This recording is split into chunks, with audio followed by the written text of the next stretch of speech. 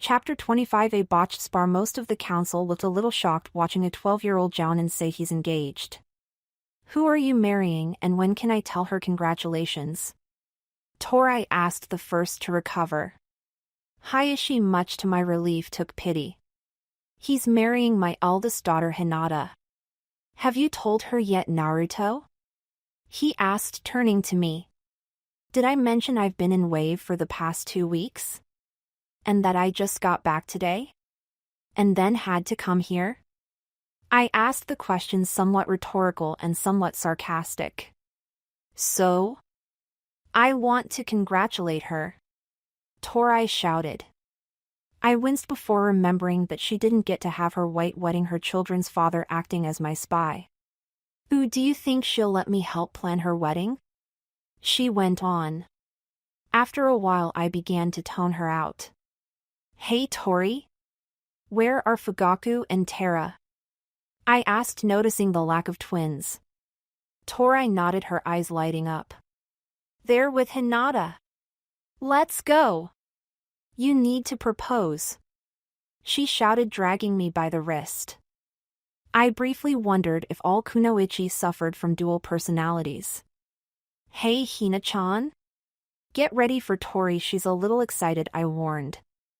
Hinata's emotions displayed confusion and I felt her digging around my mind, finding my most recent memories. You're proposing now? We're 12, she thought, trying to hide her happiness and excitement at my announcement. Wait, you talked to my father? When? About 2 months ago. Right after we got team assignments. Anyway, watch out, Tori never had her white wedding. She wants to plan yours. I'm pretty sure she's deciding what flowers to order. I decided, studying the Uchiha's face. Torai was 19, a mother of twins and a Chunin instructor, but she couldn't keep the happiness off her features. Not for long. So who knows? Does Kakashi? Stupid question. Kakashi is part of the council. Does Sasuke know? What about Sakura? Am I allowed to tell Sasuke? Her questions flew in and out of my ears, blurring until I couldn't recognize words, only general impressions. Slow down, Tori, guys can't think that fast, I said, closing my eyes as I walked through the street back to the Noble District. We sped past the Uchiha compound and my own property, going directly to the Hyuga compound. The man at the gate smiled, recognizing both of us, and let us in. We walked up the path towards the main house. About to walk in the front door, I stopped, hearing a shout behind us. Kazan! A voice shouted. Torai, in a well-practiced movement, spun around and braced herself before she was tackled to the ground by 2 children. Why did I have children? She asked me, laughing breathlessly, and pried Tara off of her mother, holding her up. I don't think you really planned them, I said, lifting Tara in my arms. Fugaku immediately shouted his complaints, so I shifted Tara to one arm and held out my other to Itachi's son. Naruto Onaizen, I missed you, Tara exclaimed, hugging my arm tightly. I laughed easily. Tara-chan, Naruto is a big ninja. He's not going to be here to play with you all the time, Tori reminded her daughter. Tara looked up at her mother with wide obsidian eyes, and Tori sighed, defeated once again by the infamously powerful puppy dog eyes. With Tara, it was almost as powerful as her father's Sharingan. I had just put Fugaku and Tara down when I was tackled to the ground. Torai and her children laughed as they watched the breath get pushed from my lungs as Hina-chan sat up on my chest. Seeing her pale eyes smiling, blushing ever so slightly, I grinned. Hello to you too, I said, chuckling. Are you comfortable? Because I'd rather not be like this when your father comes home, I pointed out. Hinata-chan jumped off my without another word, the blush increasing intensity. Hello Naruto-kun, she smiled shyly. I rolled my eyes. Do you want to go out for lunch? My treat, I offered. Tori's eyes laughed smugly as Hina-chan nodded. Torai, don't you think you should take these 2 home? Torai almost growled at my dismissal but put on a cheerful face for her kids. Naruto's right, let's go home and get something to eat. Maybe we can play ninja, she suggested, distracting her children as Hina-chan and I slipped away. We had just reached the main gate when I ran into Hayashi. Oh, hello Hayashi-sama, I greeted. I was just going to take Hina-chan out to lunch. All right, he said, sounding a little suspicious. The man had warmed up to me after having me around so much, even more so after my promotion, but he still wasn't sure how to behave around me. Don't be too long, Hinata. You're making good progress, but you still have some training left, he said before nodding at his daughter and vanishing into the compound. We walked to a Chiraku Ramen, our usual lunch date location. Spotting us, Tucci smiled and put down a bowl of miso ramen for me and a bowl of pork ramen for Hinata-chan. I smiled at the man, saying hello. So word on the street is that you two are ixnay, I coughed loudly, smiling tensely. Tucci took the hint and turned to his ramen. Naruto-kun, do you want to spar? I've been training the pack with Kiba, Hina-chan said, blowing on her ramen as I ignored the temperature. Hardly able to breathe, let alone speak through the noodles, I nodded. Swallowing, I coughed. You're on. I accepted the challenge. She looked at me pointedly, sending her thoughts across the seal. Mortal foxes only. I still haven't seen the Fox Council. We'll do that soon. I'm being sent out on a solo mission soon. I might need a tracking team's help, I hinted. Hina-chan smiled, rolling her eyes. Who are you looking for? Tsunade, I can't take that relationship around from Sakura, I explained, shrugging. Hina-chan smiled and looked at her ramen. I could tell from her thoughts that she was wondering how I'd propose this time around. I couldn't exactly recreate the first scene. Flashback flames reflected on the water, the burning Akatsuki base fading from sight as it hid in the smoke. Turning to Hina-chan, I saw her breathing heavily, splattered with blood and clearly exhausted. I'd never seen anything more beautiful. Marry me? I said, still gazing at her. She looked at me, confusion then joy crossing her pale eyes. She nodded, her eyes watering. I wiped her tears as the base collapsed into the sea behind us. End flashback. That was completely spontaneous, I said, chuckling. Hina-chan closed her eyes, remembering our last wedding, the memory filling my own head as the connection strengthened. It had been a small affair, being in the middle of a war, but nothing raises morale like a wedding. It was not a traditional wedding. I was not wearing the Hokage robes, Hina-chan was not wearing a white kimono. We both wore bloodstained jounin gear. Gaara had presided over the quick ceremony just as I had for his and Matsuri's wedding weeks before. There had been too much bloodshed for anyone to really cry, but there were a long line of well-wishers and congratulators. Sakura was the only one to cry, remembering what she might have had with Sasuke. Sitting now eating ramen with Hina-chan, I smiled, knowing that this time the wedding was going to be different if Tori had anything to do with it. Our food paid for, Hina-chan and I ran to the forest of death, not racing but enjoying the speed and each other's company. Approaching my clearing, I paused, hearing someone there. I held a finger to my lips and signaled for Hinata to stay behind. She shook her head furiously and whipped out a kunai, twirling it dangerously. Sighing defeated, I nodded and walked slowly closer to the clearing. From my vantage point, I saw blue electricity envelope a certain raven-haired boy's arm. I groaned, knowing I'd have to beat Kakashi up again. I ushered Hinata-chan forward and we walked into the clearing. Sasuke, I started pleasantly. My voice immediately darkened as I activated Akuma no Mi. Give me one reason I shouldn't Hiraishin to Kakashi and kill him where he stands? Because he didn't teach it to me, I copied it, he said, turning around and showing me his own red eyes to Tomo. When did you activate it? I think I got it during that last spar and wave. I came back to the bridge after you woke me up and could actually see all of you moving. Why didn't you tell me? I could have helped you strengthen it, I said, feeling a little hurt. Don't you remember that spar? You cracked my femur. I wasn't very happy at you, he scoffed. I nodded, conceding. Sasuke looked behind me, noticing Hina-chan. Did you? We were going to spar, but if you're here we can go somewhere else. It's a big forest, I said, my eyes moving back and forth. Sasuke's Sharingan picked up the movement and he nodded ever so slightly.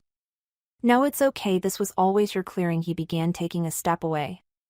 Yeah, but this is the only clearing you know the way out of. I know a different spot a few hundred yards east that'll work. Oh, if you hear explosions, don't freak out. Same to you, Sasuke said, nodding at his arm. I smiled sympathetic, remembering the damage learning Chidori had done to me. I stepped forward and applied a little medical ninjutsu to his wrists, strengthening the muscles and bone so they wouldn't get damaged easily. Thanks, he said. I was turning around when I saw a blue flash as Sasuke charged up his Chidori, rushing a tree. Just before he hit the tree, the electricity vanished. Sasuke jumped up onto the tree to avoid hitting it face first. Oi, Sasuke. Try to focus your chakra in your fingertips and knuckles. It makes the chakra easier to gather and stabilize, I suggested, forming a Chidori in my right hand, raising my hand so Sasuke could see.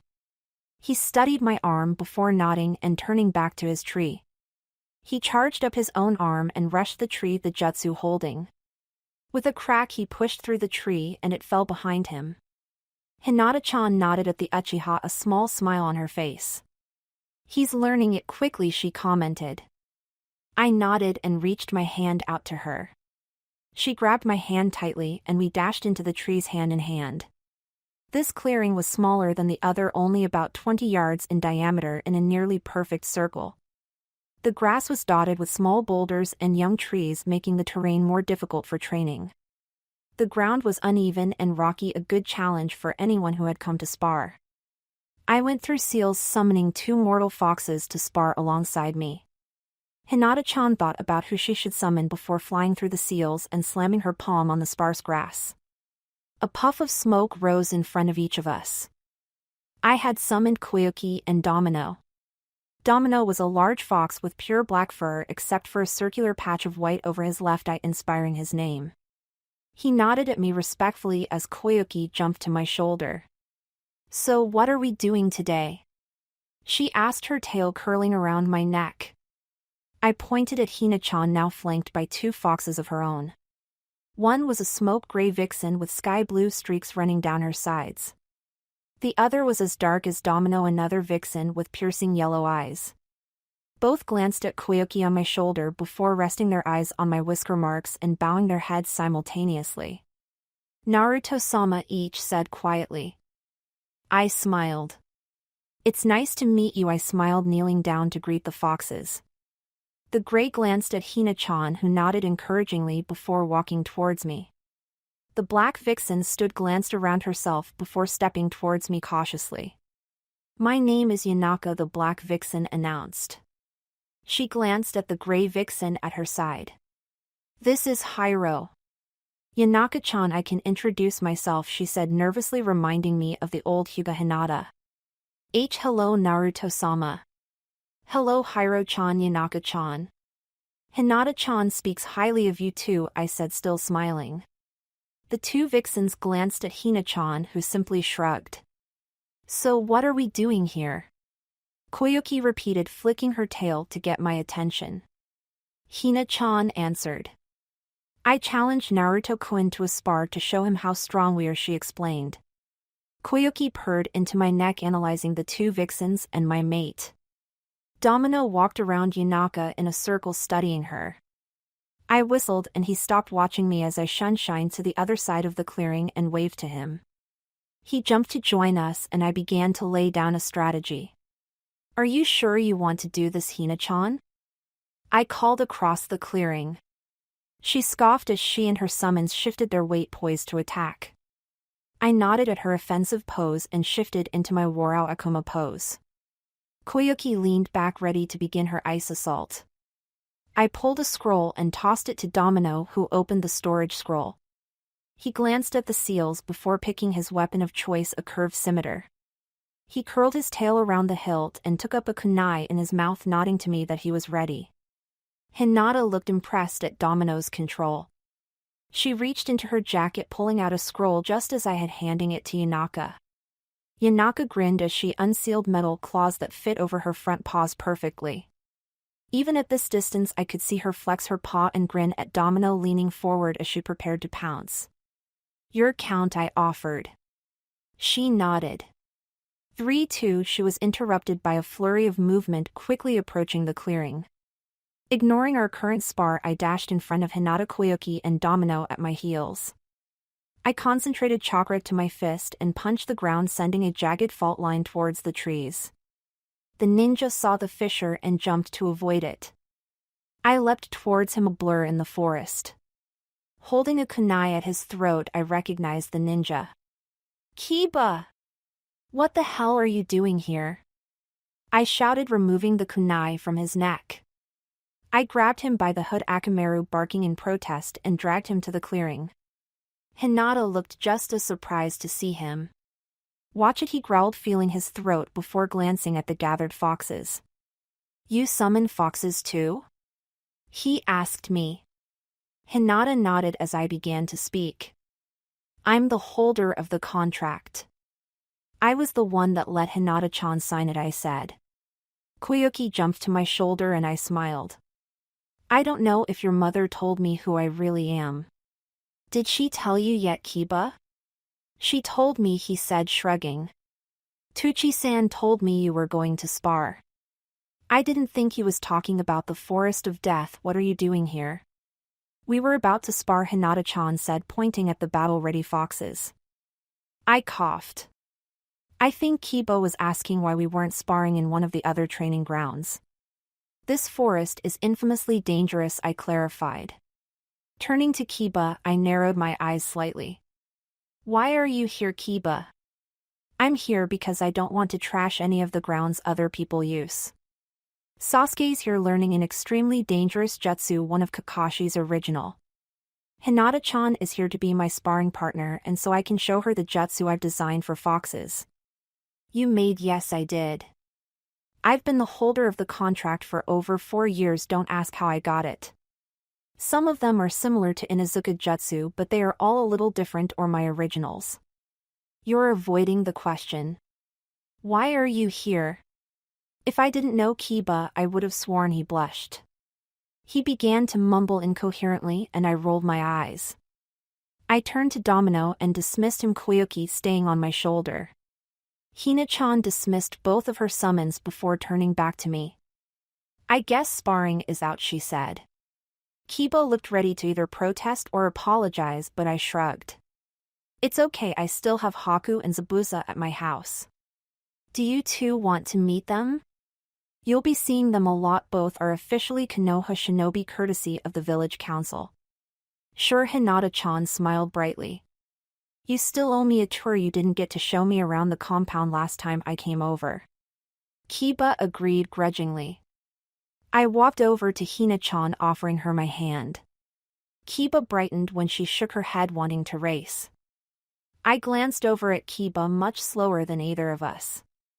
How about we race back to Sasuke? We can see if he's done with the Chidori yet, I offered. Hinata-chan and Kiba both nodded, and we all got ready to run. Hinata-chan threw the race, getting last place, while I kept up with Kiba, pulling ahead in the last few yards. Finding Sasuke passed out, I checked his vitals. He's okay, I decided. His chakra is pretty low. I'll let him heal from this the normal way. If I use the getaway technique too much, it won't be as effective when we need it, I explained, lifting Sasuke onto my back. His head rolled onto my shoulder, his eyes closed. Kiba nodded, and the three of us ran back to the gates.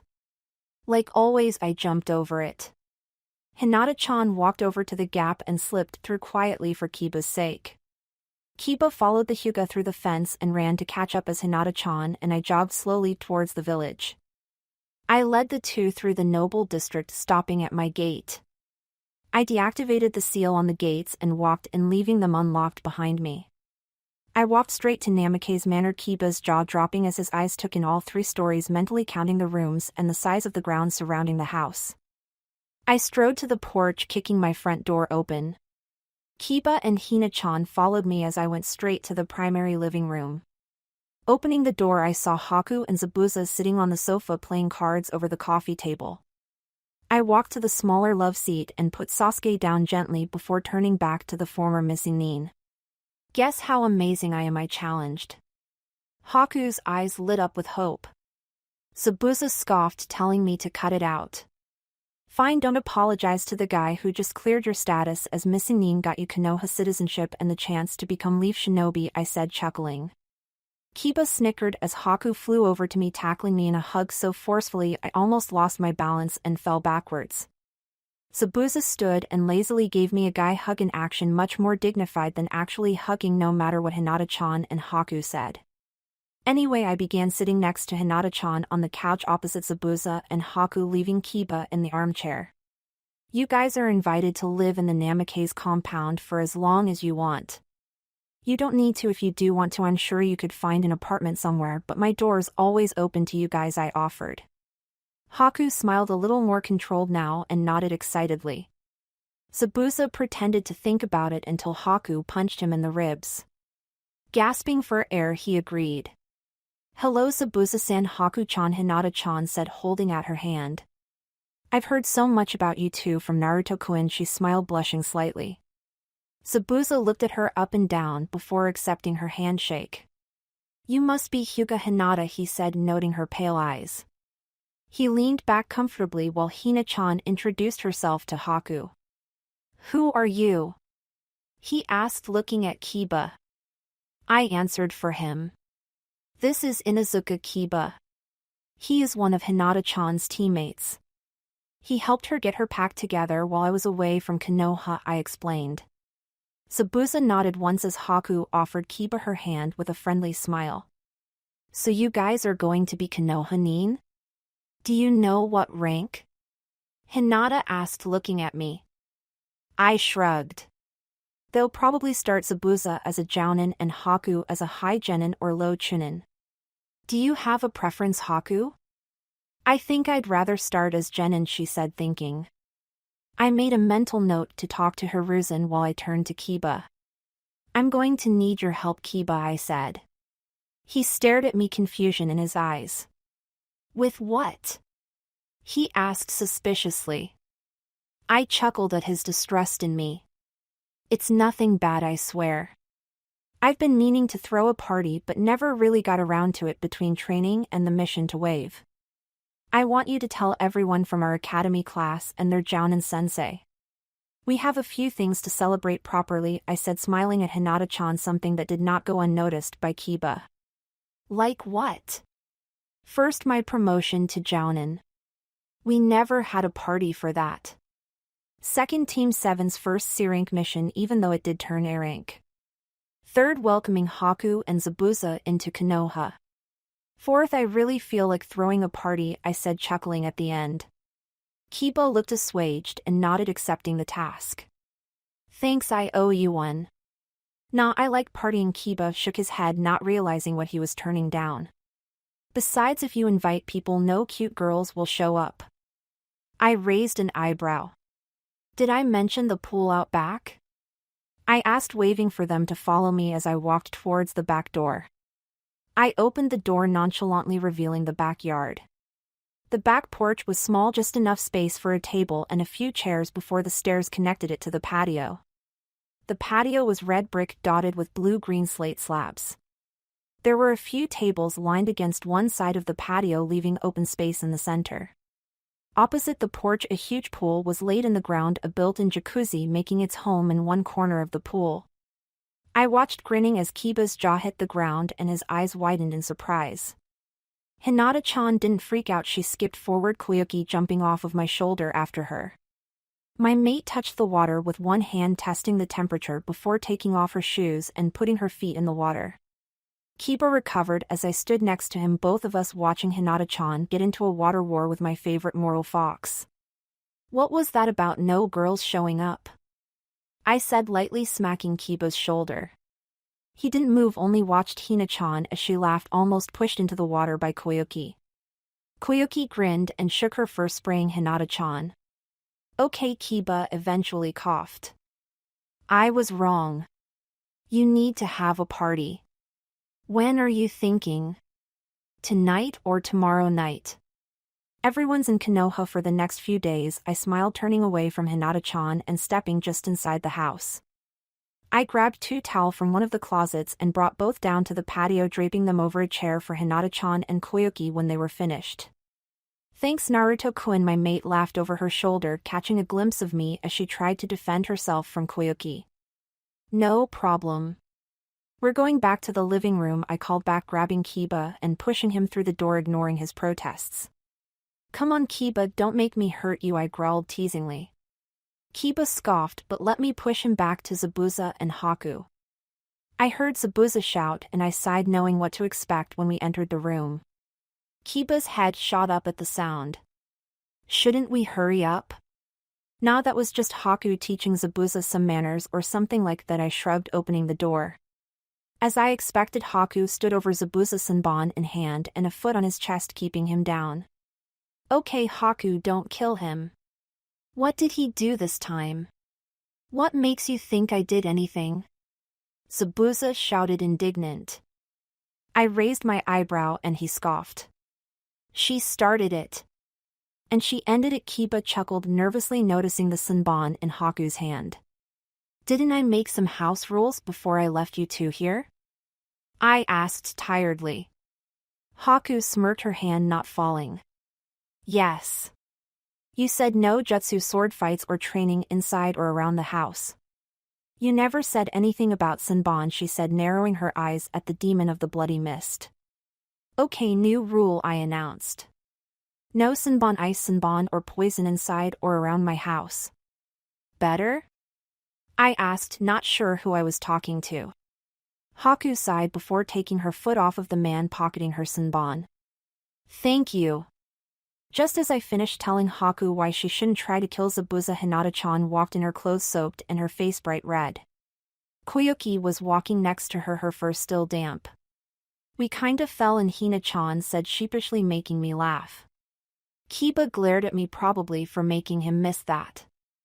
I almost glared at myself. That's okay, I think some of my mom's old stuff will fit you, I said, still laughing. Hina-chan smiled shyly and I grabbed her wrist, leading her into my bedroom closet. I hadn't yet gotten around to cleaning it out yet, so most of the clothes were just sealed into scrolls so I could fit my stuff inside. I looked through the scrolls, finding one of my mother's clothing that I recognized. I'm pretty sure something in there will fit. We'll leave so you can change, I said, once again pulling Kiba away. We were sitting on the couches just talking when Hina-chan came back. Her old outfit gone, she now wore a deep red kimono with white sakura petals embroidered close to the hem. Her dark hair was tied into a ponytail, still wet. I smiled and nodded, catching Kiba's attention. He took one look at her and fell back with a nosebleed. It was only then I noticed that the kimono was not exactly up to her neck like most Hyuga robes. I laughed in the Inuzuka's expense before smiling at Hina-chan. You look beautiful, I said, trying to keep my 12-year-old vocal cords from cracking. Hina-chan blushed slightly and smiled, walking over to me. She glanced at Kiba. Kiba, she sighed tiredly. He just doesn't know when to quit. I already told him to back off. Hina-chan guys are idiots. They either are oblivious or don't care what the girl thinks. Kiba falls into the second category, I hinted, glancing at the genin. I groaned. He was getting blood on the white couch he had fallen onto. If that stains, I'm going to hurt him. It's not his fault, he's a stupid, perverted, stubborn. What were we talking about? Hina-chan asked, chuckling as she moved the Inuzuka so he wasn't bleeding on my furniture. I sighed. How am I going to explain your clothes when I take you to your father? I asked, knowing how Hayashi would respond even if we were engaged to be engaged. The truth? We didn't do anything wrong, she shrugged. Yes, I left you with a fox beside a pool. Hayashi will believe that, I said, rolling my eyes. Hinata-chan shrugged. Take Koyuki with you. Konoha needs to get used to foxes again. A mortal fox is the best way to start, she reasoned. I thought about it and nodded, looking at the fox. You're doing all the talking. I was inside with Kiba, I reminded her. She pouted but nodded, paying me back by jumping onto my shoulder, still wet. Very mature. Okay, let's get you and Kiba home, I said, picking up the unconscious ninja as Hinata-chan said goodbye to Zabuza and hugged Haku. I'll see you later, she promised. Haku smiled. Zabuza grumbled a reply, standing and heading towards the kitchen. Resisting the urge to roll my eyes, I opened the front door for Hina-chan and she smiled as she stepped through the doorway. I closed the door behind me, the latch clicking almost inaudibly as the door shut. We walked side by side and hand in hand as we walked the now familiar path back to society, leaving the silence behind as I closed the outer gate entering the busy street. We dropped Kiba off, neglecting the exact details of why he was unconscious. Sum glared at me when I mentioned the party but allowed Kiba to come. Getting the door nearly slammed in my face, I turned away from the house, meeting Hinata-chan in the front lawn. I didn't say a word about Sum's behavior, not wanting Hinata-chan to turn around and beat up the Inuzuka clan head. Passing the Hyuga gate, the woman at guard looked at Hina-chan's kimono, the vibrant color looking out of place in the pale color scheme of the Hyuga compound. Ignoring the occasional stares, we made our way to the main house, Koyoki on my shoulder. I was about to knock on the door when Hinata-chan stepped in front of me, opening the door and ushering me inside. I spotted Hayashi walking down the hallway towards us and I signaled Hinata. She nodded and started talking. "That's good, father says my training is almost done." She began alerting me to the topic we were supposed to be continuing. I glanced down the hall again. "Hayashi-sama, there you are," I smiled, bowing my head. "I'm sorry we took so long. We ran into one of Hinata-chan's teammates who wanted to hang out with us, so we all went back to my house," I said, smiling sheepishly. Hayashi narrowed his eyes at Hina-chan's dress, ready to comment before Hinata-chan cut in. "Naruto-kun is having a party to celebrate his promotion and Team 7's first C-rank mission. Can I go?" she asked, her pale eyes wide and begging. Hayashi must have been stubborn about her clothing. Not even her expression, one that Kyuubi referred to as her vixen eyes, could distract him. "What happened to your clothes?" he asked. I could tell he was trying not to narrow his eyes at me. Hinata-chan's face reddened. "I fell in the pool," she said sheepishly. Hayashi's eyebrows raised in disbelief and Koyoki elaborated. "I apologize, Hayashi-sama. It was my fault that your daughter fell into the pool," she said clearly. Hayashi, despite his status as clan head of the elite Hyuga clan, jumped at the talking fox. "It wasn't your fault, Koyoki-chan," Hina-chan protested. "You fell in too. But you can't shake yourself dry," Koyoki pointed out before turning to Hayashi. "It was my fault. Please do blame Naruto-sama or Hinata-sama." Naruto was a gentleman, lending Hinata-sama his mother's kimono while her clothes dry. Hayashi looked at his daughter, who nodded before turning to me and sighing. He shook his head tiredly and looked at me. "Hinata, go to your room. Naruto, follow me. And bring that fox," he added as an afterthought. Koyoki fumed silently at being referred to as that fox. Hinata-chan bowed her head, her thoughts laughing with mine. I nodded and Hayashi led the way to a small library. He sat in a chair and folded his hands in his lap, motioning for me to take the chair opposite him. "Naruto. I trust I'm correct in thinking that you wish my daughter no harm, but you must act with her reputation in mind. Personally, she can behave as she wants when she bears your name. Until that happy event, you must remember that each and everything she does reflects on the Hyuga name. She is the eldest child of the main house. She must act as such. I can't have her coming home wearing someone else's clothing, no matter how honorably it was received. Do you understand?" "Perfectly, sir. I did not lend her my mother's kimono to damage her reputation. Under the circumstances, I thought it best to return her to you before it got dark, especially since you had mentioned training her further," I said, trying not to be disrespectful to my future father-in-law. "You seem to be rather interested in her training. May I ask why?" he asked. I shrugged my shoulders, smiling minutely. "I'm not going to lie, I am not well liked in this world.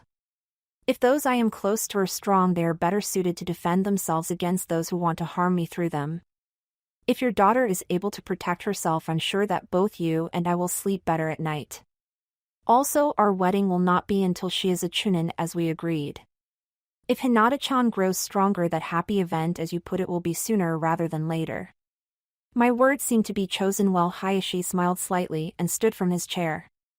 I leapt to my feet and walked half a step behind him towards the front door. Nodding at me, he said his goodbyes, vanishing into the house before I could return the courtesy. Not sure what to do, I began to walk back to my house, the Hyuga compound and its residents disappearing behind me. Chapter 26 Party in Konoha. I smiled watching my party become a success. The entire Rookie 9, their Jounin sensei, and a number of other people were in attendance. The lights reflected off the pool, dancing happily in the waves created by various people swimming and jumping in. The music was loud enough to dance, quiet enough to talk over. I chuckled as I watched Konohamaru get punched by Moegi. For what I didn't know. All I knew was that he probably deserved it, especially by her standards. Chuji was standing close to the tables, all loaded with different types of food. Ino was shouting as she was lifted by Kiba and dumped into the pool. Kiba laughed as Ino swam to the surface, flicking her long hair out of her face. He stopped, laughed when she grabbed his ankle and pulled him in. Shikamaru stood to the side with Zabuza, neither wanting to be there but forced. Haku was laughing, dancing with Sakura and Tori. Sasuke was laughing with Kakashi, just telling him that he had recreated the Chidori. Even Shino was talking, chatting with one of the random Chunin. The party had a number of crashers, but I didn't mind. The more the merrier, right? A party was no place to start complaining about the number of people. Glancing around the party, I realized a few things were missing. It wasn't the same without Gaara, Temari, or Kankuro. They deserved to be here. I decided about to Hiraition to Gaara's kunai when I felt a tap on my shoulder. The scent of lavender floated into my head and I smiled, turning to face Hinata-chan. I'm not going to lie, my jaw dropped for just a few seconds. My eyes took in the lavender dress coming to just below her knees, something very controversial within the Hyuga clan. Even more impressive, I spotted a bathing suit strap hiding under the dress's halter straps. Hina-chan had her hair down, the bangs framing her face curled. Her blood-steel necklace glinted in the light emanating softly from the lanterns. I glanced at my own attire, a simple black shirt, my normal sage jacket, and some dark jeans, and felt underdressed. You look nice too, she chuckled, filling the silence my staring had created. She grabbed my hand and stood next to me, watching the patio from our vantage point on the second-floor balcony. What are you doing up here by yourself? We're all here to celebrate your accomplishments. Not Chuji's here for the food, I said, chuckling. Zabuza is here because Haku made him come, Shikamaru is here because Ino made him come, and Asuma is here because Kurenai made him come. Kiba's here because you, Ino, and Sakura are here. Shino is here because he didn't have to do anything else, I said, pointing at each guest and explaining why they'd come. At the end of my speech, Hina-chan hugged my arm. I'm here to celebrate your accomplishments, she said in my ear. I smiled and pulled an arm around her. She seemed to think about something before looking up sadly. It doesn't feel right without the Sand siblings here. I was just thinking about that. I was actually about to Hiraition to Suna and get them. I left a kunai with Gaara and Sandstorm, I said. Hinata-chan's eyes brightened and her thoughtful expression morphed into a carefree smile. Well? Get going, she said, pushing me playfully. I chuckled and closed my eyes, obediently following my kunai to Suna. I opened my eyes to see Gaara talking to a mortal raccoon on a sand dune somewhere outside of Suna. Feeling my chakra, he glanced up and his face broke into a smile. Taicho, he greeted, dismissing his summon and walking to give me a hug. Why are you here? Did something happen? And no, nothing happened, I chuckled. Do I need an excuse to visit my favorite student? Never mind, don't answer that. Are Temari, Sandstorm, and Kankuro around? Yeah, they should all be at my place. What's up? Party in Konoha, I winked. The Rookie 9 is celebrating my becoming Jounin and 2 new additions to the Shinobi Force, Yuki Haku and Momochi Zabuza. You got them away from Gato in time? Gaara asked excitedly, fighting a blush as he thought about Haku. I nodded happily. They're living in the Namikaze compound with me. I'll catch you up later, take me to Temari and Kankuro, I promised. Gaara nodded and led me into the village, bypassing the guards and taking me directly to his house. Approaching the building, I could hear 2 people fighting and I smiled to myself, remembering how the 3 Sand siblings never quite got along unless someone was in danger. Temari Wunchin Kankuro Onizen, I'm home. He called. Temari shouted a greeting from the kitchen. I smiled and held a finger to my lips, wanting to surprise the kunoichi. I stepped into the doorway ready to repeat my familiar greeting. Sabaku no Temari, short as ever, I said. Temari jumped and tackled me in a hug, laughing. Kankuro looked a little less entertained by my sudden appearance. Calm down, Kankuro, this is Kiroi Kitsune Namikaze Uzumaki Naruto Gaara-sensei. She ran off a list of my identities, only the last sticking. He smiled and offered his hand. Sabaku no Kankuro, kick-ass puppeteer, he introduced himself. I nodded, shaking his hand. I know. Listen, the four of you are coming back with me to a party. It feels really empty without you guys. Konoha genin do not know how to party, I added, knowing that it would encourage Kankuro. He looked a little confused but nodded. Without my saying a word, Sandstorm shifted into her human form and walked over to me. Temari, Gaara and Sandstorm all grabbed onto me, looking pointedly at Kankuro. What? He asked, oblivious. Temari rolled her eyes. Hiration time. Grab onto me and I can take you to Konoha in less than a second. Just hold on really tightly and don't let go until I say you can, I ordered. Kankuro looked a little skeptical but grabbed onto me. I closed my eyes, focusing on Hinata-chan's necklace. I pushed the five of us through, adding more chakra to make sure we stayed together and in one piece. I opened my eyes to the balcony as Hina-chan put her necklace back on. I chuckled as Temari and Kankuro stumbled, probably disoriented by having their eyes open during the jump. Okay, first things first, I said as soon as Temari and Kankuro's eyes focused again. Everyone take off your Suna Hitayatesh, nobody knows I brought you here. Gaara, you can put on your Irreguma mask if you don't want anyone to know who you really are. I haven't given away your identity. Second, everyone meet Hyuga Hinata, my mate.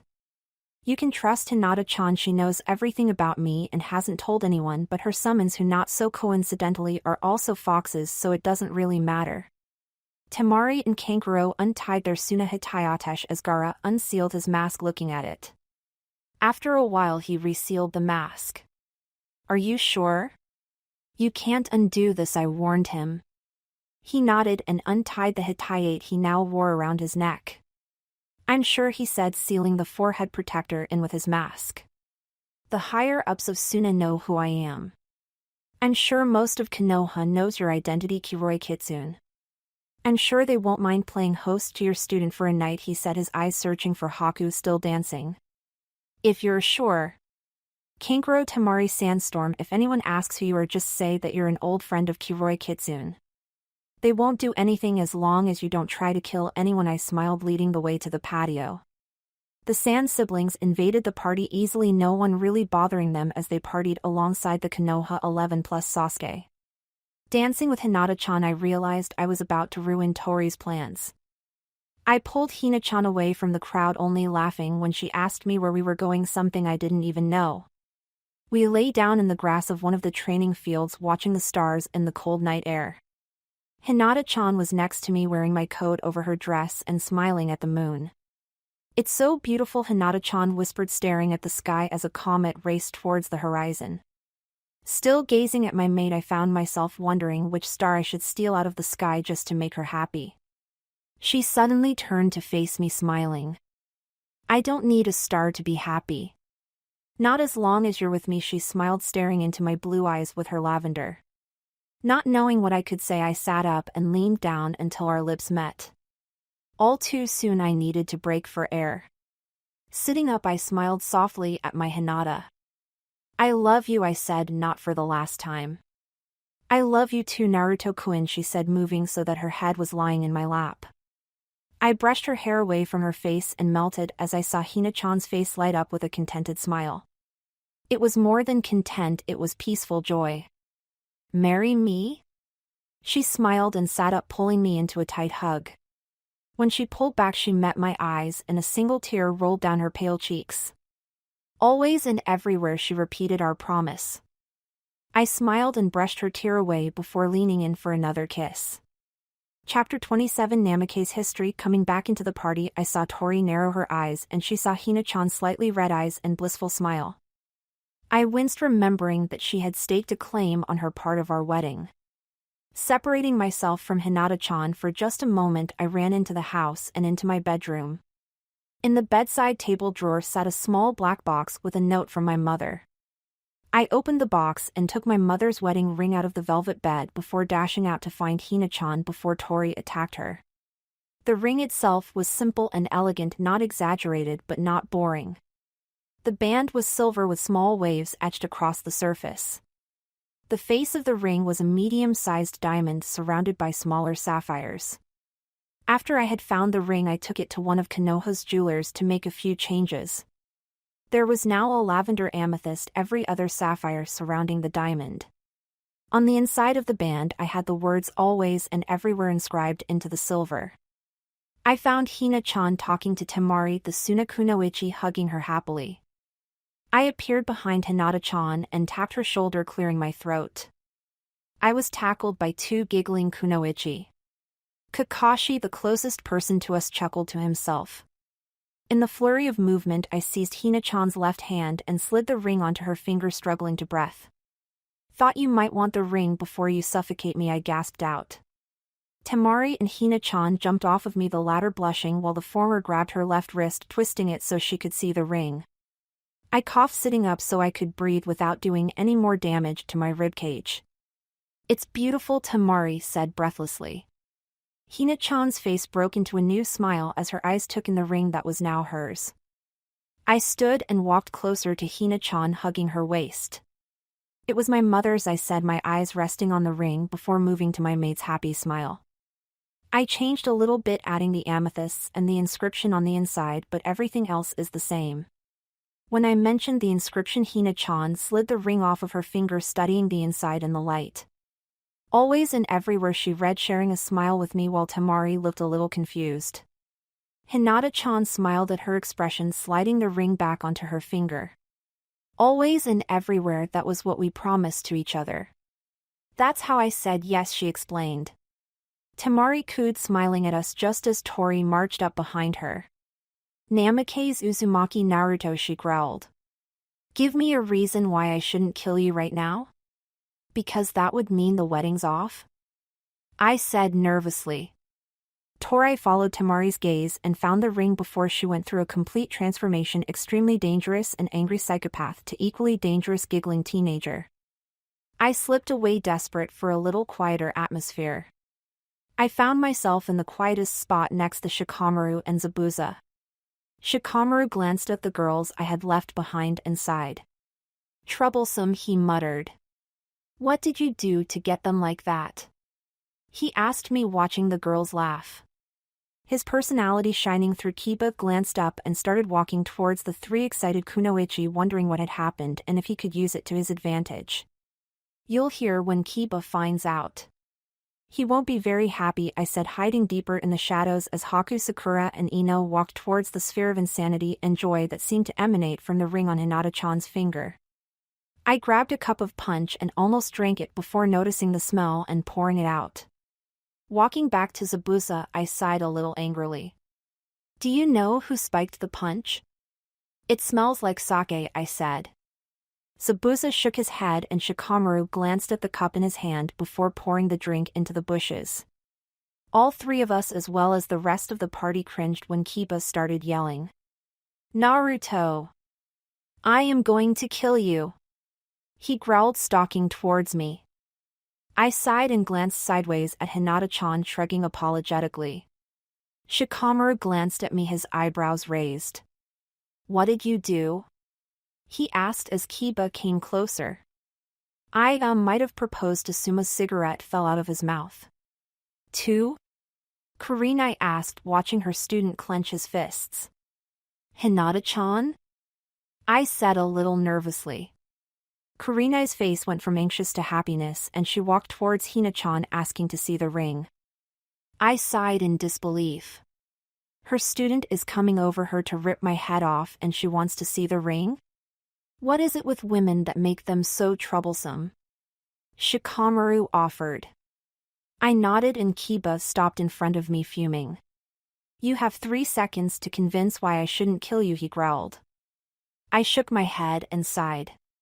Because I'm a 12-year-old jounin. You can't. I was interrupted by a kunai scratching my cheek. Kiba smiled evilly. 5 seconds are up, he snarled. I sighed and sent out a pulse of killing intent towards the Inuzuka. He collapsed. The rest of the party looked at me, questions in their eyes, and I knelt at the Inuzuka checking his pulse. He's fine, I reported. Killing intent. Picked up this trick back in Kyuubi. I'll take him inside, I volunteered. I picked him up and carried Kiba to the living room, placing him on the couch. I put a blanket over him and poured a glass of water, leaving it on the coffee table for him once he woke up. I came back out and sighed. Nobody had moved. Can you do something? I asked Hina-chan through our seal. She shook her head. All I can do is announce the do it. It'll distract the kunoichi. I can handle the guys. Okay then. You brought this on yourself, she pressed, glancing at her left hand. So Tori, she began loudly. You said you wanted to help plan my and Naruto-kun's wedding? She asked loudly, pointing to her left hand. Tori's eyes widened and she smiled, tackling my mate in a hug as all of the girls raced towards Hinata-chan, all wanting to see the ring. I shook my head and turned to the guys and said 2 words that were sure to get everyone's attention. Bachelor party, I said, smiling quietly. It worked. All the guys, even Shikamaru, walked over to me and started throwing around ideas. If Kiba had been awake and not wanting to kill me, I'm sure he would have made a number of suggestions. The party didn't last much longer after Kiba's would-be attack. When people began to leave, I smiled as I watched Sasuke follow Sakura away. Shino was one of the first to leave, offering to take Kiba home. After a quick harassment, the Sand siblings were all safely returned, none the wiser. The shinobi all left in 1s and 2s until I sat in my living room with Kakashi, Zabuza, and Haku. Married already? You're making me feel old, Kakashi complained. I shrugged. You still have time, Kakashi. I'm sure Shizune would be willing to pick off where you left off, I winked. The copy Nin chuckled, shaking his head. If it happens, it happens. Besides, I thought we put that in the never talk about ever again part of our brains. I could always talk about the time you kissed. I agree, never talk about ever again, I said loudly, overpowering the rest of his sentence. Besides, Hayashi and I agreed that the wedding would be postponed until Hinata-chan becomes a chunin. She's sticking to plan more than I am, so that means chunin exams. They're coming up, Kakashi reminded me. I nodded, smiling. I know that, Kakashi. I was appointed a Jounin sensei. And unlike you, I actually go to the Jounin meetings every week. Hiruzen is lucky if you go once or twice a year. I'm busy, Kakashi said, shrugging. I scoffed and Zabuza rolled his eyes. I glanced at Haku, already asleep on the couch. I shushed Kakashi and pointed to her, a finger on my lips. I lifted her gently, trying to not wake the kunoichi. I carried her into the room that she had claimed as her own. When Haku was safe and asleep, Zabuza left for his own room on the 2nd floor. Kakashi left for his own apartment soon after, leaving me in the silence of the Namikaze house. Instead of going to sleep, I was wide awake. I created a dozen shadow clones and went down to the Namikaze records, learning the clan history. The Namikaze were an old clan related to the Senju clan. The Sage of 6 Paths had 2 sons, naming his younger son his successor on his deathbed. The older son, who craved power for the sake of having power, felt embittered, and his descendants became the Uchiha clan. The younger son, whose ideals centered on gaining power to protect and love, had 2 sons just like his father. The older son became the next head of the Senju clan, while the younger branched off and became the founder of the Namikaze clan. The 2 clans stayed allied with each other, sharing ideals and morals. When Konoha was founded, the Namikaze acted as the bridge between the Uchiha and the Senju. Despite their ties and past allegiances, the Namikaze tried to stay as open-minded as possible, a trait that helped them to befriend the Uchiha. After the founding of Konoha, something strange happened to the Namikaze clan. Due to some unknown cause, it became increasingly rare for Namikaze women to bear sons.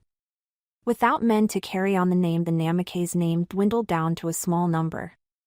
There were still Namikaze by blood from the mother's side, but they weren't recognized by name. By the time Kyuubi attacked Konoha 12 years ago, my father was the last true Namikaze in both name and blood. Eventually I left the scrolls and the clan records, stumbling to my bedroom and collapsed on my bed, the day's events finally catching up to me. I smiled, remembering Hinata-chan's eyes in the starlight, and fell asleep, the smile never leaving my face. Chapter 28. Sparring before the Chunin exam. My life was a blur of events and memories, all leading up to the Chunin exams. D-rank, D-rank, D-rank, D-rank, mission, mission, mission, mission. Training, training, training, training. Some more D-ranked missions, and I'd repeat the cycle. Eventually I gave Sasuke and Sakura the forms to enter the Chunin exams, smiling proudly at each of them. I had grown a little, not much, but enough to make me taller than Sakura at least. What are Chunin exams? Sakura asked excitedly, glancing down the form. Yep. I pulled a few strings. Usually only 3 genin teams can enter the exams, so you are getting a new teammate for the course of the exams, I said, smiling when Sasuke asked who their new teammate was. Yuki Haku. Awesome! Sakura cheered. Sasuke nodded, as happy as he could get without exploding from the pressure. He gave a genuine smile. I chuckled as Sakura pretended to cough, covering her sharp intake of breath as she saw happiness cross the Uchiha's face. Take the day off, I ordered. You've been training really hard the past few weeks. If you want to enter the exams, you need to get a signature from a parent or guardian. If you are taking the exams, hand me that paper signed by the end of the week. Don't give it to Kakashi, he'll probably lose it, I said, ignoring their chuckles as I tried to remember anything I'd forgotten. I think that's it. If you have any questions, talk to me or Kakashi. Also, I recommend you start learning your way around the Forest of Death, I hinted. Sasuke nodded, a little confusion in his dark eyes overshadowed by determination and acceptance. Sakura, seeing Sasuke's eyes, nodded slowly. Johnny, I said, waving before closing my eyes and shining to my kitchen. I opened my eyes and found Zabuza at the fridge, a carton of milk at his mouth. Really, Zabuza? You aren't the only person in this house to drink me, I complained. Zabuza put the lid back onto the milk and put it back in the fridge, shrugging. What are you doing home? Don't you have to chase a cat around or something? Nope, Tora has other genin teams to terrorize. Team 10 is really starting to hate that cat, I chuckled, taking the milk out of the fridge and pouring it down the sink, ignoring Zabuza's protests. There are glasses in that cabinet. If you want milk, pour some into a glass. Don't drink from the carton, it's gross. Whatever. Where's your team? Kakashi is probably reading Ika Ika Paradise. I think Sasuke and Sakura are going to explore the 44th training ground. The Forest of Death? Haku asked, appearing in the doorway. I nodded and she pursed her lips. Can you help me find them in there? No problem, I nodded before glancing at Zabuza. I'll pick up milk on the way home. We're out of. Haku was cut off when I pushed her out of the door. She rolled her eyes and we started running towards the Forest of Death, leading the way as I slowed down so that Haku could keep up. I jumped over the fence again, about to point out the hole in the fence when Haku ran up a tree near the fence and jumped over and onto another tree. I smiled and jumped to join her in the trees, activating demon eyes. I stared into the forest, searching for their chakra signatures. Finally, I found them close to the tower. I was about to run towards them when I realized how close they were to each other. I felt like an intruder as I watched Sasuke lean in to kiss Sakura. I pulled the chakra away from my eyes, the color drifting back to blue as I sat down on the tree limb. We should probably stay here a while, I hinted. Haku's face broke into a grin. Did he? Yep. I don't think we should disturb them. If Haku had an inner Haku, she was cheering for her new best friend. After a while I reactivated my dojutsu so I could see if they were done.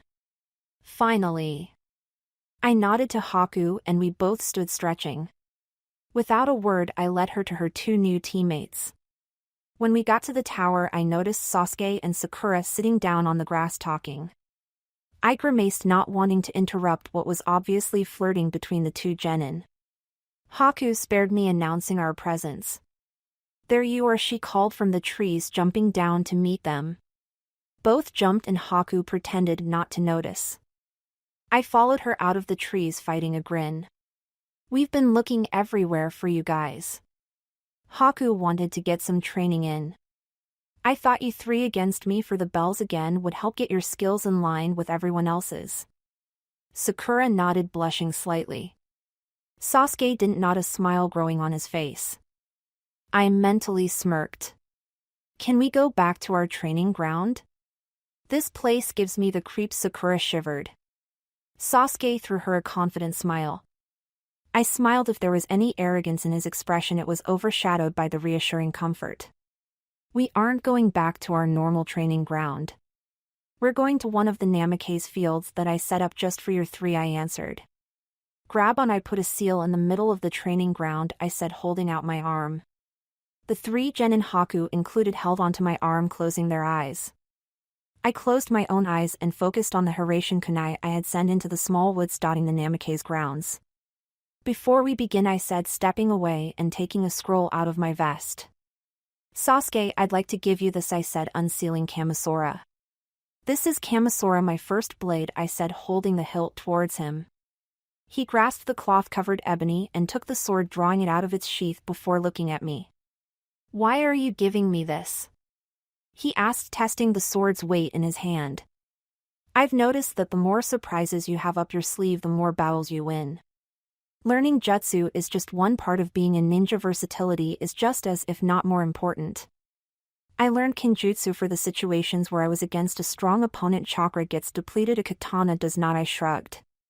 Sasuke studied the blade before nodding, attaching the sheath to his belt. "When you are ready to learn, go to either myself, Sabuza, or a Tokubetsu jounin named Geku Heiate." "Hi," he nodded, sheathing the katana in a fluid motion. I nodded, smiling at the 3 genin. "Begin," I said, calmly, sunshining into the trees. "Doton Shinju Zanshu no Jutsu." Sakura shouted, panting as the battle wore on. I was playing defense, letting the 3 wear themselves out until I decided they were ready. I let Sakura pull me into the ground, wanting to see the follow-up attack. Instead of Sakura going through seals, she jumped away from me. I glanced behind me and saw Sasuke sprinting towards me, his arm sparking with a chidori. I closed my eyes and Hiroshined to one of my kunai scattered in the woods. "Hayaton Fukusa Tarapu!" Haku shouted close by me. I rolled my eyes at the name as ice began to creep up my legs, freezing me to the tree limb. "Fox trap? Really?" I shouted, focusing demonic chakra to my legs to shatter the ice. My face fell into a frown as the demonic chakra seemed to feed the ice. "Okay, demon chakra is good for it. How about nature chakra?" I said to myself, closing my eyes and concentrating on the forest around me. Seeing the chakra, I began to pull it into myself, focusing it at my legs. The ice shattered just in time. I bent backwards to avoid Haku's ice senbon. I swallowed as they hit the tree trunk behind me. Haku was aiming to kill. "How did you do that?" "That jutsu is supposed to be inescapable," Haku asked, narrowing her usually friendly eyes. "It would have been if I were any other person. I'm trained in senjutsu, meaning I can see, absorb, and manipulate nature chakra if I'm still," I explained, remembering my battle with Predapain the Path, who had the ability to absorb chakra and ninjutsu attacks. I felt the forest shift, sliding away from me. I smiled as the woods blackened and the shadows leapt at me. I closed my eyes and briefly cut off my chakra, breaking myself out of the genjutsu. "Good job, Sakura. You're making progress," I commented, nodding at the kunoichi. "Next time, let the target populate the genjutsu. They'll subconsciously think of things they're afraid of and it will slip into the genjutsu." Sakura nodded at me before jumping towards me, her hand glowing with chakra. I leapt away as the tree branch shattered under her fist. She met my eyes with determination and I activated Demon Eyes, giving her a vulpine grin as she landed onto one of the lower branches. Sasuke sunshined in front of her, Haku to her right. Haku lifted her hand, revealing a handful of Senbon as Sasuke and Sakura each drew a kunai. Sasuke glanced at the two kunoichi, nodding once. The two kunoichi jumped away in opposite directions as Sasuke rushed me. Realizing what they were doing, I jumped, dropping down towards the ground, quickly dragged by my weights. Haku and Sakura nearly collided where I had been seconds earlier. Somersaulting, Sakura landed in a crouch on the branch, Haku skidding to a halt. Sasuke jumped down to meet me at the ground. He started a taijutsu match, something he should have thought better of. I wasn't using the Warao Akuma, I used a variant of the Gentle Fist, relying on my demon eyes to keep track of Sasuke's chakra network. Hijitsu Makyu Hayushu, I heard Haku mutter as Sasuke jumped away from me. 21 mirror materialized and circled around me, forming a dome. My hands were about to form seals when I heard something I hadn't expected. Doton Doro Domu. Sakura shouted, holding her open palm open towards Haku's mirrors. A wall of earth rose around me, closing at the top to form a dome. My eyes narrowed. Haku's mirrors weren't a problem, but Sakura's dome could do a lot of damage. Remembering one of the technique's abilities, I raised my voice, trying to keep the panic out. Sakura! Don't take my chakra. If you get any of Kyuubi's, your body will attack it. I shouted through the wall, already dodging Haku's Senbon. I sighed, not wanting to destroy both layers at once. If I destroyed them at the same time, Haku wouldn't have a chance to escape without injury. Haku, I'm breaking out of here. Come next to me so I don't hurt you, I said, seriously, closing my eyes. Haku studied me, thinking I was trying to trick her. I opened an eye. Fine, don't let me break out of here the fun way, I chuckled, pouting. I rolled my eyes, focusing on one of the Hiraishin seals outside of the domes of ice and earth. I opened my eyes to a trap. Sasuke stood wielding a kunai. I glanced around me, mentally counting his shadow clones. Too many. I held my hands up and surrendered, glancing at the gathered Hiraishin kunai at my feet. You moved all of my kunai? I asked, lowering my hands. Sasuke smirked. Can't have you escaping, can we? He chuckled. Sakura and Haku walked towards us. I glanced at Sakura and sighed. She looked exhausted, the earth prison draining too much chakra. Are you okay? Sasuke asked. Sakura nodded, leaning on Haku. No, you aren't, Sid, I ordered. The young kunoichi nodded slowly before collapsing against a tree. Did Kazura teach you that jutsu? Yeah, she mumbled as I reactivated demon eyes, studying her chakra coils. I nodded once. I'm saying this as a sensei, don't use that unless you absolutely have to. Even then, never use it on me. If you take another ninja's chakra, it won't hurt you. If anything, it'll replenish your reserves. If you take any of Kyuubi's chakra, it could kill you, I said, reaching into my vest for a soldier pill. Eat this and relax. You all pass, I smiled. Haku sat down next to Sakura, twirling a piece of grass in between her fingers. Sasuke glanced at the girls before standing by me. Moving quickly, I grabbed Kamisora from its sheath, studying the polished metal and glancing at Sasuke. This katana has been all over the world.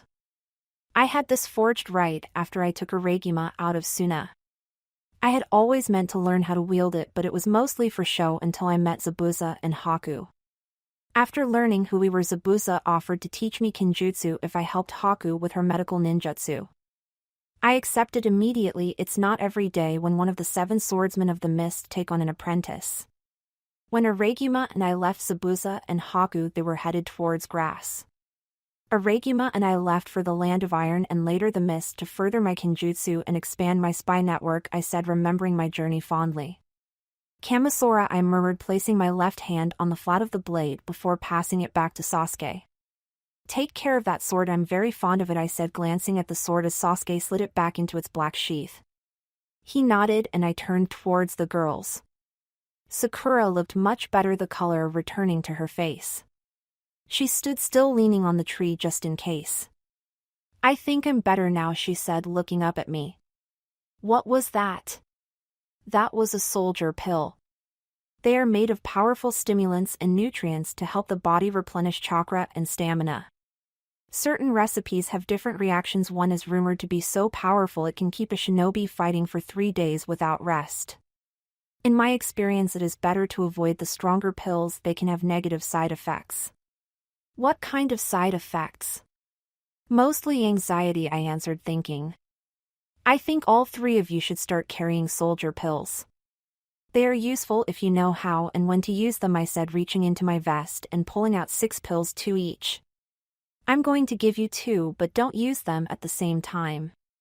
This is my own recipe. I designed it to be fairly weak to lessen the side effects and concentrated on replenishing chakra sooner. I passed the food pills out and each genin nodded, storing the pills in various pockets. I dismissed the team and began to walk back to the Namikaze Manor, stopping when I felt Sasuke running to catch up. I glanced at him and the paper in his hand. I read the paper. He began, sounding a little anxious. It says I need a parent or guardian to sign it and that I can't have my sensei sign it. Kakashi is my guardian, he finished. I nodded slowly, trying to find a solution. It was true, students could not get their sensei's signature to enter in the exams. I hadn't thought about that when I gave the team the permission slips. I know, I said, looking up at him with a smile. Give it to Tori. She's your clan head, making her your guardian. If the other villages have a problem with that, I can explain the situation, I said, smiling. Sasuke smiled gratefully for just a moment before he turned and raced to join Sakura and Haku as they walked back to the village. I turned away, a smile on my face, before I remembered what was waiting for me at home. My content smile transformed into a grimace. My living room was covered in lilac white and cream. I chuckled the sight of the demon of the bloody mist amidst all the lace. My chuckle died when Ino and Hinata forced their way through the sea of wedding preparations. I backed away reflexively as Ino pulled a tape measure off of a pile on the coffee table. What are you doing? I asked, trying not to sound terrified of the Yamanaka. Relax, Naruto, I'm not going to hurt you. We need your measurements for your suit, Ino almost growled. Zabuza winced subtly, leaving the room as I glared at him. It's okay, Naruto-kun, Hinata-chan chuckled quietly. I already got mine done for the dress.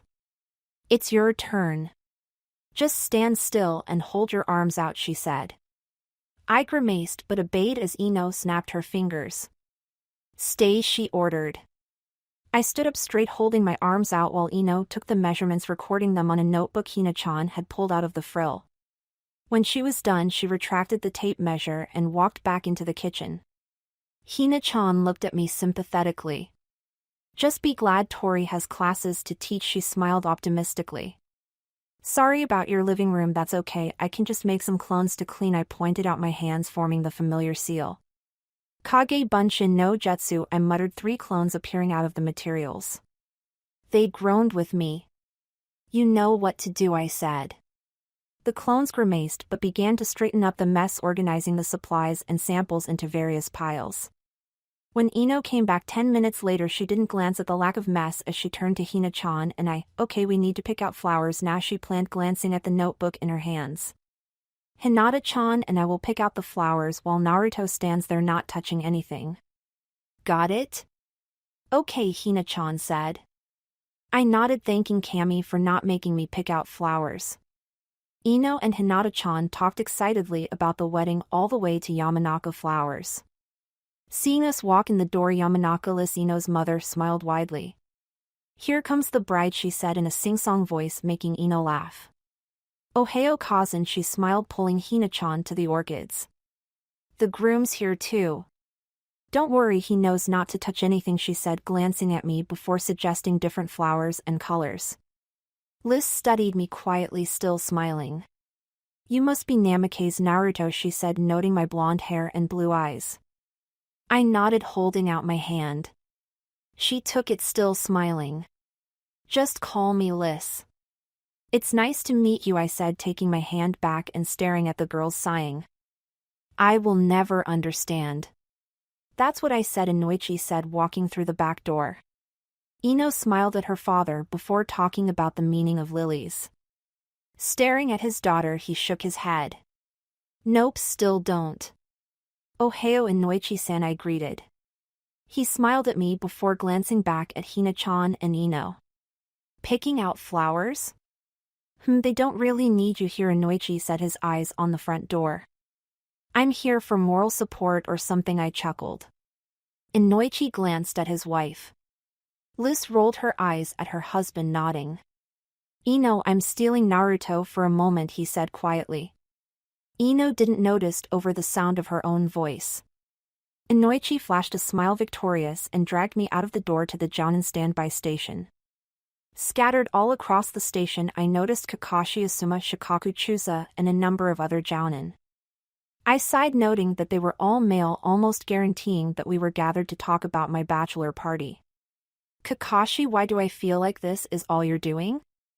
I growled, watching the silver-haired ninja put away his orange book. He grinned under his mask. Because it is, he shrugged. I think Kiba calmed down, by the way. He would have been invited, but he isn't a Jounin? I guessed. Asuma shook his head. His mother wouldn't let him come, he chuckled. I sighed. That woman is never going to like me, is she? I groaned. Kakashi shrugged. Do we have to do this now? I really don't want pink lilies at my wedding. Don't worry, Ino hates pink, Inoichi smirked. Purple lilies maybe, but never pink. He chuckled when I growled. Shikaku sighed. Bachelor parties are troublesome, he muttered. Right on cue. I don't even think there's a date for the wedding, I argued. We can't plan the party if we don't have a date. Come on, Naruto. You know Hinata is going to have a bachelorette party if Kurenai has anything to do with it, Asuma said, pulling out a cigarette. I shrugged. Good for her, I shrugged. Besides, I doubt her father will allow that. Hina-chan is still the Hyuga heiress. Ooh, I brought up Hayashi. That made them think. I walked to the door, my hand up in a wave. You don't need me to plan a party. Surprise me, I called. Ja-ne. I shut the door behind me and heard Kakashi complain about me taking all of his lines again. With a smile, I ran back to Yamanaka Flowers. Chapter 29, Bachelor Party. I should have known better. I should have expected this, I yelled at myself as I was chewed out by an angry blonde teenager. Yamanaka Ino had just as big a temper as Sakura. Not as bad as Hina-chan when she was pregnant, but still terrifying.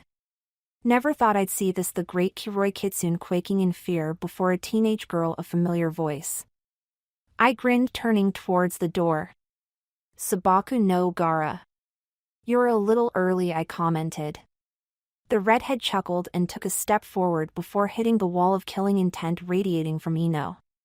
He glanced up at the blonde, impressed. What did he do this time? Ditched his fiancée to plan his bachelor party, she growled. Gara looked at me, smirking.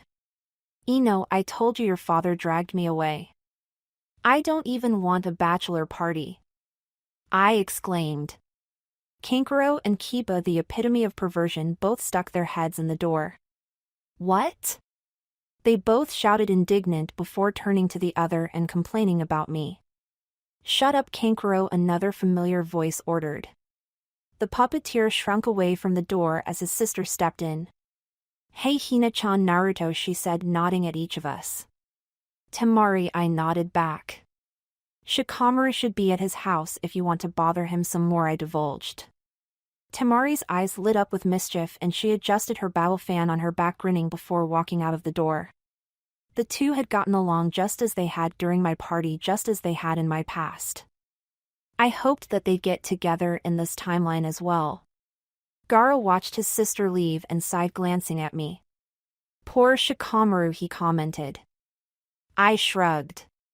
Shikamaru will be fine no matter how many times he complains about it. Temari is a good match for him, she'll make sure things get done. That's how most Nara relationships work, just look at his father. Speaking of relationships, congrats you two, Gara said, smiling at Hina-chan. She blushed and I chuckled. Speaking of other relationships, what's going on with you and Haku? I asked, making the redhead blush. My smile widened and I raised an eyebrow. What's this? The great Iragima blushing. Never thought I'd see the day, I grinned. Yeah, today is completely unbelievable. I'm thinking yellow orchids with purple irises on the tables. Ino drifted off while Hinata-chan's face broke into a smile. I was thinking that. And the bouquets, white hibiscus and lilacs? Ino asked, bouncing on her heels excitedly. Of course, Hina-chan laughed. Gaara and I sweat dropped. Gaara left all too soon, unable to suffer through the preparations. Since he left, Haku, Sakura and Tenten all joined us, only adding to the nightmare. Who are you getting to make the dress? Sakura asked, her hands full of cake ideas. I almost regretted not having a repeat of our last wedding jounin uniforms and friends, the wedding presided over by Gaara the Godlike Kage. Almost I took one look at Hina-chan's face and abandoned the thought. I'm not sure, I've had a few suggestions, but I can't decide who to go to. Hinata-chan's voice drifted off as Ino rattled off preparations. We need to come up with an invite list. After that, we still need to come up with a seating chart. Where are you going to have the wedding? Ino's rapid talking came to a halt and she looked at me expectantly. I struggled to remember the question. On the Namikaze grounds. I found this place the first time. I don't need a backstory, just lead the way. Ino cut me off, pointing down the road. I shook my head and held out my arm. Hinata-chan, Sakura and Haku immediately grabbed my arm while the others looked on confused. Hiration time, grab on. I already put down a Hiration seal. I figured you'd want to see the place, I said, shrugging. Ino and Tenten shifted the bundles in their arms and closed their hands around my arm. Close your eyes, it's a little disorienting, I warned. Each girl closed their eyes and I shut my eyes, focusing on the Hiration seal near the white gazebo. Flashback, I wandered through the Namikaze grounds for the first time, exploring every inch of my new home. I was about to turn around and walk back to the Namikaze manor when I spotted something stepping stones through the woods. Curious, I followed the smooth slate slabs until a garden arch covered with vibrant blue forget-me-nots. Looking up from the ground, my jaw dropped slightly. I was staring at an open field surrounded loosely by a circle of trees. Just inside the ring of trees, patches of lilac calla lilies and yellow tiger lilies made their home, spreading lazily into the clearing. In the center of the field sat a forlorn gazebo, the whitewood rotting and falling apart. Following the stepping stones, I walked further into the clearing, walking towards the gazebo. I studied the Victorian style, somewhat out of place but still beautiful despite its bad shape. The 8 walls were open to the air and looked like they were hand-carved. There was a single bench inside the large gazebo directly opposite the door. I glanced around the clearing, smiling for no reason. The flowers seemed to imbue life into the air, something calming and exciting at the same time. End flashback, staring at the now repaired gazebo, I heard Ino gasp at the sight of the flowers circling the clearing. They were under more control, residing inside a clear boundary I had set for them. Walking over the flowers, Ino's face fell into a confused frown. Someone was working on these, she mumbled. My hand went to the back of my neck and I chuckled. That was me, I admitted. Ino nodded, studying the rest of the clearing. When did you do all this? She asked, impressed. I shrugged. Shadow clones. The only part one really did myself was stain the gazebo, I said, glancing at the rich color of the wood. I had not added anything to the original design. The bench sat in the same space it had before. It's beautiful, Tenten breathed, looking around the clearing. Sakura smiled, sitting on the grass. I'm stealing this clearing when I get married, she said, closing her eyes as the sun hit her face through the tall trees. Sure, I chuckled. I'm sure he'll appreciate getting married surrounded by flowers, I said, laughing at the image. The image got less humorous when my imagination thought of Sakura's happiness. Hina-chan looked mesmerized by the clearing. She dropped the items in her hands and sat down next to Sakura, feeling the sun's warmth on her face. There's something about this clearing, her voice drifted off as I sat next to her. I know, I said quietly. Hina-chan smiled up at me before laying her head in my lap. I played with her hair while Ino explored the clearing, making sure it was perfect for her friend's wedding. Sighing happily, she sat next to us. Haku and Tenten joined us on the grass and we sat talking, catching up on recent events. The sun began to approach the horizon and I sighed, not really wanting to leave. Did it pass inspection, pig? Sakura asked, lightly leaning on her elbows as she looked at the blonde kunoichi. Yes, it did. Billboard brow, she smirked back. I glanced up and groaned, watching someone approached. Ino glanced up, her eyes not identifying the ninja. What now? Kakashi, I growled. Probably here to drag me off so he and the other guys can plan a bachelor's party. Haku laughed quietly as Tenten scowled. Guys are idiots, she remarked. I raised an eyebrow. Not you, just most guys. Trouble with Niji? Hina-chan asked. Tenten sighed, shrugging. No idea. He's getting really tense with the Chunin exams coming up, Tenten said, leaning onto her master scroll. I shrugged. He's in the branch family, I reminded her. He thinks he has more to prove than the rest of us. Most of the rookie 9 are heirs, I said, smiling at Hina-chan as she grimaced. Have I ever mentioned how much being the Hyuga heiress sucks? You can't have any fun, she complained. I'm glad that Hanabi will take over soon. She's better suited for politics and images than I am. You do a great job, Hina-chan, I protested quietly. If it makes you feel better, I've insulted a few clans and I'm on the council. You only did that to help Zabuza and I, Haku defended. I smiled at her, yawning. Tell that to Tsum. She hasn't let Kiba anywhere near me after the party, I said as Kakashi approached us. Hey Kakashi! I called to the Jounin, waving. Sorry girls, I need to steal Naruto for a bit, he said, smiling. Go ahead, Hina-chan smiled before glaring at me. Don't come back until you got drunk and did something stupid. That's what a bachelor party is. Get it out of your system, she ordered. Also tell the guys who your best man and groomsmen are. Only if you tell the girls now. I want to see their faces, I countered. Hina-chan sighed but nodded. All of you and Temari-chan are bridesmaids, she began, looking unwilling to say who her maid of honor was. I didn't blame her. Sakura and Ino fought enough. Being Hina-chan's maid of honor would only cause celebration and revenge. Who's the maid of honor? Ino asked almost pleadingly. I winced, telling myself that Sakura was only the maid of honor because Sasuke would be my best man. It was really hard to pick. Hina-chan tried to delay the inevitable. I have to say that I could only decide after Naruto decided to make Sasuke his best man, she hinted. Sakura's eyes widened and she began her victory dance. Thank you, thank you, thank you, thank you, Sakura shouted, hugging Hina-chan tightly as Ino fumed. Billboard brow? She snarled. I held my arm out to Kakashi, my eyes wide. Without a word he held on and we hira-shined away to the house. Even at that distance we could hear Ino shouting. I winced for Hina-chan's sake. Turning to my living room I stopped. Every male ninja I knew, Jounin, Chunin, and Genin alike, was gathered around my coffee table laughing as someone put on some music. Someone forced a shot glass of sake in my hand. I stared at it before turning to Kakashi, incredulous. When did you put this together? I shouted over the music as a number of kunoichi came into the room, none wearing much more than lingerie and mesh armor. My palm flew to my forehead when I recognized Kurenai and Anko. Kakashi only laughed. I chuckled watching everyone get drunk and act like idiots.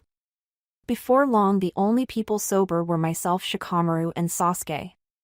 While everyone else enjoyed the entertainment we tried to talk over the music. By the way, Shikamaru, you're a groomsman.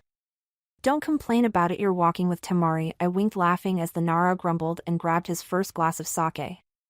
Sasuke started laughing until I told him what role he was playing. Best man? He asked, his eyes wide.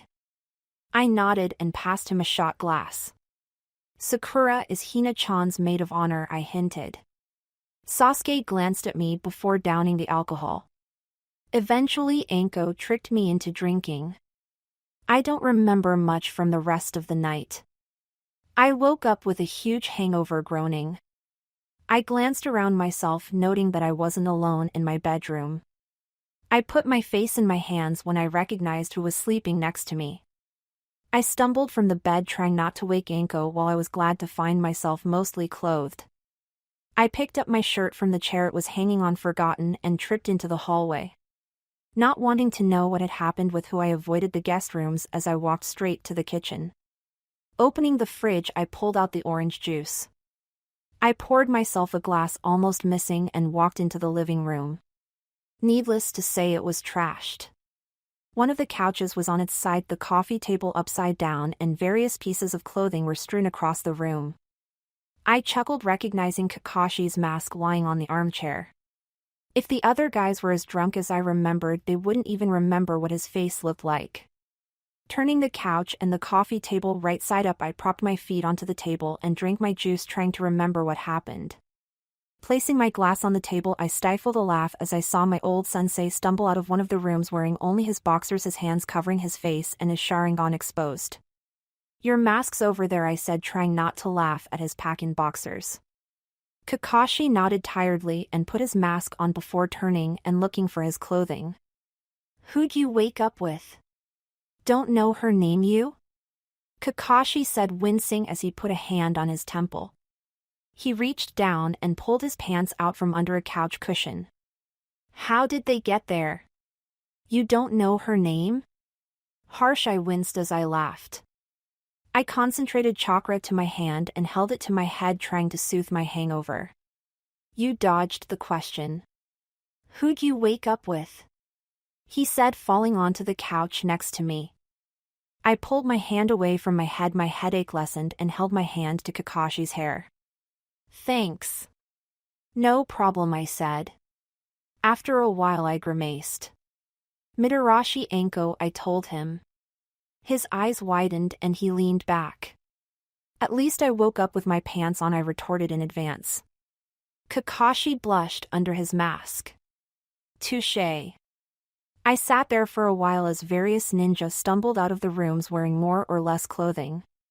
After they picked up their clothes, they retreated back into the guest rooms without a sound.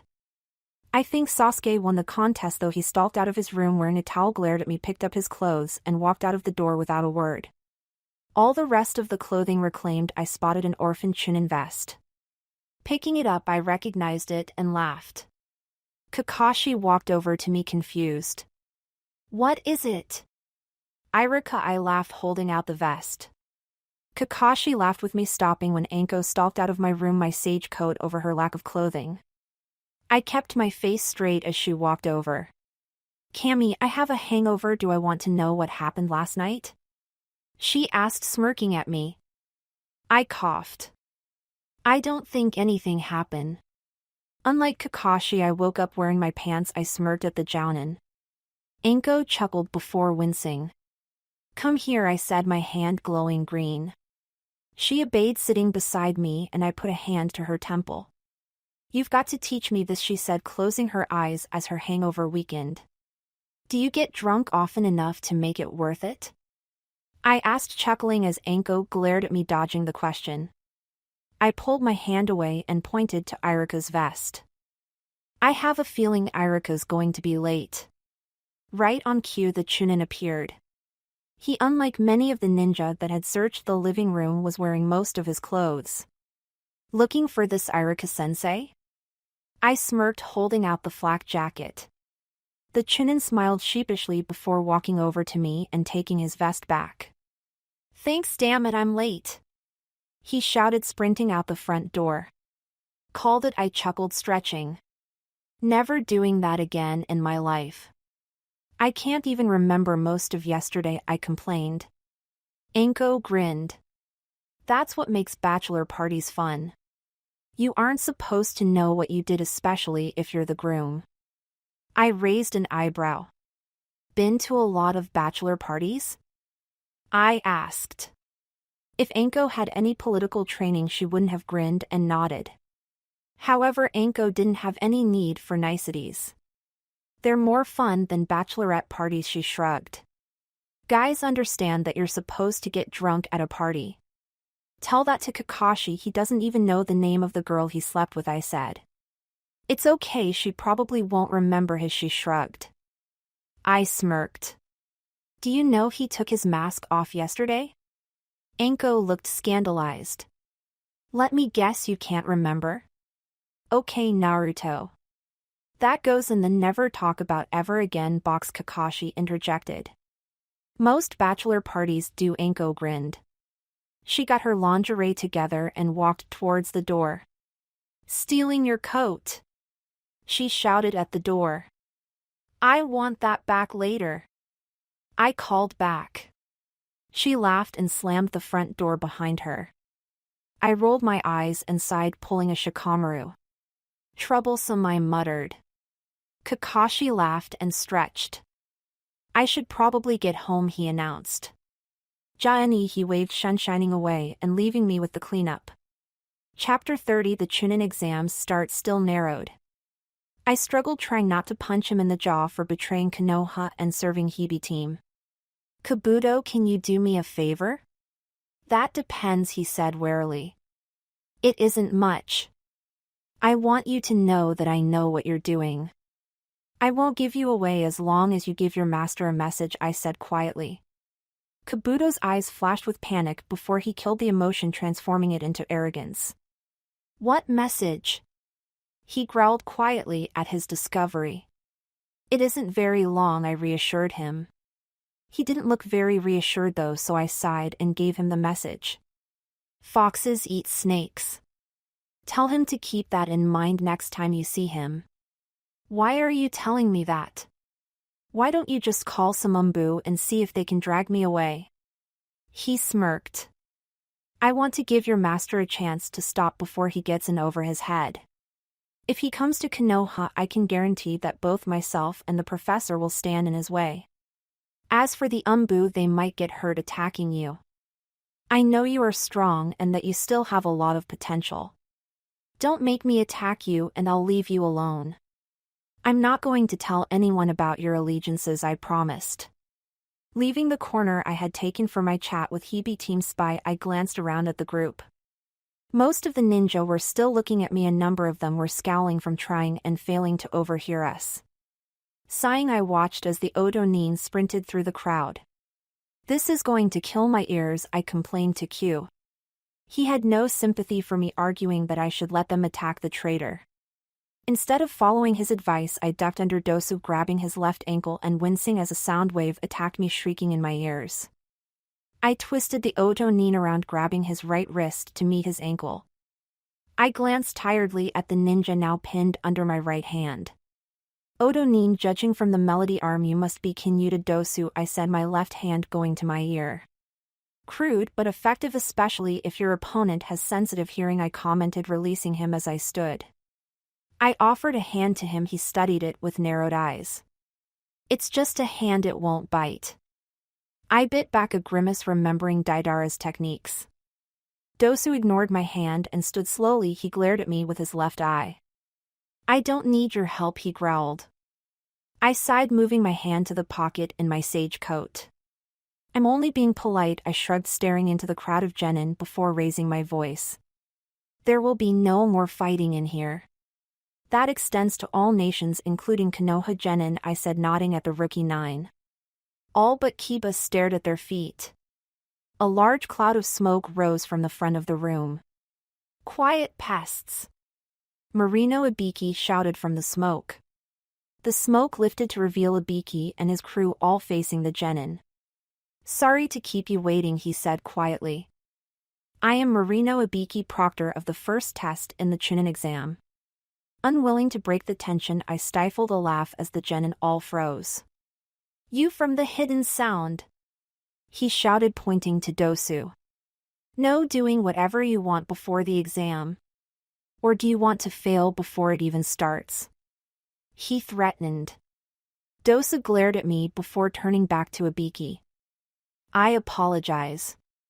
This is our first time taking the exams. It will not happen again. I'm only going to say this once, so listen up. There will be no battles, competitions, or the like without permission from the proctors. Even if you do get permission, actions to kill your opponent will not be permitted. Anyone that messes with me will be disqualified immediately, he threatened. This exam looks easy, Zaku muttered. He quieted when Ibiki spoke. Now then, we will start the first test of the Chunin exam. Turn in your applications and take a number card. Sit at the desk with your number on it.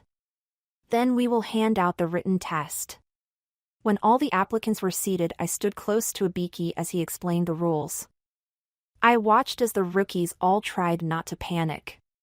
Know those that commit awkward cheating doom themselves. If you want to be a Chunin, know that shinobi should act like exemplary shinobi. Also, if one team member gets 0 points, the entire team shall be disqualified, he announced, grinning sadistically. This test lasts 1 hour. The last question will be given after 45 minutes. The second hand on the clock twitched to 12. Begin. At once all the genin turned over their papers, reading each question. I smiled as I watched Sakura already scribbling at the parchment. I smiled as Sasuke figured out the puzzle, activating his Sharingan behind his hair. Haku created mirrors to reflect other people's answers. Akamaru began to bark the answers to Kiba. 1010 used mirrors on the ceiling connected by ninja wire to see other people's tests. Shino began to use flies to gather the answers. Niji activated his Byakugan. Ino used her family's mind transfer jutsu on Sakuragara, created his third eye out of sand. Kankuro used crow to gather the answers. The 45 minutes sped by as the same teams were disqualified. Pacing the front, Ibiki stopped and turned to the genin. All right. Here is the 10th question, he announced. But before that, I'm going to add some rules for the last question. Just as the room tensed, Kankuro walked back and smiling before he read the atmosphere. Ibiki chuckled at him. Aren't you lucky? It looks like playing with dolls paid off. Anyway, go sit down, Ibiki ordered. Kankuro smiled and walked back to his chair, dropping the answers on Tamari's desk as he walked by. Let me explain, these are the hopeless rules. First, he began, you guys will have to choose whether or not you will take this 10th question. What do you mean choose? Tamari shouted. What happens if you don't take the question? If you choose not to take this question, your score will be 0. In other words, you will fail, Ibiki said, smiling evilly. I stifled a chuckle out of respect for the genin. And of course the same goes for your teammates. The room got louder as the genin protested the rule. They quieted when Ibiki spoke again. And one more rule, he said, looking down. If you choose to take it and are unable to answer correctly, then you will lose your right to take the Chunin exams ever again. Kiba broke the inevitable silence just as he had last time. What kind of ridiculous rule is that? Besides, there are plenty of people here who have taken the Chunin exams before. He shouted, indignant. Akamaru barked in agreement while Ibiki laughed, silencing the room once more. You're just unlucky, he said, staring at the genin. I make the rules this year. But I give you the option to go back. For those of you who aren't confident, you can choose not to take it and take the exam next year or the year after that. Let's begin, Ibiki growled. The 10th question, those who will not be taking it, raise your hands. Once I confirm your number, leave the room. Once more, the Konoha genin number 40 was the first to leave, taking his team with him out the door. More and more genin raised their hands, and I saw Kiba tense up. Briefly, I wondered who would shout out and end the test. Eventually, watching the teams dwindle down, Kiba snapped. Give us the damn question. None of us are going to quit at this point, just get it over with. He yelled to the proctor. Ibiki put on his most serious face and stared at the class. I'll say it again. This is a life-altering decision. If you want to quit, now is your chance. No one moved. Ibiki strode forward, counting the genin. Ibiki glanced around at the sentinel ninja, each nodding their head. When he looked at me standing at the left of the chalkboard, I grinned and nodded. I like your determination. For those who are still here, the first exam, you've passed it. He announced. The genin all looked surprised. Sakura was the first to recover. What does that mean? All of a sudden you're telling us that we all passed? She shouted, standing at her desk. What about the 10th question? There never was a 10th question, Ibiki said, laughing. Well, you can look at your decision to stay as the 10th question. He smiled. Temari was the next to complain. Hey! Then what were the first 9 questions for? It was just a waste of time. The Sunakunoichi shouted at the interrogator. No, not a waste, he said, turning. Ibiki went on to explain the purpose of each aspect of the test, bringing in the hypothetical situation again. Now this mission, will you take it or not? Because you want your life spared, because your comrades will be in danger, can you get away from dangerous missions? The answer is no.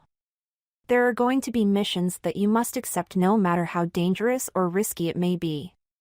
Showing your courage to your teammates in a tight spot as well as the ability to get through hardships, those are qualities needed of Chunin.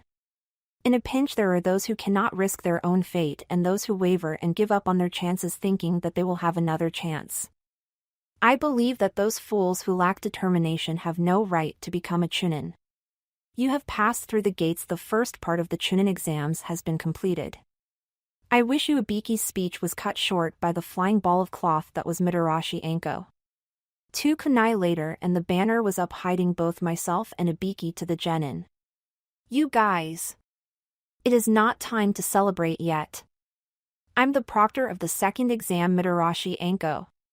She shouted to the genin. I poked my head out from behind the curtain and sweat dropped, noting that she still wore my sage coat. Quite an entrance, I commented. She glared at me, licking her lips.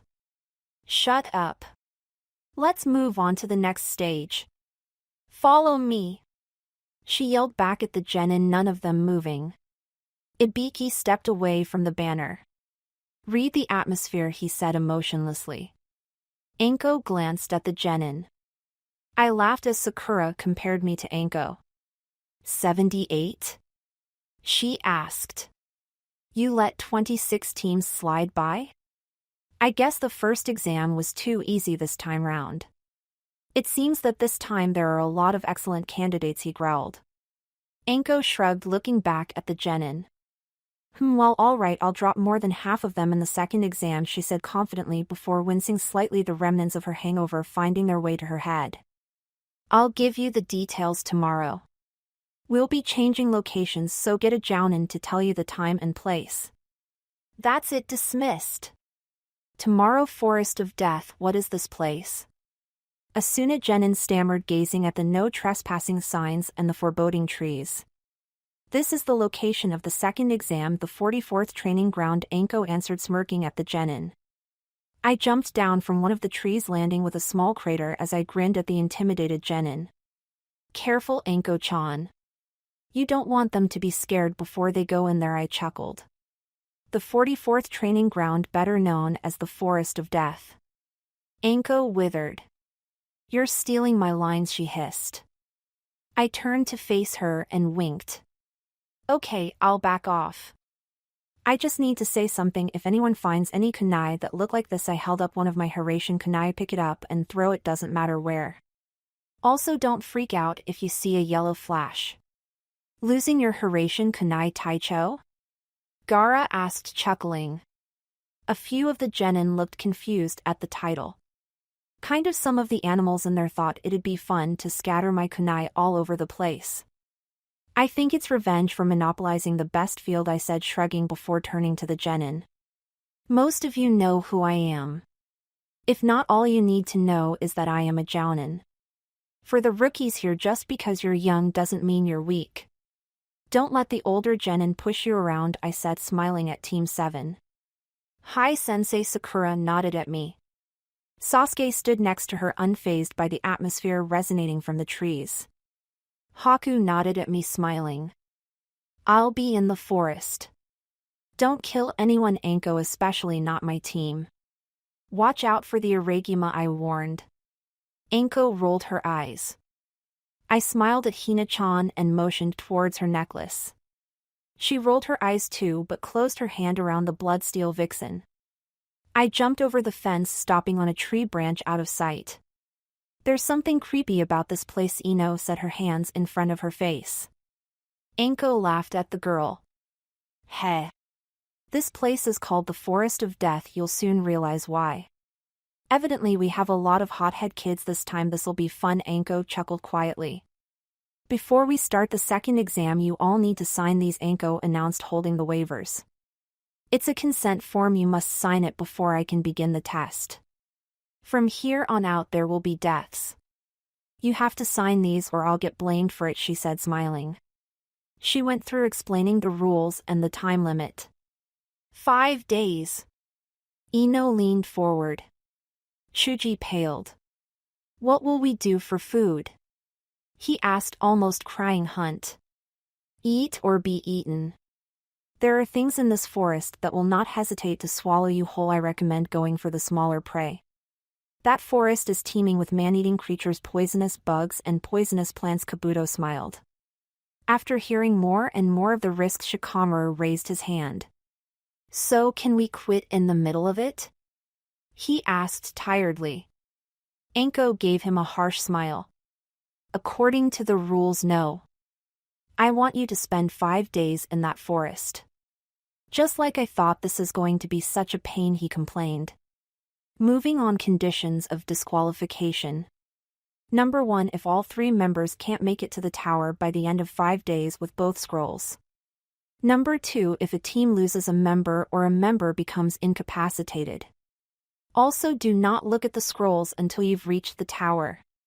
That's it for the rules. Give all 3 of your consent forms to the guys over there. After that, pick the gate you want to go in by. The gates will open simultaneously. Anko stopped sighing. Finally, I'm supposed to give you a word of advice or something. Don't die. Handing in the consent forms, each genin team received a scroll. Like last time, Team 7 was given a heaven scroll before they left for their gate. The other teams all drifted away from the main gate and I saw Anko stare into the trees.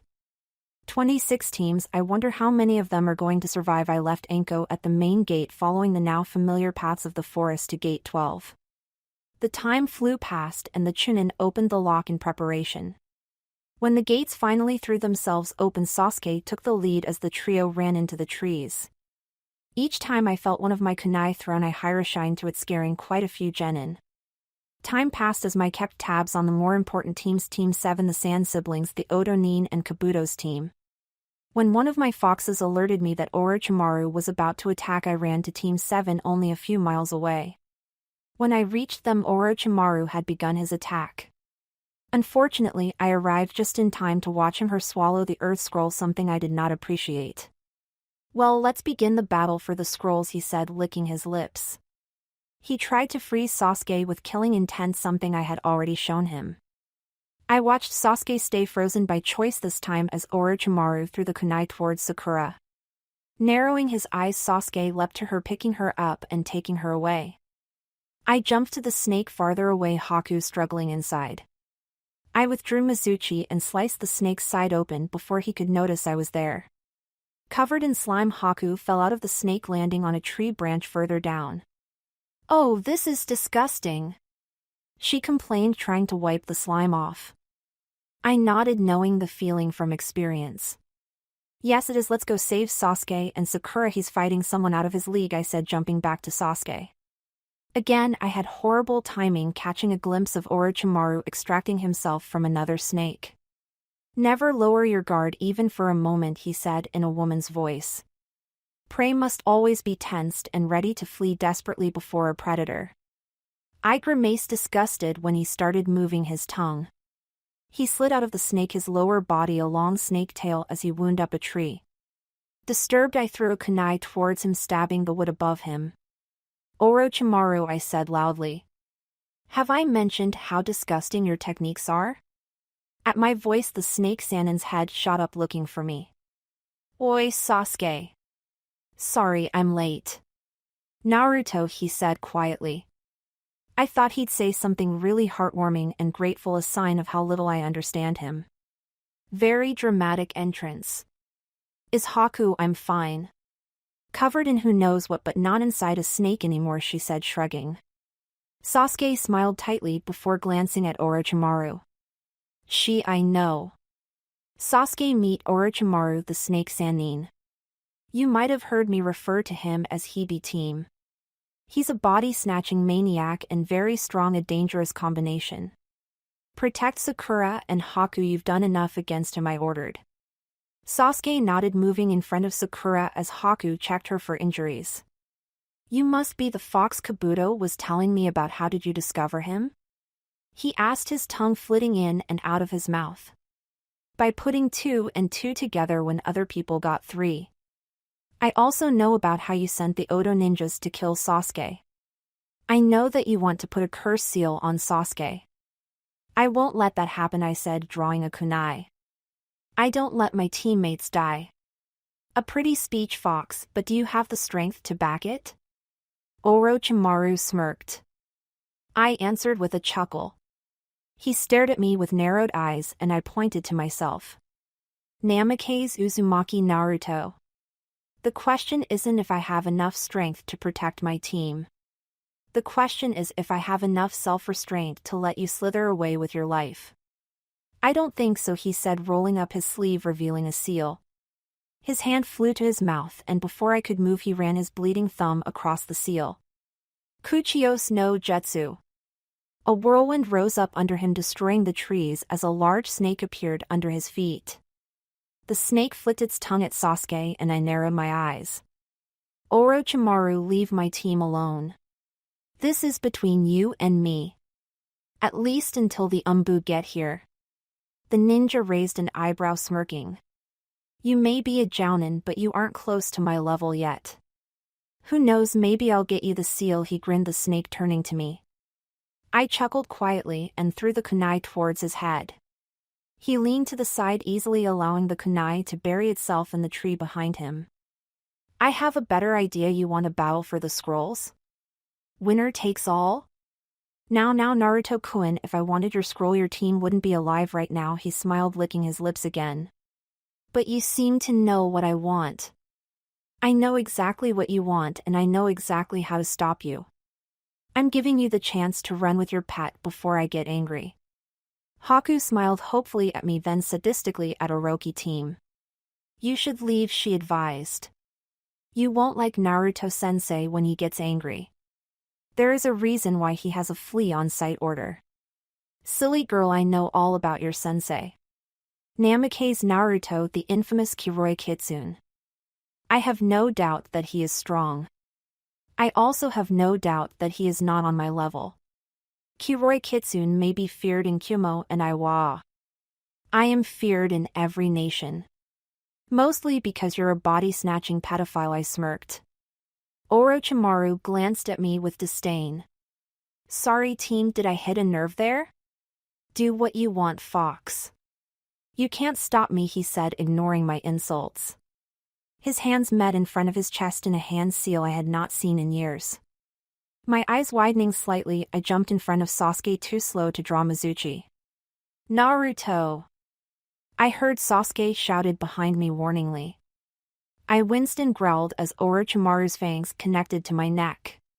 His neck shortened, his head returning to his shoulders. I fell to my knees, clutching the 3 commas now forming in my skin. Forcing my head up, I glared at Orochimaru. Sasuke, take Sakura and Haku and get out of here. I'll keep him busy while you 3 get away. I coughed, my skin radiating with pain as Orochimaru's soul buried itself into my subconscious. Sasuke's eyes widened and he took a step towards me. I can't just, he fell silent as he met my eyes. He nodding determinedly and jumped towards Sakura and Haku. Both stared at me, their eyes wide, before I nodded towards them. They frowned worriedly but let Sasuke drag them away. Watching them leave, Orochimaru laughed. That was foolish of you. Once I finish you I can easily track Sasuke down and give him the seal. Find that piece of his soul and kill it. I'm going to summon you when you're done. Got it, Kit? Kyuubi roared into my subconscious and I felt a small shadow in the corners of my mind jump. I sat seemingly defenseless as Kyuubi tracked down Hibi Team's imprint on me. Glancing at Orochimaru, I laughed humorlessly. If you were even a little bit human you'd understand if I let them stay they'd want to fight you. I can't risk that, I said, glaring at the Odo nin. His smirk grew into a sadistic smile. Do you still think that they could fight me? You couldn't even defend yourself. Look at you. I'm surprised you can even move while your soul gets comfortable in my subconscious. I said, feeling the pain evaporate as Kyo roared again, now in victory. I glanced at the seal, the pain gone but the tattoo still visible. I did my research. Did you do yours? Kuchiyos no Jutsu.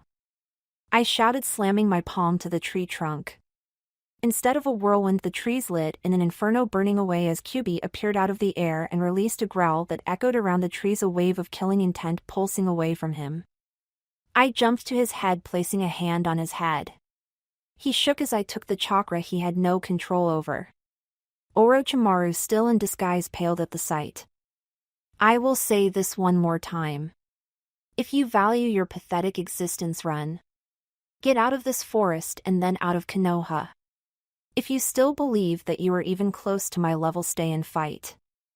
I had hardly finished when he narrowed his eyes and sank into the tree branch, retreating. I frowned. That wasn't fun. I was kind of hoping he'd stay and summon Manda. I hate that snake, Kyuubi growled, shrinking quickly. I chuckled. Which one? I asked, jumping off onto a tree branch. When he had finished his transformation, he leapt up to meet me, thinking. Both, he decided. I laughed, patting him as Anko appeared racing out of the trees. Oi, Anko-chan! I shouted, waving. Seeing me sitting beside Kyuubi, she lost her footing and fell down a branch. Jumping back up to meet us, she panted heavily. Did you see a not very subtle and extremely disgusting snake shaped like a human? Yeah, we saw him. Before you ask, my team got away. While you did what? Me? I got a new tattoo courtesy of Hibi team, I said, exposing my left shoulder. The black curse seal was right above my mate seal. It would have looked cool if I hadn't known what it was supposed to mean. Recognizing the seal, Anko's eyes widened and her right hand went to her own seal. You got bitten? She asked, panicked. I'm okay. I know what the cursed seal of heaven does. I already had Kyuubi track down and kill the part of Orochimaru inside my mind, I reassured the snake mistress. He was aiming for Sasuke. Why did he? Oh no. Yeah, he wants Sasuke for his next body. I couldn't make it to get Sasuke out of the way, so I took the bite. Sasuke doesn't have a friendly bijou to defend his mind, I shrugged, sitting. Anko sat next to me, dazed. After a while I leaned back, sighing. He isn't dead. I know what he's planning. So you let him go? She asked, sounding angry and surprised. I nodded slowly. He's going to launch an invasion of Konoha. Odo and Suna against us. We don't have to worry about Suna, I have spies and friends to watch them and help limit the damage. All we have to worry about is the Odo Nin and Orochimaru. Orochimaru will attack Hiruzen while he trusts his pawns to obliterate Konoha. What he doesn't know is that most of his fighting force will be fighting for me. Anko raised her eyebrows. Why would Orochimaru's followers be fighting for you? A lot of Hibi team's followers do so out of fear. If I give them someone else to fear or promise to kill Orochimaru, most switch sides. I stared into the trees, my ears listening for sounds. Picking up Haku's voice, I smiled. Hey Q. Do you want to stay out a little longer? Stop beating around the bush. What do you want? I just wanted to send a fox to Team 7 to tell them I'm not dead or hurt. They need to relax before they attract attention. I'll do it, he said, shaking his fur as he stood stretching. Anything else? Yeah, tell Sasuke it wasn't his fault. Remind Sakura that the Earth Prison Dome is for emergencies only, and tell Haku to make sure they don't hurt themselves. I'll be waiting for them at the tower. Got it. Can I know Sandstorm needs time? Come to the tower when you're done. Can I at least? Yes, but don't kill anyone, I said, tiredly watching Kyuubi's train of thought as Anko stared at us amused. Get going. Kyuubi grumbled, smacking me in the shoulder with one of his tails before sprinting into the trees, his scarlet fur swallowed by the trees. I glanced back at Anko. What? I asked. She chuckled and shook her head, standing up. Let's just get to the tower. Maybe someone made it back already. Not likely, I shrugged. There are only two teams that could even be close to the tower, the Sand siblings and Team Guy. You don't think your team covered some ground? She chuckled. I shook my head, serious. They saw their sensei get bitten in the shoulder by an S-ranking missing nin, one of the legendary Sand nin. Add that to the wave of killing intent Q sent out and how tired they were to start with. I'm pretty sure they didn't make it that far. On top of that, they still have to find the Earth Scroll, I said, jumping into the trees. Anko ran to catch up but stayed a pace behind me. Glancing back, I smirked. Is Mitarashi Anko scared of the dark? No, I'm letting you be the bait for anything that sees us, she grinned back, licking her lips. With Orochimaru it was disgusting. With Anko it was intimidating. Everything in this forest knows me. I've been training in this forest for more than 3 years. I learned the Chidori Rasengan Haration and my other more dangerous techniques. I mastered the Rasengan in this forest, inventing what I call the Rasen Shuriken. You've invented a jutsu? Of course I have. I couldn't just use my dad's jutsu all the time. Silly Anko, I chuckled. A kunai flew past my face, slicing my cheek. I sighed. The scratch was in the same place that Anko had marked in the last timeline, slashing through the whisker marks on my left cheek. Let me rephrase, I can't always use techniques people expect me to. You never use snakes until you need to. I don't often use Haration or Chidori. We ran in silence until the tower came into sight. Dawn was approaching and I smiled at the tower, the doors already opened. Chapter 31 Preliminaries and Partings. Later that day, Q bounded from the forest, racing towards the tower. I saw a few of the shinobi panic at the sight of his tails, but I called them away. Oi! Don't touch him, he's with me, I shouted to the nervous ninja. They didn't relax, only held their kunai aloft as I jumped down to Q. Seeing me, he skid to a stop and starting laughing quietly. His laughter got louder until his voice echoed off the trees. You should have seen their faces. He laughed, breathless. He winced and a tail went to his ribs. I'm laughing too hard. Of course that got me laughing. When the Sand siblings arrived minutes later, both scrolls in tow, both Kyuubi and I were rolling on the grass laughing as we shared the image of the Odo nin being greeted by the most powerful tailed beast. Kankuro glanced at us before walking inside, followed by Temari. Sandstorm and Gaara stayed behind, kneeling by us while we recovered. After a while, Gaara cleared his throat. Do you need medical attention? You seem a little. Gaara drifted off at a loss for words. Glancing up at us, Sandstorm cut in. Insane? Exactly, he said, smiling at the kitsune. I recovered slowly, holding my now aching sides. What happened? Odo Kyuubi, lots of growling and screaming, I chuckled. Gaara's eyes lit up with humor and he chuckled, nodding. Did you see Orochimaru? He asked quietly. I nodded, scowling. Team bit me, I said, shaking my shirt to the side to show the seal. Don't worry, Kyuubi killed the soul fragment before it could get comfortable. I'm not really sure what'll happen now. It might be possible for me to go into the Curse Seal stages and the Demon Cloak at the same time. Have I ever mentioned how glad I am that you don't hate me? Gaara said after a long silence. I chuckled and glanced at Q. Do you want to stay out a little longer? Introduce yourself to the other Jounin? I asked, studying him. The demon fox thought about it for a while before nodding, shaking his fur and sending grass into the air. Yeah, I could go for that. Fainting Jounin are always funny, he chuckled, growing a few inches so he reached my waist. Waving Gaara to follow me, I opened the doors and led the way to the other shinobi. Most of the room was occupied by Jounin sensei and exam sentinels. I saw Anko debriefing a few umbu in a corner. Stepping into the room, the shinobi flew silent before reaching for weapons. I sighed and stepped in front of Kyuubi, who was now growling quietly at the ninja. Yes, he's a demon. Get over it, I said tiredly. A few of the shinobi narrowed their eyes, tightening their grip on their weapons. Relax, he isn't going to hurt anyone.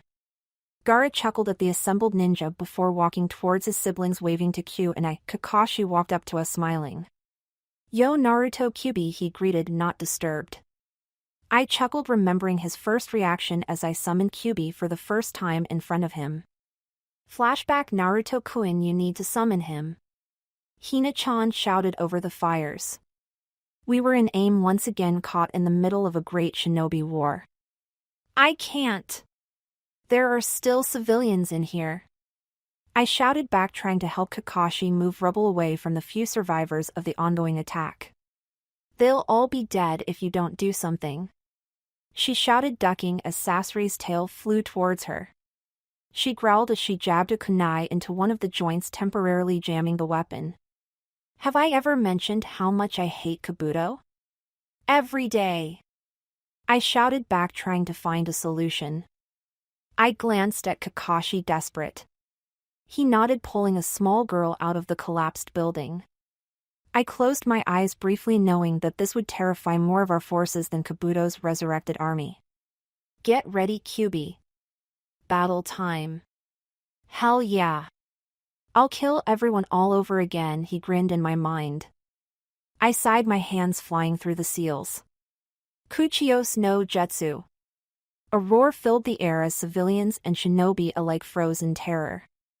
I glanced at Kakashi, now on one knee from the wave of killing intent pulsing from my oldest friend. Hatake Kakashi meet Kyuubi no Kitsune, I said quietly. I jumped onto Kyuubi's head and we began our assault on the enemy ninja, trying to buy time for the AIM citizens to escape the last of the battle. End flashback. I shook myself from the memory. Wordlessly, I pulled my shirt aside, revealing the seal. Watching Kakashi's right eye widen, I shook my head.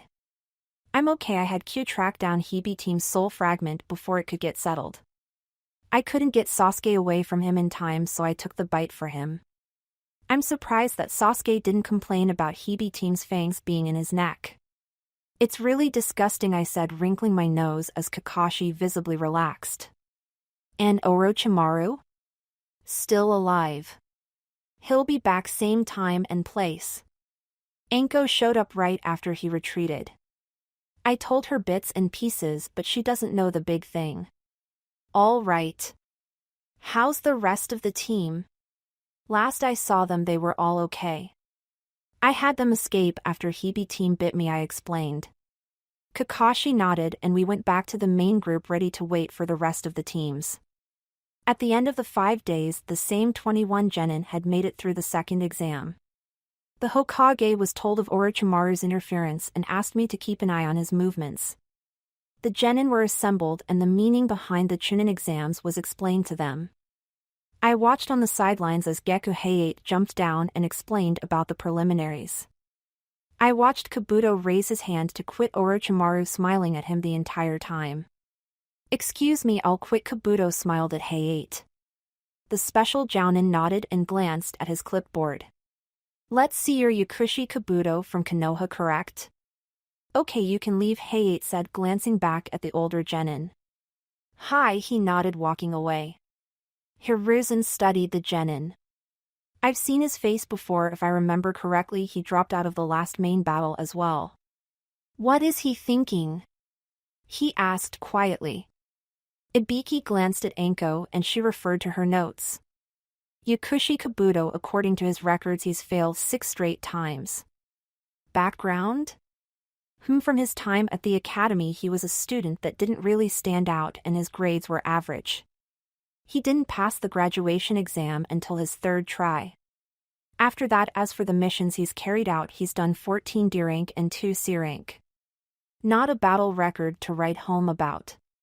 However, Anko's voice drifted off. However? Hiruzen asked. I leaned into the conversation. It's about before the academy. Do you remember the story about the boy brought back from the Kikyo Pass battle? Hiruzen nodded. I remember. As I recall, an enemy boy survivor at the battlefield was taken back by a Jounin in the medical unit. So he's that boy? He asked. Anko nodded as Kabuto walked away. Height coughed, bringing attention back to him. So are there any others who would quit? I saw Sasuke's resolve unmarred by pain from his curse seal. And now then. We will begin the preliminaries, Height said. These will be one-on-one individual battles. In other words, actual battle format.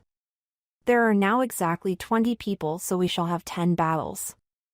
The winners of each battle will be the one to move forward to the third exam. There will be no rules in their battles. You will fight until someone dies, collapses, or admits defeat. And if you don't want to die, I recommend that you admit defeat quickly. Also, if I deem that a match is over or I don't want to needlessly add to the number of dead bodies, so I will intervene and stop the match. He nodded at Anko, who spoke into her headset. As the wall slid up, Height nodded at it, coughing. This will randomly select the foes for the preliminaries.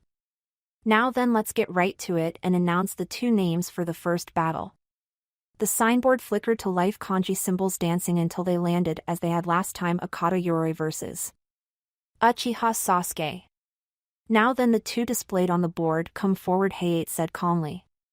The two genin stepped up and Height raised his hands.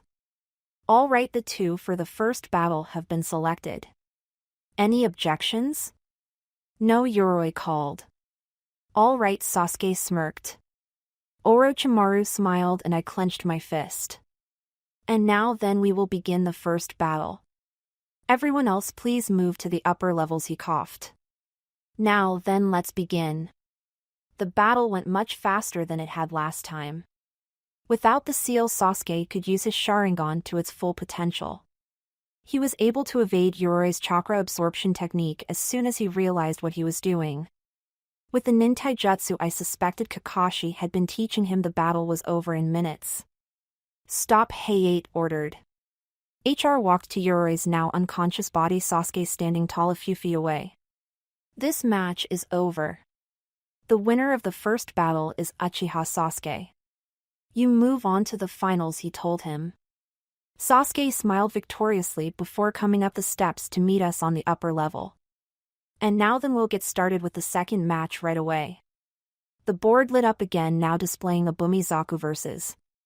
Aburame Shino. The preliminaries went as they had last time, the same victors and the same losers with the exception of NaruHina-chan.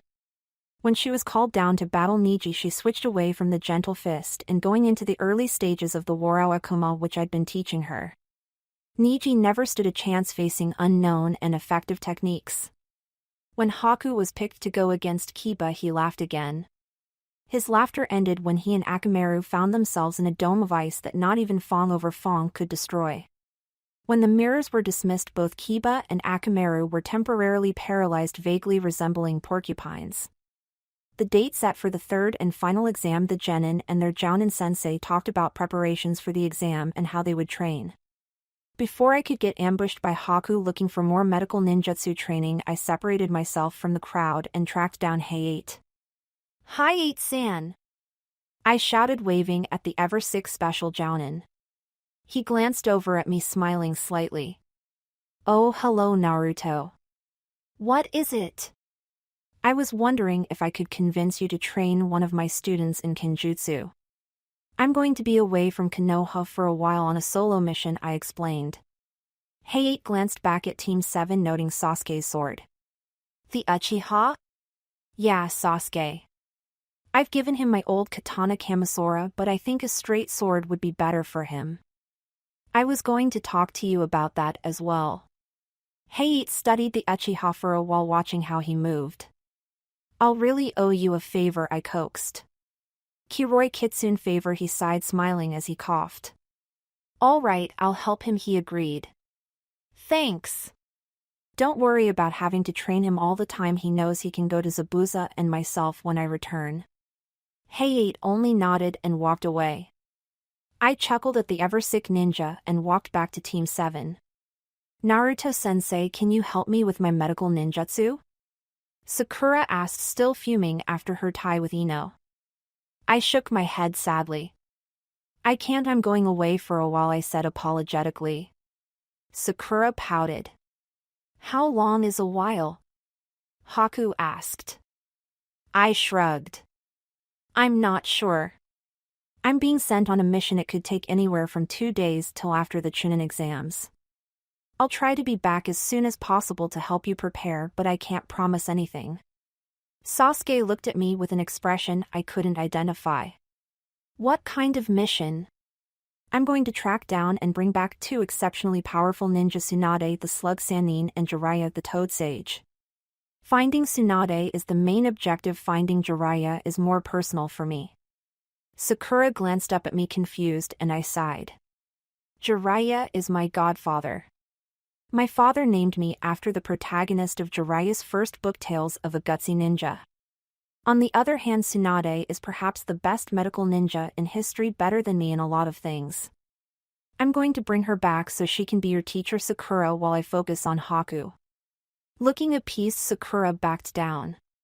Sasuke wasn't that easily assuaged, staring at me with that unknown expression. What about your wedding? Does Hinata know that you might not be back in time? I'll be back for the wedding, that I can promise. Hina-chan's necklace has a Hiraishin seal on the back of it. All she has to do is send a little chakra to the charm before the wedding and I'll come right away. Speaking of which, I pulled out a scroll from my sage coat. Unsealing it, I took out 3 necklaces, each with a different charm. The first was a wolf, the second a snake, and the third a small slug for Haku, Sasuke, and Sakura respectively. I passed each their necklace, turning the charms over to show the Hiraishin seal. If you ever need me, concentrate chakra into the seal and I will feel it. Why is mine a snake? Sasuke asked, anxious and confused, probably remembering our encounter in the Forest of Death. I picked the charms based on your natural summons, the summons that will be easiest for you to summon on a regular basis. My natural summons are foxes. I'm not sure if that's because I'm Kyuubi Jinchuriki or as that would have been my normal summons. I'm like a fox, I protect what I hold special and I have the senses of a fox. Sasuke, you are similar to a snake. You are strong offensively, making up for low defenses. You rely on your own speed to watch your back. You don't let your team intervene if you think you can handle the challenge. You have a more subtle chakra signature than the girls and would probably make a good spy.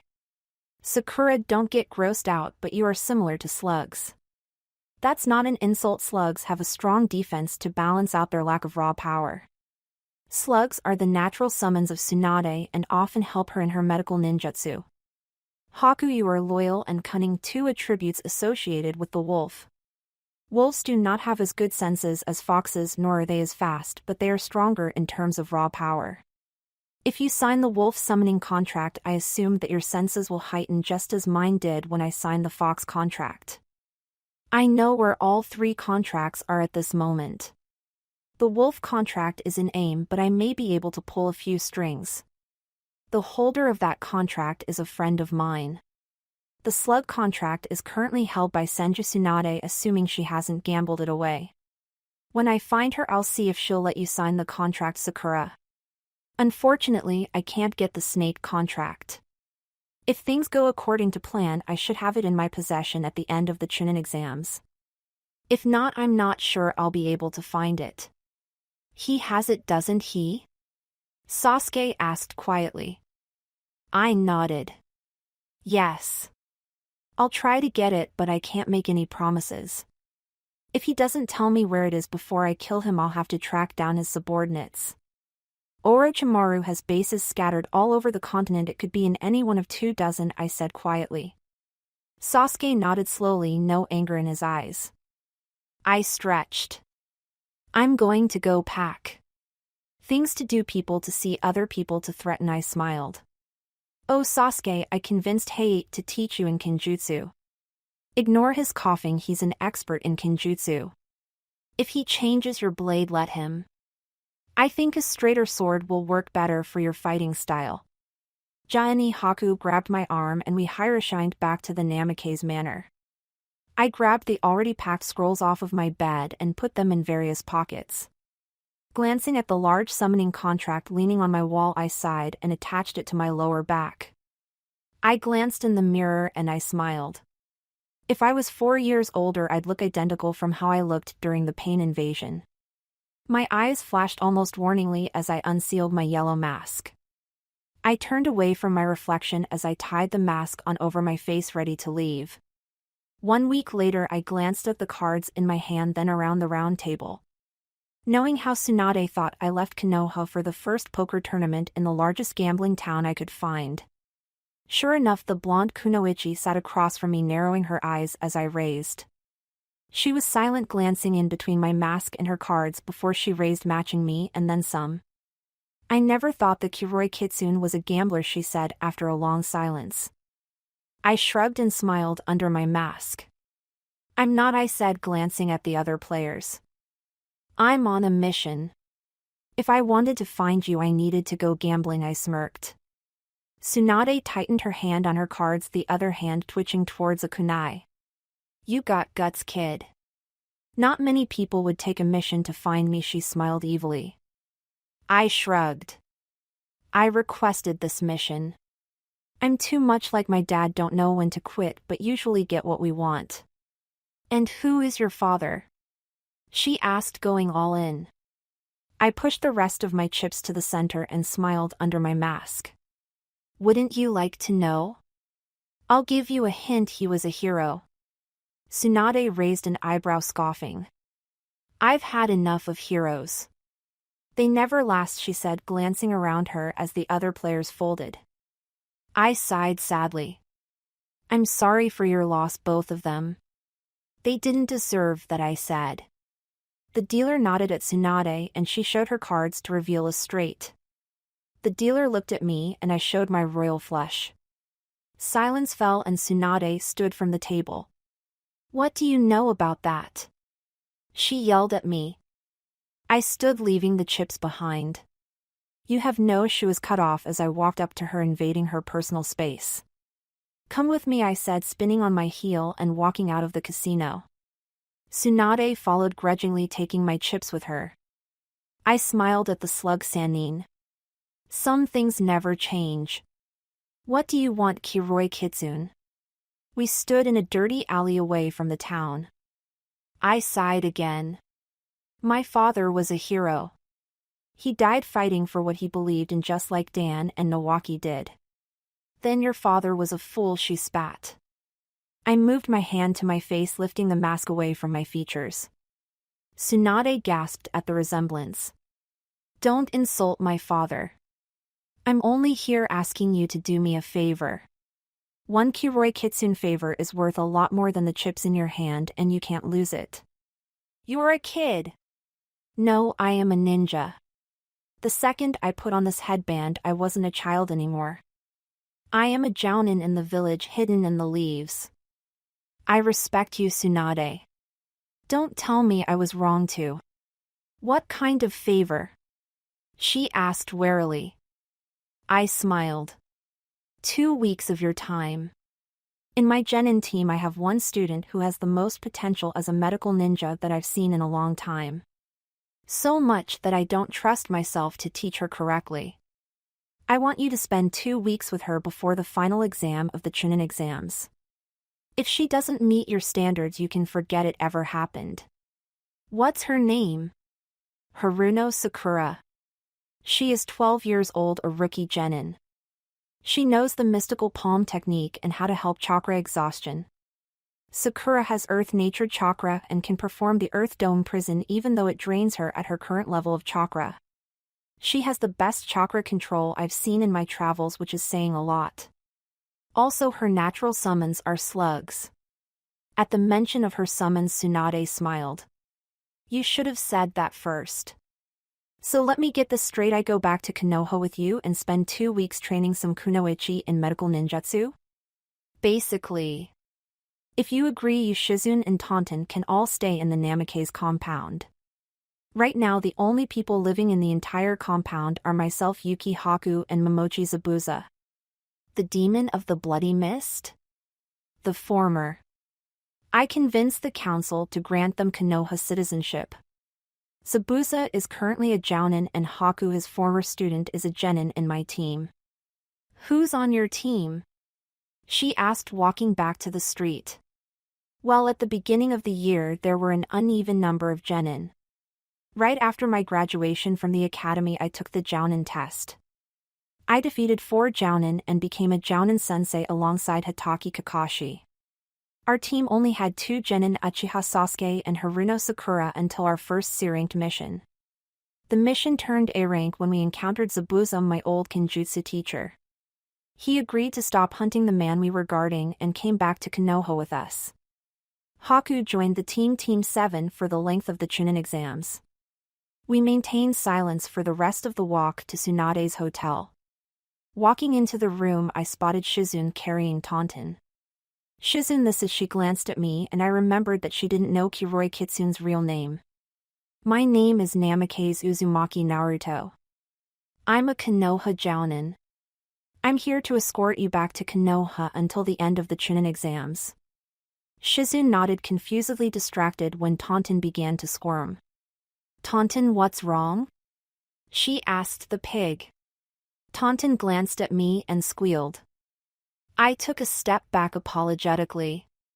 I'm sorry, it's my fault. Don't worry about that. Most animals react like that around me, I said, scratching the back of my head. Shizune looked confused while Tsunade noted the whiskers on my face and nodded slowly. Naruto, are you the? She began to ask. I glanced at her and nodded. Yep. You don't have to worry about me going ballistic. I improved the seal so he can't take over. I didn't mention that he wouldn't, assuming that the explanation would be long and tiring. There is just one stop we need to make on the way back to Konoha. Where? Tsunade asked, trying to calm the pig.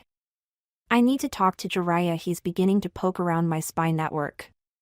Right now he's in Hot Springs Country? Tsunade guessed. I nodded and she reddened angrily. Pervert. Tell me about it. I was raised by Kakashi, I said, rolling my eyes. Kakashi thinks Erosenin is a good author and he wasn't talking about Tales of a Gutsy Ninja. Shizune nodded in understanding and Tsunade reached for a bottle of sake. I sighed. Some things never change. 2 days later, heh. Erosenin's perverted giggle was picked up by my ears. My palm flew to my forehead and Tsunade growled. Where is he? She snarled. I pointed towards the women's spa and Tsunade rolled up her sleeve, ready to beat the crap out of her former teammate. Minutes later, screams of pain echoed off of the water. Shizune and I winced in unison. You stupid perverted, Tsunade growled. I walked around the fence and saw the toad sage cowering as Tsunade raised her fist. I cleared my throat and she glared at me. I need to talk to him alive, Tsunade, I said, neglecting the Obeiken out of respect for my life and safety. She growled but stood down. Jiraiya glanced at the fence behind him and chuckled, sitting up. Kiroi Kitsune? Why are you hanging around Tsunade-heim? He asked. I stalked over to him and put my hand over the hole in the fence. Jiraiya, the self-proclaimed world's biggest pervert. I should kick your ass, I said clearly. I grabbed his shirt with both hands and pulled him up. His eyebrows drew themselves together and Tsunade grinned. Can I know what I did before I kick your ass? He asked, smirking. I raised an eyebrow, glancing at the slug Sannin. He's cheeky. I'm surprised you didn't kill him, I said. Tsunade chuckled and shrugged. Hiruzen-sensei was against it. Funny he didn't say a thing to me, I said, releasing the toad sage. I'm not here to fight you. I'm here to tell you to stop screwing with my spy network. I'm a Konoha nin, your ally. And why should I believe that? He chuckled. My hand went to my mask once more, taking it off. Jiraiya's eyes widened as he recognized my spiky blonde hair and blue eyes. Naruto? Hey Erosenin, I chuckled, my hand at the back of my neck. Shizune laughed behind Tsunade as Jiraiya's jaw fell. Bet he didn't expect that, she whispered. I chuckled and grabbed the man by his hair, pulling him away from the spas before he could do any more research. So why do you want me in Konoha? Jiraiya asked, sitting on the couch of our hotel room. I shook my head tiredly. I'm getting married. No, you can't come to the bachelor's party, the guys already threw it. No, I won't tell you anything that happened. No, if someone else tells you, you cannot use it in your books. Next question, I said expectantly. Jiraiya's mouth closed thinking. Who's the girl? Hyuga Hinata-chan, the eldest of the main house, I said.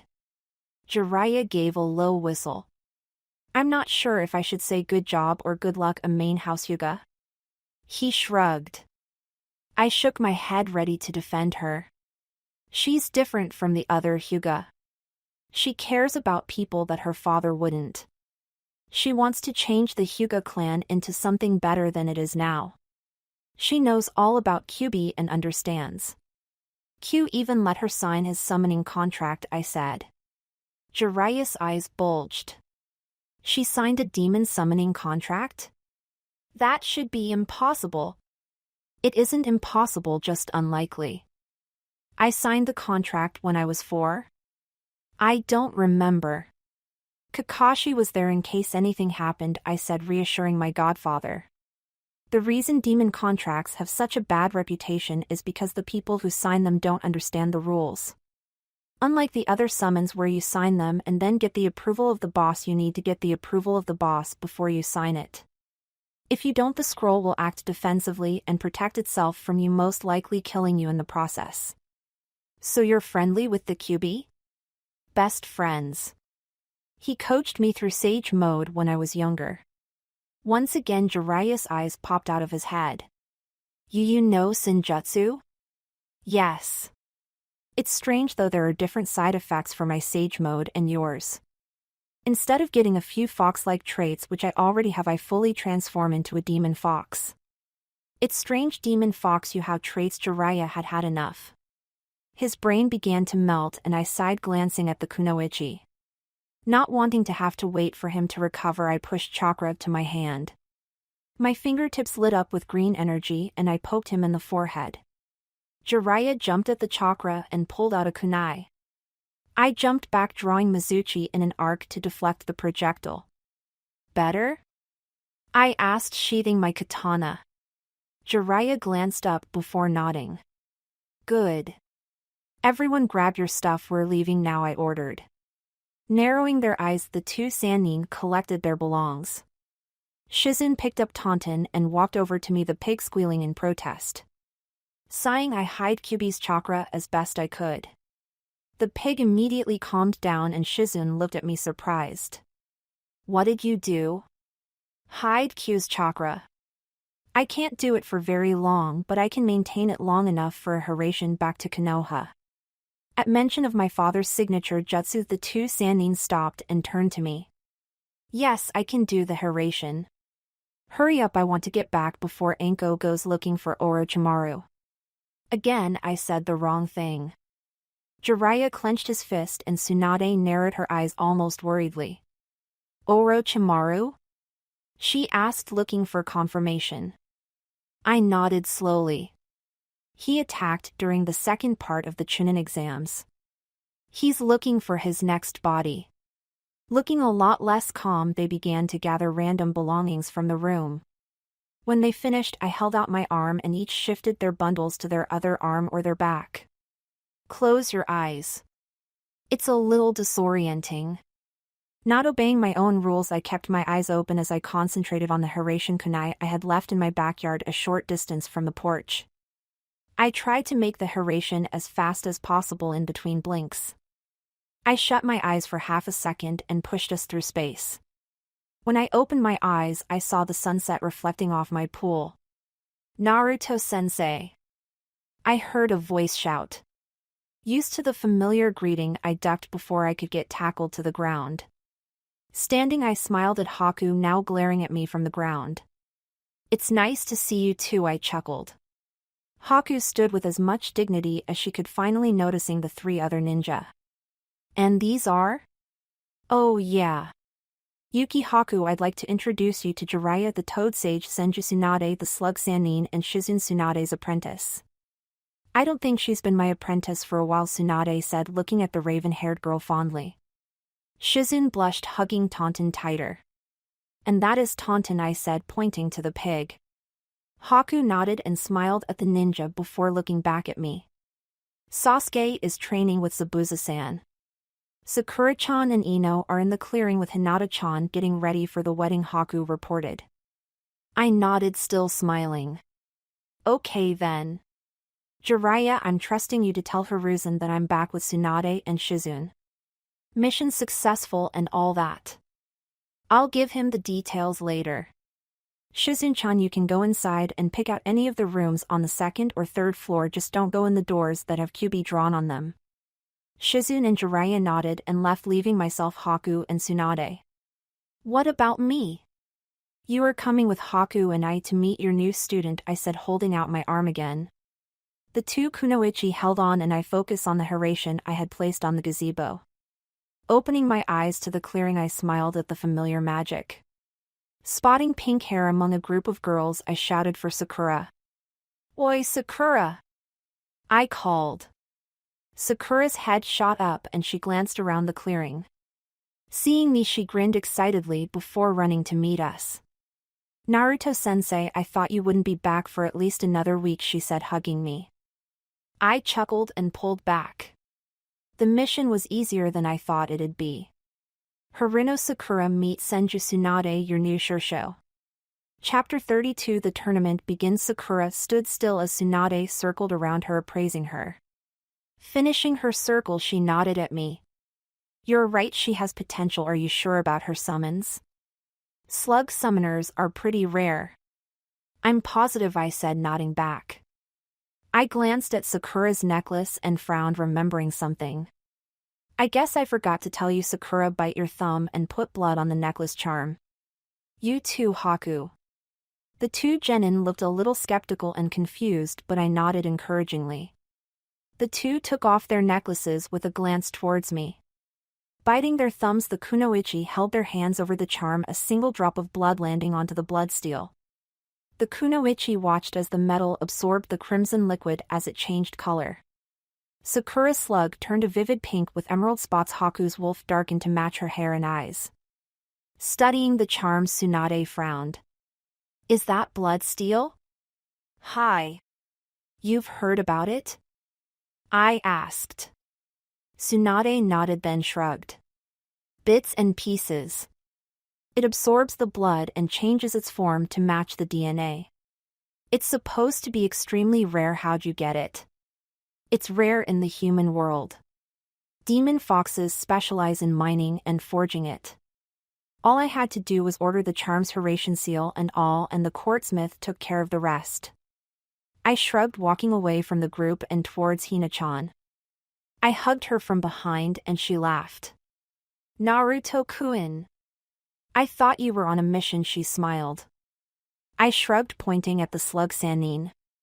It was easier than I thought it'd be to convince her. Jiraiya is here too. He went to tell Hiruzen that we're here.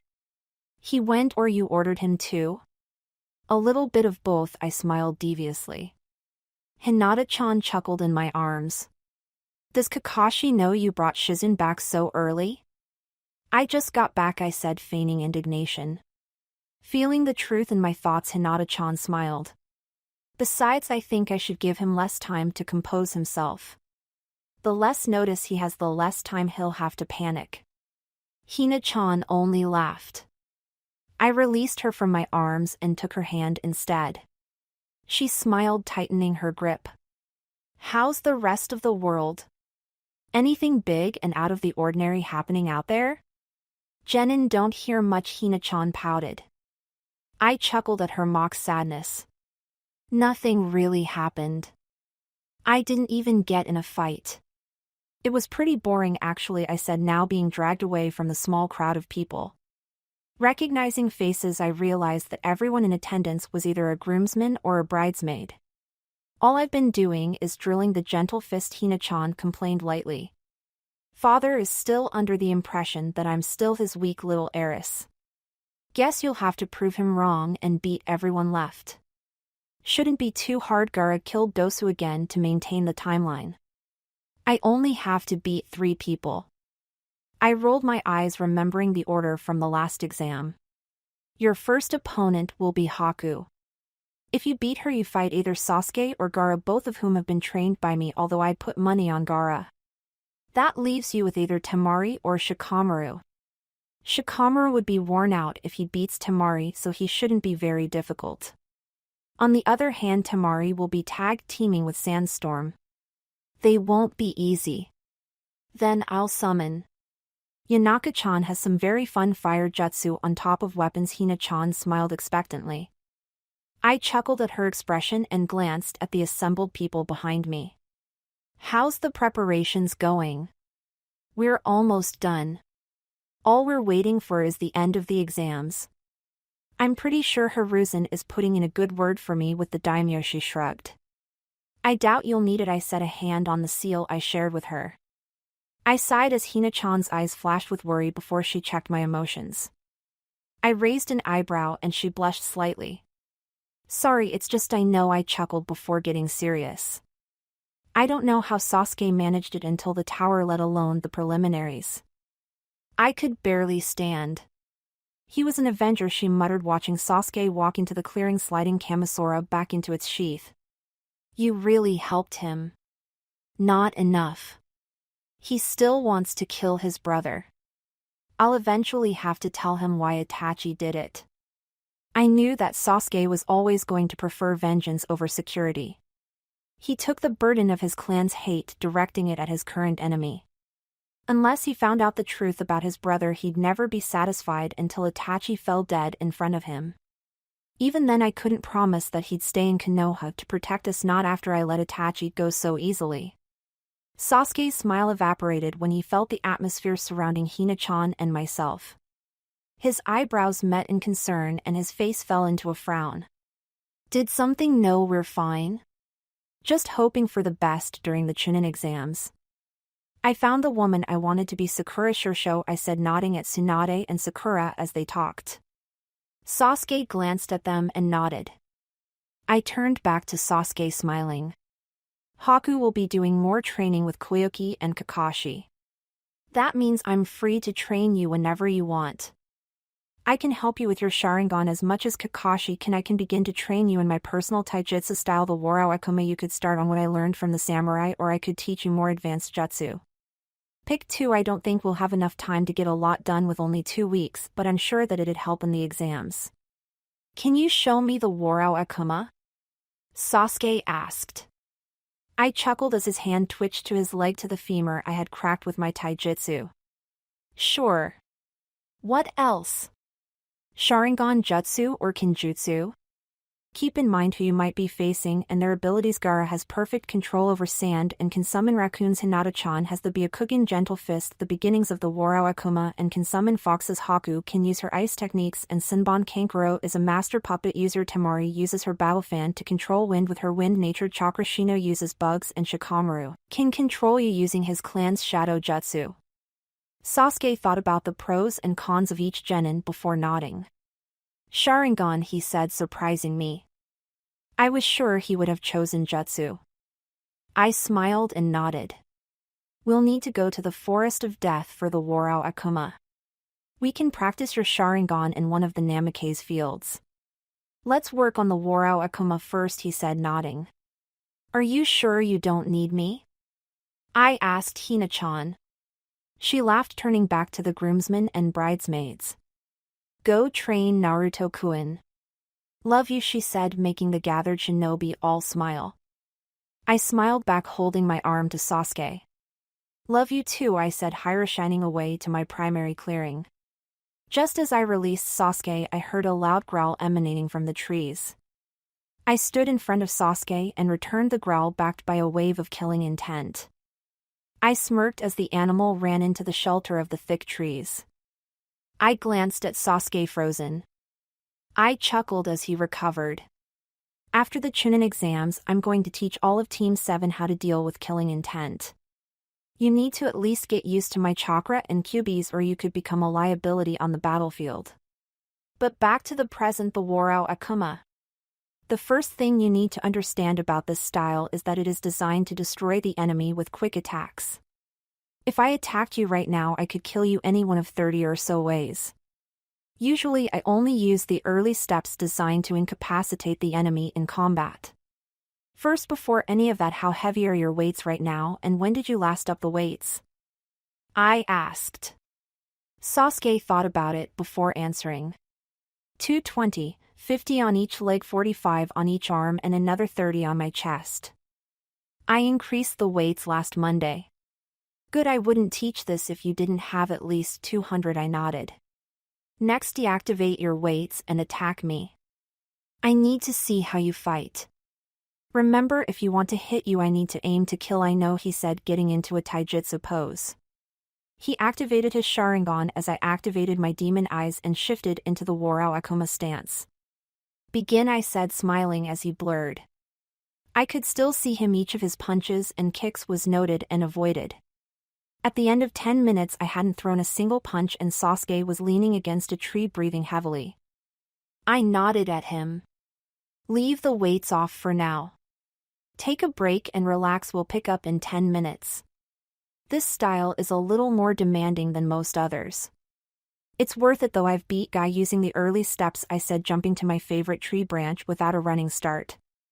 Sasuke stared up at me before walking up the side of the tree to sit on Hina-chan's branch. Looking out at Konoha, I gave my fox-like grin. Sasuke was going to hate this training. The sun was almost at the horizon when Sasuke's eyes rolled into his head. I shined behind him, catching him before he hit the rocky ground. I smiled, proud that he had lasted so long. During Hina-chan's first lesson back in our past, she couldn't take more than a few hours for the first few lessons. I shifted Sasuke to my back and walked home through the village, the path becoming unfamiliar. The village was a peaceful chaos routine and well-rehearsed. Children laughed running in the streets until adults called them inside for dinner. Neighbors greeted each other as they recognized the others' faces. A few people looked at Sasuke with concern until I explained that we'd been training. Reassured, they smiled and said their goodbyes, waving as they walked away. I was just passing the Hokage tower when I saw a square rock behind me. I sighed, chuckling to myself at the Sandame's grandson. Come on out, Konohamaru. I know you, Dawn and Moegi, are hiding in the rock. A small tricolor explosion erupted from the box, the smoke lifting away to show the 3 academy students coughing as they knelt on the ground. Had just what I expect from Boss. Konohamaru coughed. Too much gunpowder, I can't play now, guys. I have to get Sasuke back home, I said, glancing at the Uchiha's head now leaning against my shoulder. Konohamaru's eyes brightened. Did you beat him up? Can we watch next time? He asked, excited. I sighed in exasperation. Sorry, Konohamaru, we weren't fighting. I was training him in my taijutsu style for the Chunin exams. As for watching, you can't. I can't let you watch us train in this style. I invented the style. I'm only showing Sasuke because I think he might need it. So? I might need it, Niken. Konohamaru whined. You won't. Maybe if you work really hard I'll teach you something when you take the Chunin exams. But that won't be for years. Then you have a long time to get ready. Sasuke's been training his entire life. He didn't last a full day training with me. The harder you train now, the more I'll teach you later, okay? Konohamaru's eyes lit up and he grinned at me. Yeah. Let's go train. He shouted, dragging his best friends by the wrist. I mouthed an apology to them. I glanced at Sasuke, still unconscious, and resumed the walk home. Kakashi sat on the couch expecting us. When he spotted Sasuke, he sighed. What did you start him on this time? Flexibility, and then the first 2 stances for the Warao Akuma, I reported, laying Sasuke down on the second couch. You're teaching him the laughing demon? Are you sure that's a good idea? You've defeated I know who I beat up with this technique. I'm not going to take him too far, and only enough to improve his defense and learn how to knock people out. He's already having trouble adjusting to the change in style.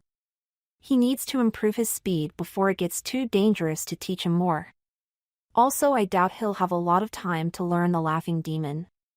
I'm also going to help him with his Sharingan, and Heiatsubuza and I are all going to help his Kenjutsu. Don't pull a Danzo, Kakashi warned, referring to method Danzo unsuccessfully used to make him stay in the village. Dangle a new dangerous technique each time he gets bored.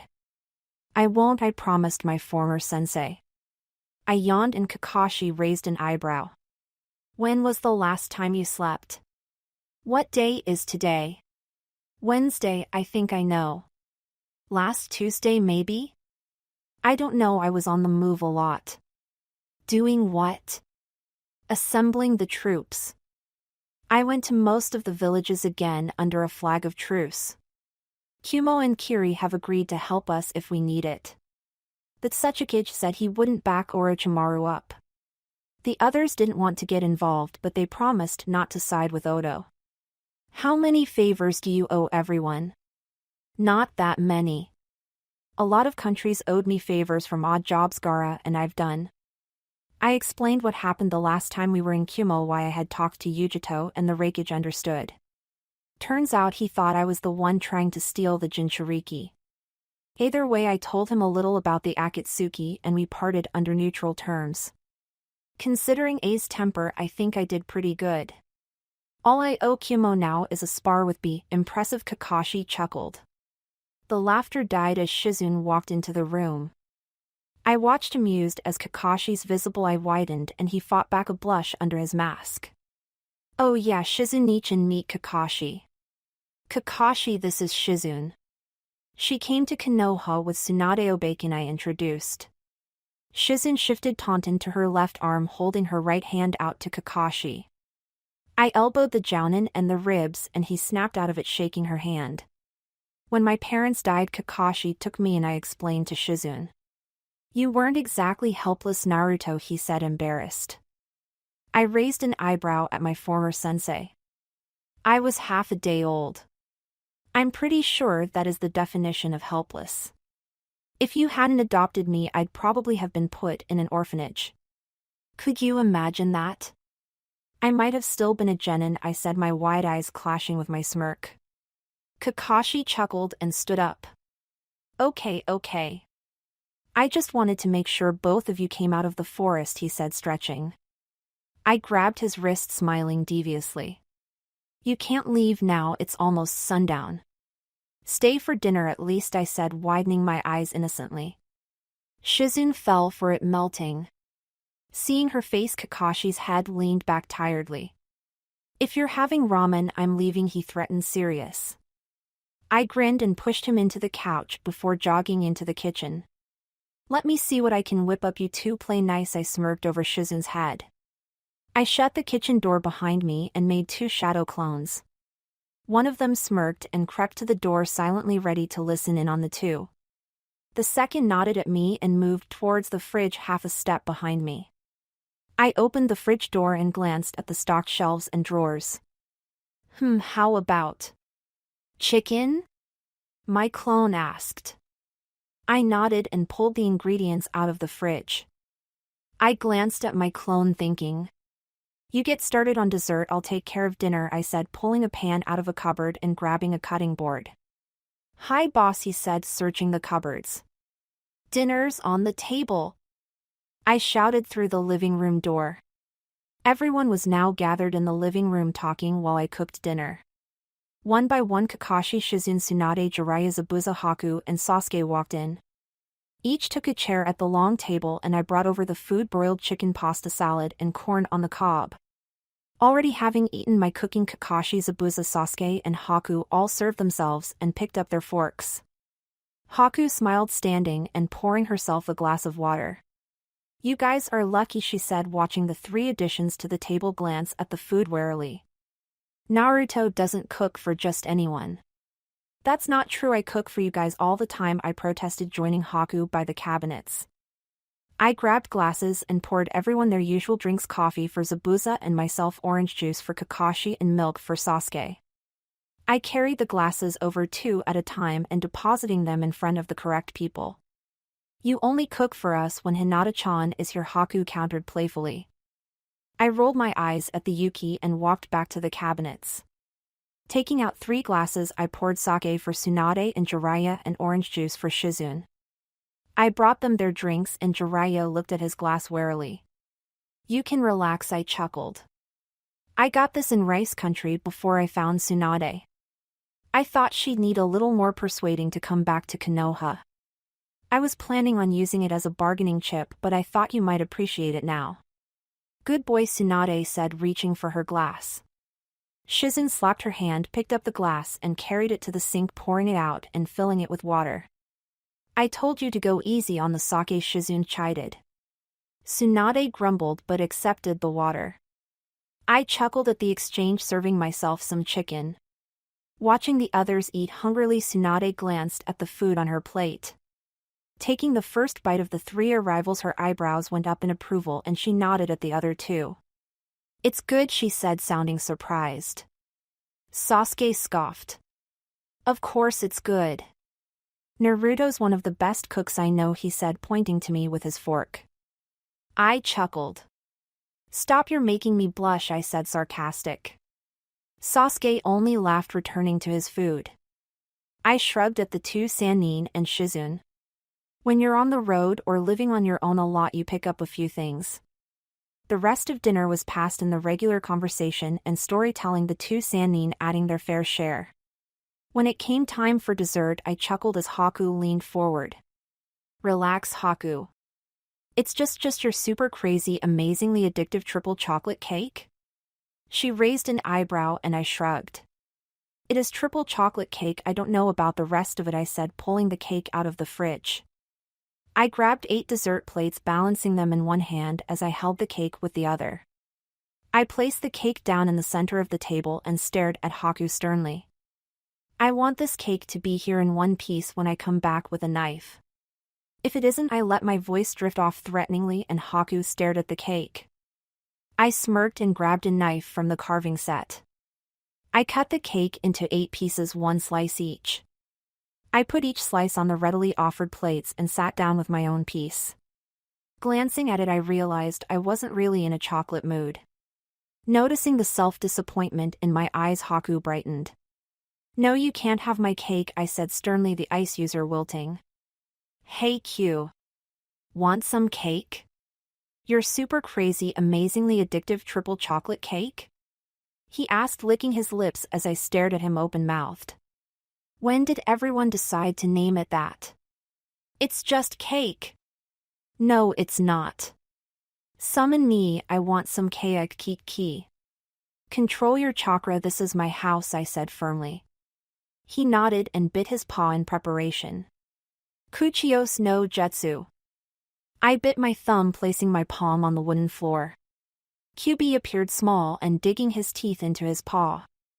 I put my right hand on his forehead and absorbed his excess chakra, once again sealing it into the seal on my forehead.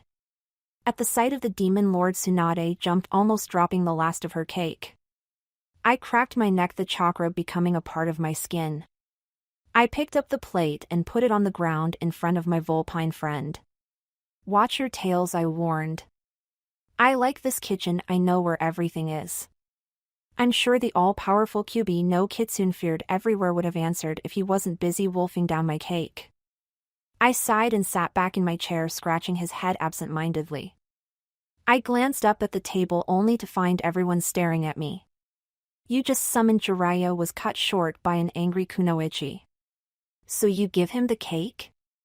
I thought we were supposed to be friends, sensei, she huffed, crossing her arms. Relax, I'll make more cake after the Chunin exams. Hina-chan wants the wedding cake to be my super crazy, amazingly addictive triple chocolate cake, I said, appeasing the former missing Nin. Her eyes brightened and her face broke into a smile. I glanced at Tsunade, Jiraiya, and Shizune, all stunned into silence. I'm the demon fox summoner, Kyuubi is the boss. It's pretty logical when you think about it. How is that even? Isn't he sealed into you? Yes. And if I wanted to, I could pull him back into the seal just by touching him. Q's and my chakra work in 2 different cycles with 1 intersection. Using the intersection, he can loan me chakra without endangering his psyche, locked away into my subconscious. This intersection also allowed me to improve the seal my father created. I can use my own chakra to define the intersection between our chakras. Technically, I shouldn't need to go through the seals to summon Q, but it's a lot faster than physically separating our chakras. It's safer too. If Q's chakra gets too far away from my own, neither of us will be able to control it, and he'll go back to being the mindless killing machine that attacked Konoha 12 years ago. Thanks, Kit. Glad to know you care, he scoffed, his fur now matted with chocolate frosting. He licked his lips. Just be happy I let you out for cake, I chuckled, scratching behind his ears. Against his wishes, the fearsome Kyuubi no Yoku's eyes closed in contentment. If you want, I converted one of the rooms on this floor into a kennel of sorts. You can sleep in there if you want to stay out longer. Most of my mortal summons live there. I'll check it out later, he shrugged, shrinking a few inches before he jumped onto my lap, a tail slapping me in the face weakly. How's everyone doing? Pretty good, Haku shrugged, smiling at the demon. Zabuza shrugged. Learning the Warao Akuma, Sasuke volunteered quietly. Yeah, I saw. I think you should increase the weights on your legs, Kit. The Warao Akuma is more a show of stealth than raw strength. Don't believe Naruto, he didn't invent the style. I did. How'd you do that? Not to be insensitive, but you're a fox, Jiraiya pointed out. Kyuubi glanced in my direction and I nodded. He jumped off of my lap and trembled before he transformed. Instead of shrinking into a mortal fox, Kyuubi grew taller, his fur sliding back into his skin. A few seconds later, he stood at 6 feet 5 inches, a human. Humans and my race are not very different. To keep ourselves separate for both our safety and your own, we have a number of demon foxes and kitsune trained extensively in a human form. Most do not prefer these forms, they are generally weaker than their natural forms, but a number of demon foxes live in your shinobi villages undercover. We have our own spy network, as you would say. We monitor humans but usually stay uninvolved. Usually? Tsunade asked, raising an eyebrow. Q glanced at me, his now black human eyes asking for me to take this one. I nodded and he transformed back into his natural form, his point made. There is a difference between kitsune and demon foxes. Demon foxes have a distinctive strength and lineage. The number of tails alludes to the strength of the fox, and a demon fox always has 2 demon parents. Kitsune can be thought of as a subspecies of demon fox. Kitsune have no definite natural form. Both human and fox forms are equally comfortable and usually similar in power. No matter how old or strong they become, they will always have just one tail in their fox form. The biggest difference between kitsune and demon foxes is their parentage. Demon foxes must have 2 demon parents. Kitsune are half-bloods, I guess. They are the results of human-demon-fox relationships. A kitsune is rare to find. Not many foxes hold humans in a high enough regard to mate, I explained. In my entire life, I've only seen 4 true kitsune, one of which is a very good friend of mine. And the rest? Haku asked curiously. I lowered my gaze. Humans fear what they don't understand.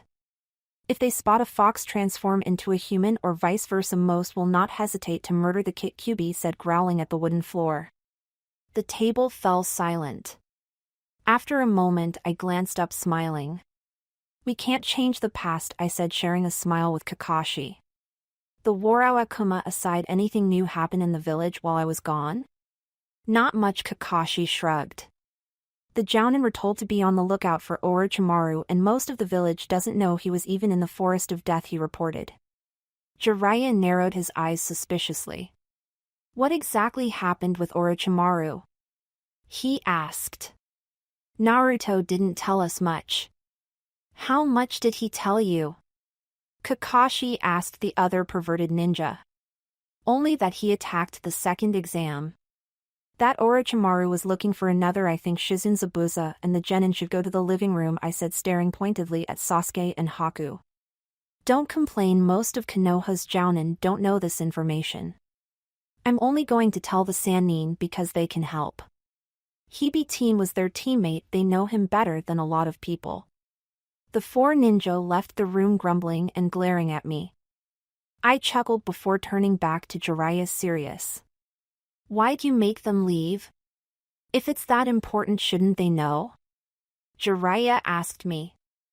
I shook my head, standing and walking to the door silently. I clenched my fist and slammed the side of my fist into the wood. Sasuke, Haku, and Shizune all fell away from the door. I heard Zabuza laughing in the background. That's better, I said, taking my seat once more. There are a number of reasons as to why I can't let them know. The biggest one is that Orochimaru has already set his sights on his next body. You know who? Who is it? How are they protected? Tsunade asked hurriedly. They are being protected by me. He's standing in my living room, I said, gripping the cursed seal. It didn't hurt, but the idea of it sickened me. Tsunade gasped. You don't mean Uchiha Sasuke? Orochimaru wants his Sharingan. When he attacked the exams, I was patrolling the forest. I had a feeling he would come back, and I wanted to protect the genin from your team of a teammate.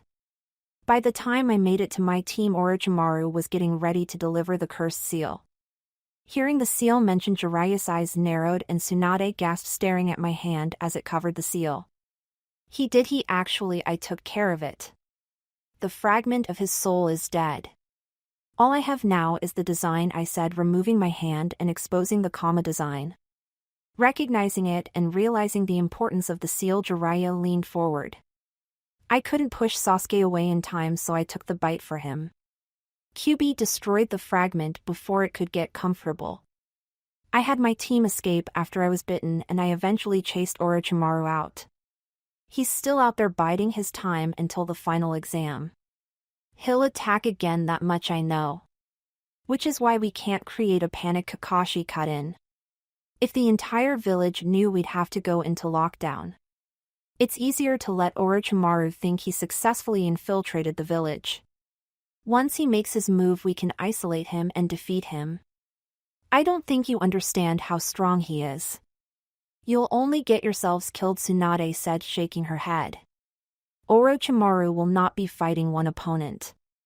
I already know his plans. He's going to send his supposed allies, most if not all of which are now allied with me, to attack the main of Konoha while he battles with Hiruzen Ojizen. What he doesn't know is that I'm going to be fighting alongside Hiruzen. I've chased Orochimaru away once. Now Hiruzen and I have come to an understanding. What understanding? Jiraiya leaned back in his chair. I chuckled as he nearly lost his balance. That when we fight, we aim to kill. I know that Orochimaru was your teammate. I'm saying that neither I nor Hiruzen can ignore our moral compass and let him slither around until someone else steps up and kills him. He is a Konoha missing need. It is our duty to destroy what we've created. You didn't. I've already resigned myself to fighting him. Don't try to change my mind or limit my guilt. I could have and probably should have killed him that day in the Forest of Death. I was too lenient, and I won't let Konoha or its villagers suffer from my actions. Suffer from your actions, Tsunade scoffed. I raised an eyebrow and she turned to glare almost desperately at me. You know what will happen to you, Naruto. Don't play the fool. I've never played the fool, I said quietly, staring at Kyuubi. From the day I was born, I've been raised to have what you call a hero complex. I know that almost every person you've ever cared about was lost chasing dreams.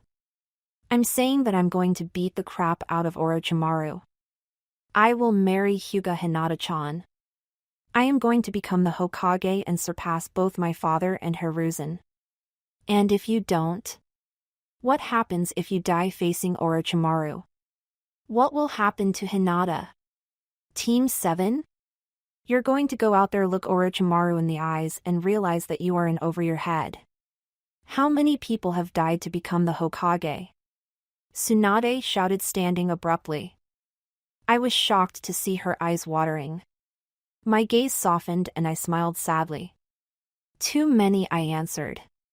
Tsunade, I know that you still care about Konoha. Scream and yell all you want, you love this village with all your heart. The only reason you don't stay here is because you can't let yourself get attached to another boy chasing a dream. I know it, you know it, I said, my eyes widening earnestly. You can let yourself get attached, I'm not leaving. Jiraiya studied Tsunade as tears left her eyes. He put a comforting hand on her shoulder, smiling sadly as she leaned into the touch. Kakashi nodded at me and I cleared the dishes silently. I was about to turn from the room when I heard her speak again. She stared into my blue eyes, her own red and puffy. "And if you do?" she asked quietly. I walked over to her, crouching at her feet. "How about a bed?" I said. Her eyes brightened distantly and she nodded slowly. "If I don't come out, you can forget about my dreams as long as you don't hold it against Konoha. I'm choosing to walk into this battle, no one forced me. On the other hand, if I come out without a scratch, I get your necklace and your trust," one said. Tsunade's hand closed around her grandfather's necklace and she looked worried, probably remembering the downfall of everyone she had given it to. Thinking deeper about the unlikelihood of me defeating Hibi team uninjured, she nodded slowly, deliberately. I held out my hand and she accepted it, closing the deal with a handshake. "Deal," she said, forgetting her horrible track record. In my memory, she had only won a single bet, the bet she had made with Jiraiya right before he was killed in aim. I winced, my ears ringing. I had remembered the final exam to have a full house, but I had not counted on the sheer volume of the event, not at all muted by the mask I now wore on my face. The mask was more for show than not, a reminder of the other nation's promises as well as a warning to Odo. I stood with my team, all accounted for. I shared a glance and a fond smile with Kakashi, remembering how he and Sasuke had come so late that the latter was nearly disqualified. I glanced at Sasuke, Haku, and Sakura. All three genins seemed excited for the tournament, even if Sakura was not participating. The pink-haired Kunoichi was now talking to her teammates, wishing them luck in the tournament. I smiled at the exchanged enthusiasm before glancing up at the Kage box.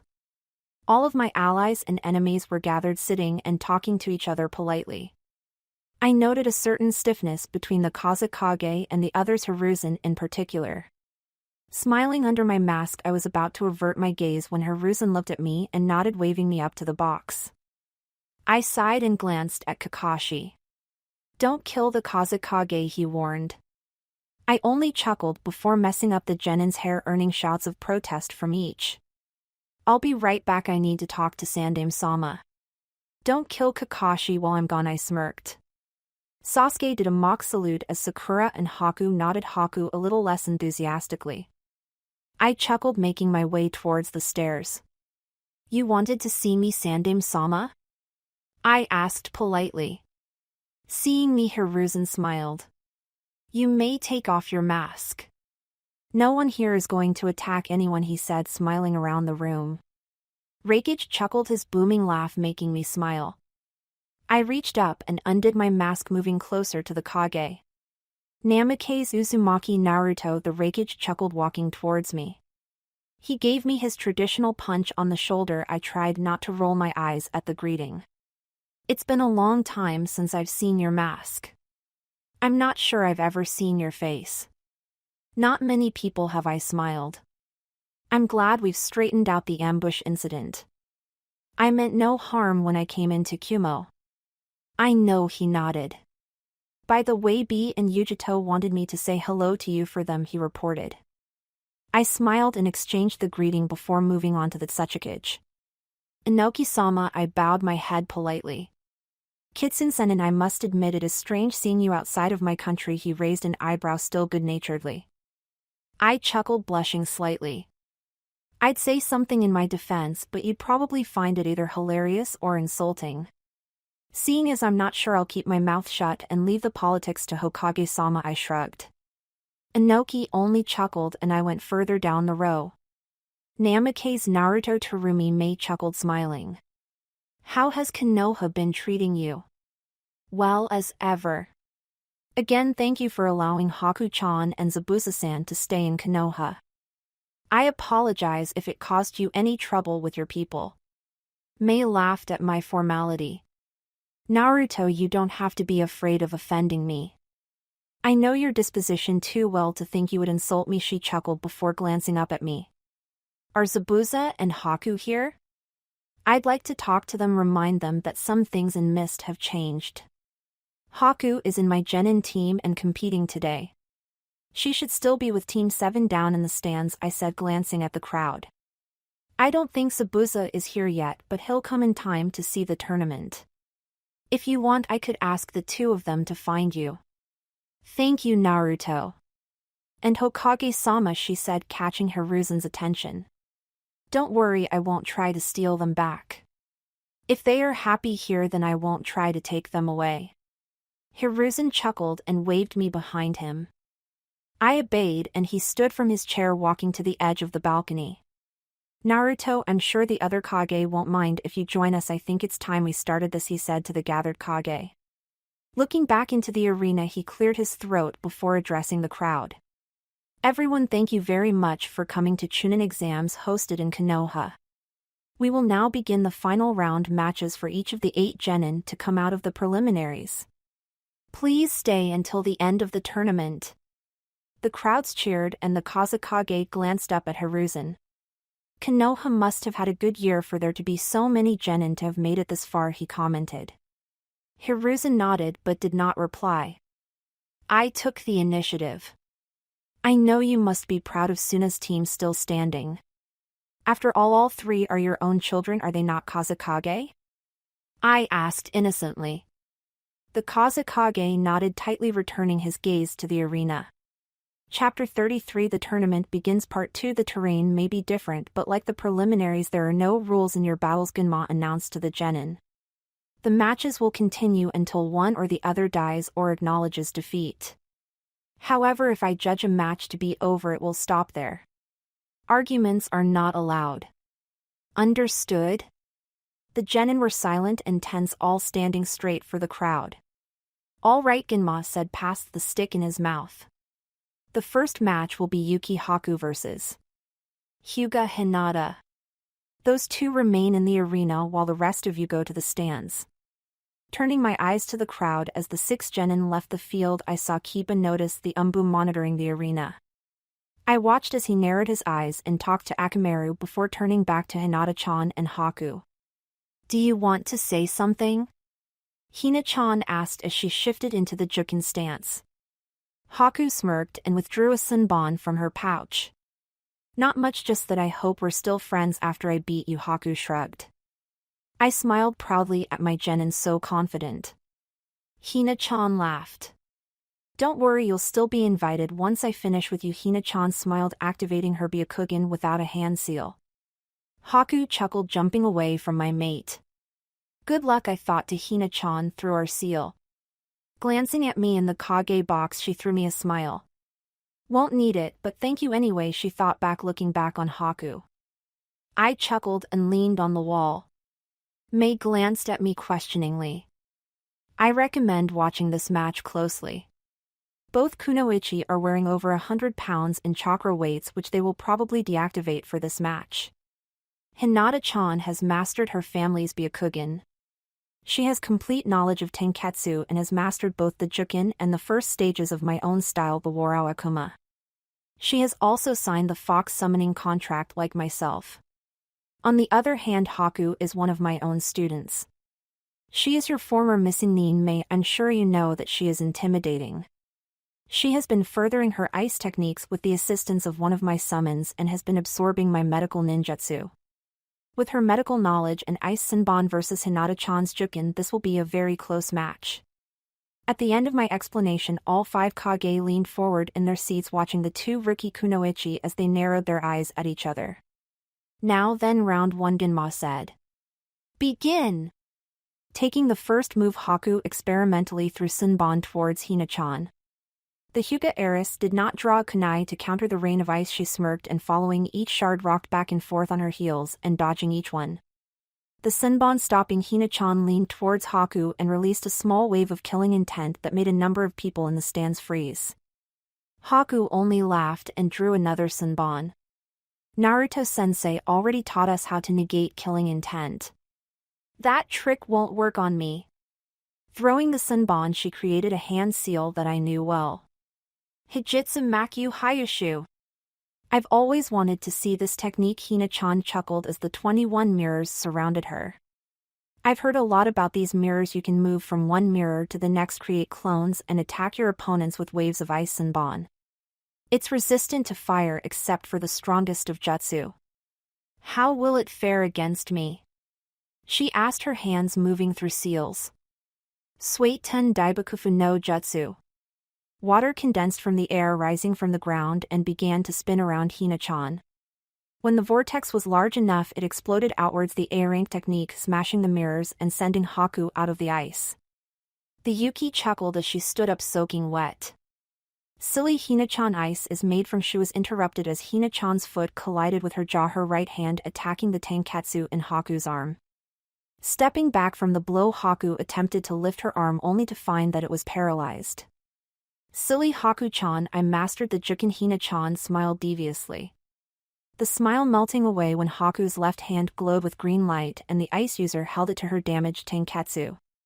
Finding me in the Kage box, Hina-chan frowned. You just had to teach her medical ninjutsu. She shouted at me. I smiled and shrugged, pointing at Haku as she flexed her right hand. Sorry to interrupt, she coughed. Hinata-chan glanced back at her, sighing. Kai, she murmured, releasing her weights and disappearing in a blur. She reappeared seconds later, disabling Haku's arms once more. Can't do that technique without your hands, she said in a sing-song voice.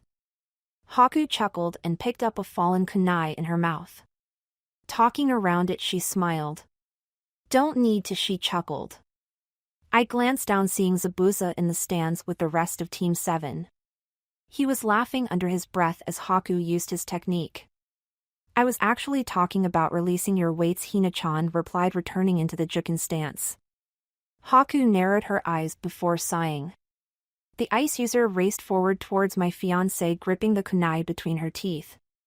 Hina-chan let her approach, not moving until the kunai came dangerously close to her neck. Hina-chan leaned back, one leg flying up to meet Haku's side. The Yuki survivor stumbled to the side, grimacing. Hina-chan took advantage of the pause and sprang forward, her hands glowing with chakra. Haku ducked and kicked as much as she could, trying to push the Hyuga back, but she was helpless to avoid each jab, and the assault on her tenkatsu eventually overpowered her will to keep fighting. Hina-chan crouched over Haku, now almost completely paralyzed. Haku spat the kunai out of her mouth and chuckled. I think I'm done, she said, glancing at her frozen limbs. Ginma jumped down from his vantage point and stared at the two kunoichi.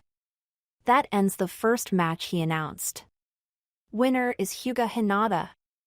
The crowd cheered as a couple of medical ninja rushed into the arena and lifted Haku onto a stretcher. Hinata-chan walked out with them, laughing with Haku. I glanced at the Kage, most of whom were staring with wide eyes at the two kunoichi. I laughed under my breath as the Kazekage coughed uneasily.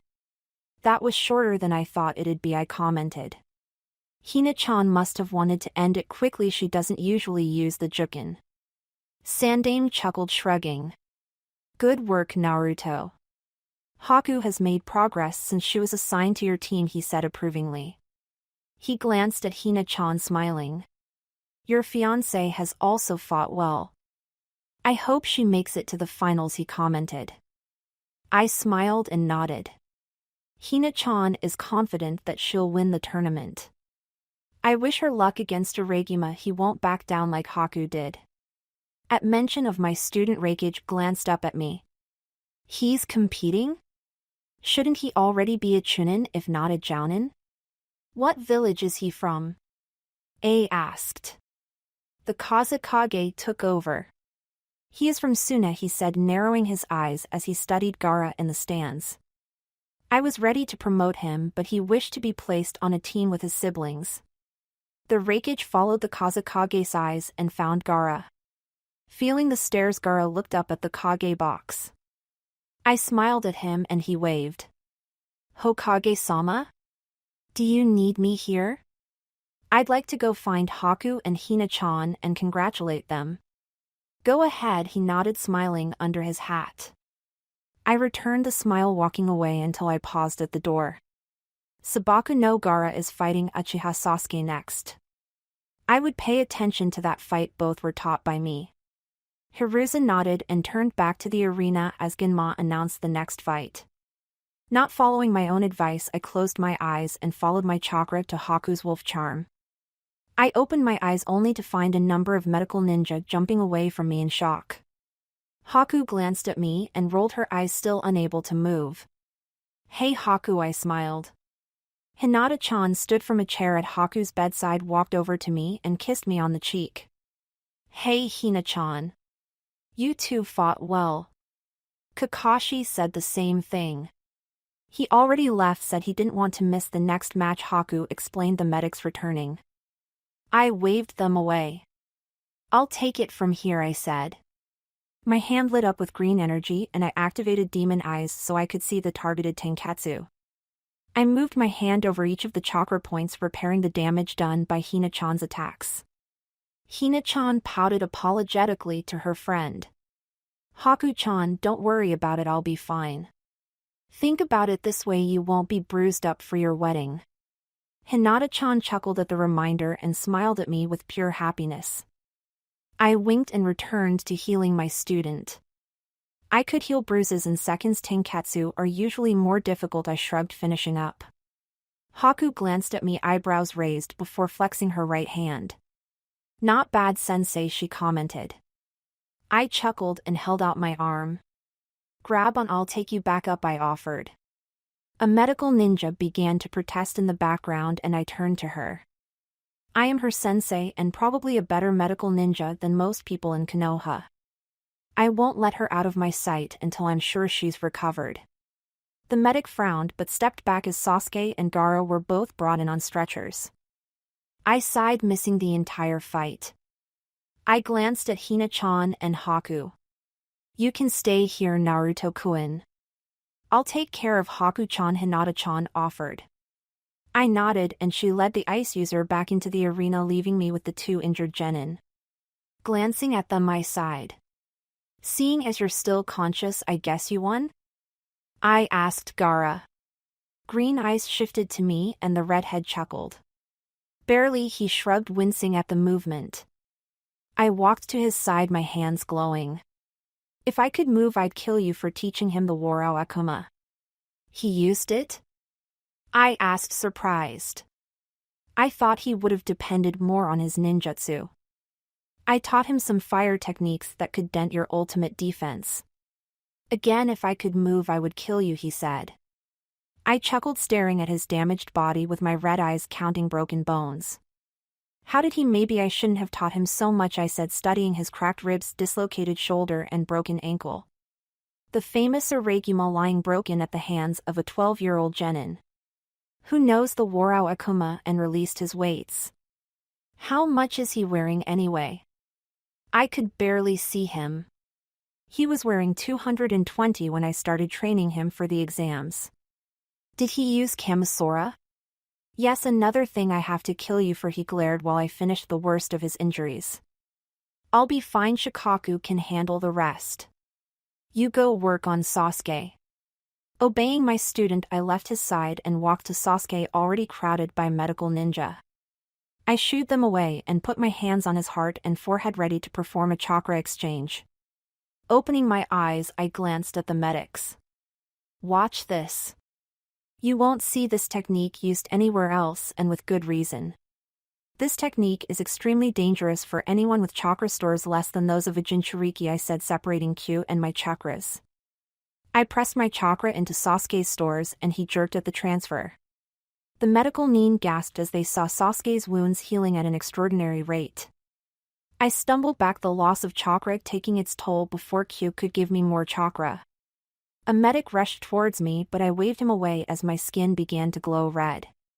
When the color receded, I stood back up, examining Sasuke. What did you do? Akunoichi asked. I glanced back at her and chuckled. Something extremely dangerous that will cut his recovery time from months to days. I call this technique the chakra exchange. It's more of a transfer though, as I don't take any of his chakra. Simply put, I separate my chakra from Kyuubi's and inject it into Sasuke's Tenkatsu. Then instead of dying from chakra exhaustion, Kyuubi lends me more chakra until my own stores recover enough. That was what the red glow was.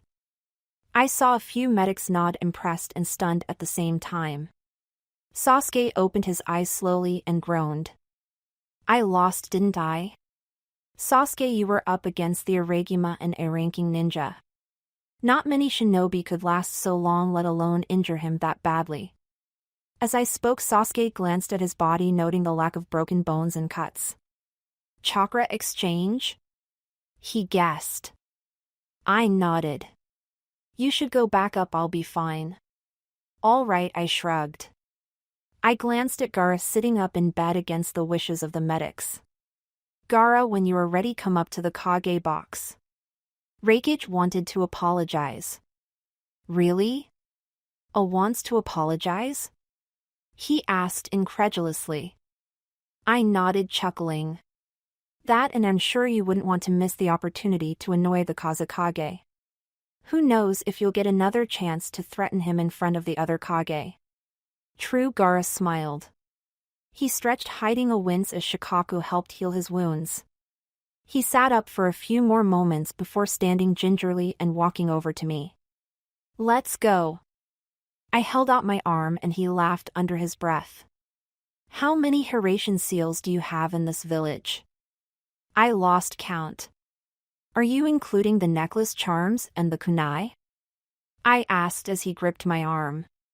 We both closed our eyes and I made the trip as fast as I could in between blinks. At our arrival, Inoki and the Kazekage jumped. Inoki growled, recovering. I really hate that technique, he muttered, remembering all the damage my father had caused Iwa single-handedly with his Hiratian kunai. The Kazekage only narrowed his eyes, scowling behind his mask. Araguma, the Raikage, began grinning. Gaara glanced up before ducking the inevitable greeting punch. Long time no see. Sorry, I had the impression that neither myself nor my Shursho were allowed in Kyuubi. Gaara chuckled good-naturedly. I shrugged, smiling. I growled quietly. I told you not to call me that, Gaara. Sorry, Taicho. Gaara grinned sheepishly. Inoki studied us with narrowed eyes before glancing towards the Kazekage. Your son seems very comfortable surrounded by Konoha nin, he speculated. The Kazekage only narrowed his eyes, not responding as Kankuro forfeited in the arena. Gaara glanced at his brother, groaning. Gaara, you know he would have lost. The Aburame are famous for their bug techniques. Your brother's wooden puppets wouldn't have stood a chance, I pointed out. Gaara still pouted. Think about it this way, Temari is up next. She'll be fighting Shikamaru. Gaara grinned as the two genin entered the arena, studying each other. Even from the Kage box I could hear Shikamaru mutter troublesome. I smiled, noticing Sandstorm curled around Temari's shoulder. Shikamaru won't be winning this one, Gaara smiled deviously. Hiruzen glanced at the Suna ninja, eyebrows raised. I coughed, turning attention to me. Temari won't be fighting this alone. When I came to Suna the first time, I was introduced to Temari, Gaara's sister. When we left, I left a kit in her care. She named the kit Sandstorm, and they have been training together ever since. They have a relationship similar to the Inuzuka's friendship with dogs. The biggest difference is that Sandstorm can perform jutsu without Temari's assistance, I explained. The Kazekage smiled, leaning back. Shikamaru's only chance to win this match will be to defeat both quickly, something he already won't want to do. Why not? Mei asked, studying the shadow user as he sighed. Gaara took over, grinning like his summons. Because Shikamaru likes my sister, he chuckled deviously. He won't do anything too direct in this fight. He'd probably let her win anyway, so he doesn't have to deal with her being mad at him during the wedding, I pointed out. Gaara smiled, nodding as Shikamaru's shadow extended towards Temari. The Sunakunoichi let herself be caught in the shadow as Sandstorm jumped away from her, transforming in midair. When she touched the ground in a crouch, she grinned sadistically, fully human. Turning to the dumbstruck Kage, I chuckled. Did I mention that Sandstorm is a kitsune? Silence and shock were my answers, especially from the Kazekage. Gaara and I grinned and turned back to the battle, ready to watch Shikamaru lose to the Wind Mistress. Needless to say, Shikamaru walked out shamefaced as Temari and Sandstorm high-fived each other. Ginma jumped into the arena, announcing the end of the first round and giving everyone a 20-minute recess. Gaara and I walked to a secluded hallway, questions ready to be answered. When is Orochimaru planning the attack? The final round. He expects me to be in the last match in the arena so I can go Shikaku and rampage the village. Good careful against Hina-chan, she's determined to get to the finals. Then Orochi team will probably tell me to rush the attack to my match with Hinata. I'll stick to the plan if you do. No problem on my end. I just need Hibi team to get to the roof. I'll break through the barrier. My mind went back to our last venture before returning to Suna. We were watching Odo slowly form. Flashback: a base was being constructed a mile away from our campsite, still visible thanks to our animalistic vision. Gaara was pacing the camp, his mask on. I stared into our small fire. So the plan, Gaara began. I nodded, glancing at him through my own mask. What about it? Go over it one more time. I sighed but complied. From the original timeline, Orochimaru will infiltrate Suna, defeat your father, and take his place as Yondaime Kazekage. You'll know when they make the switch. Hibi team will still smell like snakes no matter which face he steals. You go on with whatever you were doing, pretending to be oblivious to his plans and identity. When the time for the Chunin exams come, get to Konoha a few days early and find me in the village. You'll go through the exams. The first is a written exam designed to test your information gathering opportunities. I'll leave how to you, but I will say that last time you used your third eye. The next will be the Forest of Death. Get the other scroll, then make your way to the tower in the center. Using Akuma no Mi to locate my chakra signature might help. I'll be in the tower as soon as I prevent Sasuke from getting the cursed seal from Hibi team. Next you will go through the preliminaries. Try to take your opponent Rock Lee out as soon as possible without killing him. If you let him have hopes of defeating you, he will unlock the first 5 chakra gates and cause ridiculous damage to himself. After that you'll have a month of free time and training before the final exam, the tournament. In the first timeline you were ambushed by Dosu. If you want to maintain the timeline as much as possible, kill him. Do whatever Orochimaru tells you for that exam, otherwise it'll look suspicious. If you can avoid it, don't kill anyone else though. Once Orochimaru makes his move, summon Shikaku and tell him to make it look good. Hibi team will attack Sandaime on the roof. I'll join them while you go around Konoha and keep track of everyone. Basically go around and take out Orochimaru's pawns. Baki will be fighting with a Konoha ninja named Gekuhei-8. I hate to say this, but let them fight it out. Once Orochimaru is either dead or escaped, hopefully Sandaime will still be alive. He'll choose a successor and I'll recommend Tsunade. The end, most people are happy and the rest are dead or Orochimaru, I said, trying to keep the bitterness out of my voice. Gaara nodded, gazing at the base. Why don't we go and destroy Odo now? He asked, clenching his fist as he studied the ninja. Because that would mess up Hibi team's plans. It's easier for us if we let him have his way for now, cataloging each of his bases as we go, I said, glancing at the map lying flat on the ground, marked with X's for each Odo base and O's for each Akatsuki base provided to us by Uchiha Itachi. Gaara nodded slowly and sat down by the fire. End flashback. After a while Gaara leaned against the wall thinking. What do you think will happen after the invasion? Konoha will offer Suna a treaty after you find out how Orochimaru tricked you. After that I'm not exactly sure. In the last timeline you became the Yondaime Kazekage. I'd love to see that happen again, but it is your choice if you are offered the position. I don't know about it. I don't think I'd be ready for that type of responsibility. Either way, I'll be standing beside you. Konoha will back Suna if you ever need our help, I said, turning back towards the arena. Gaara paused before nodding and following me back into the crowds. Chapter 34, Shodai and Nidaime vs. Rokudaime. I took my seat beside Kakashi as one of the Kazekage's guards appeared behind our group. The man tapped Gaara on the shoulder before walking into the hallway. Scowling, Gaara winked at me before following the man into the empty hall to meet with the Kazekage. When he returned minutes later, he nodded subtly at me. This match is between Hyuga Hinata and Sabaku no Gaara. Those two come into the arena, Genma announced from his vantage point. The two genin nodded determinedly at the other, making their way to the field. This match determines who goes on to the finals. That said, remember that if I declare the match finished, it ends. Begin! He called, jumping back. Gaara smirked, his hands flying through the familiar seals before he bit his thumb, slamming his palm on the ground. Watching him closely, Hina-chan activated her Byakugan before going through the same seals. When the smoke cleared, two summons stood facing each other, flanked by Hina-chan and Gaara. Gaara studied the mortal fox as Hinata-chan sized up the strange raccoon with narrowed eyes. Scowling, she spoke. That is completely unfair, Gaara. You can summon Shikaku already? She growled.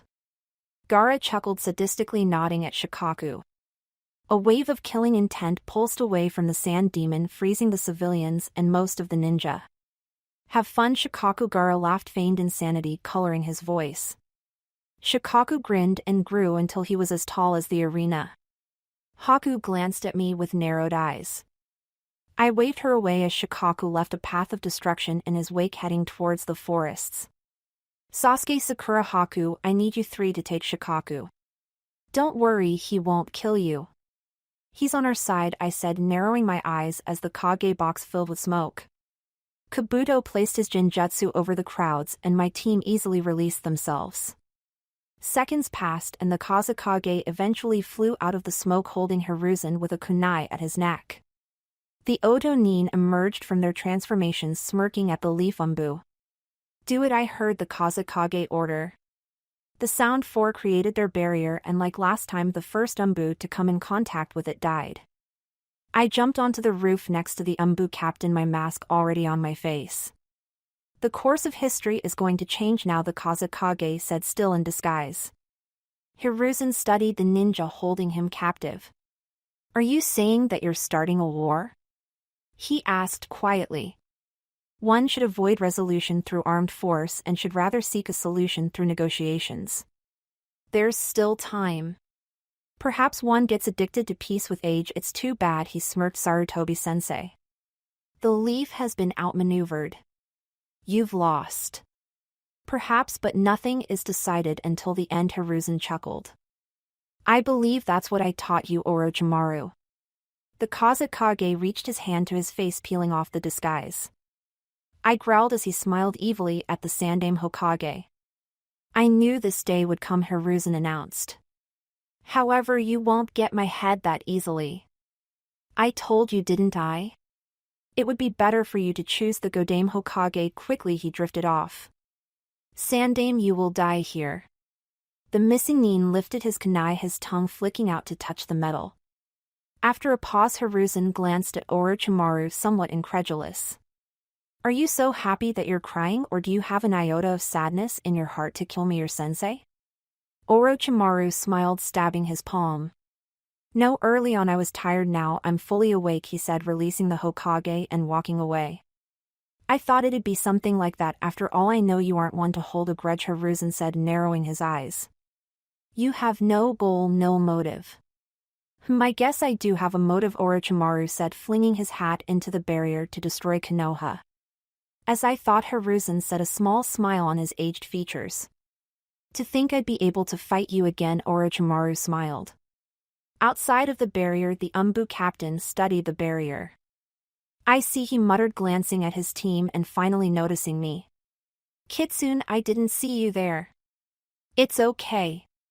This barrier can only be broken from the inside, right? Hi, he said, nodding. I smiled and closed my eyes. I'm going in, I said. The umbu began to protest until I shushed him. Hiruzen has one of my Hiraishin kunai. I'm sure I can get inside. The sound four will be more difficult if surround themselves with the barrier. I'll help Hokage-sama with Orochimaru. I shut my eyes and appeared at Hiruzen's left. Both of the older ninjas looked surprised at my appearance, and I thought I saw Orochimaru rock back on his heels. There's nowhere to run this time, Hebe team, I taunted. You've dug your own grave with this barrier. Orochimaru only laughed, his hands forming seals. Striking shadow snake! He shouted, his tongue morphing into a snake shooting towards Hiruzen. I withdrew Mizuchi in a flash, slicing off the snake's head with a wave of motion. The snake writhed as it receded back into Orochimaru's mouth. You betrayed Konoha, you attacked my team, you tried to implant your disgusting soul into my student, you gave me the cursed seal of heaven. This fight does not concern your sensei. This is between you and me, Hibi team. Orochimaru licked his lips and I grimaced. Why don't we stop playing these games, Naruto-kun? Orochimaru grinned. His hands formed seals I had often seen in my past. He proceeded into summoning the past Kage. I smirked when the Yondaime refused to be summoned.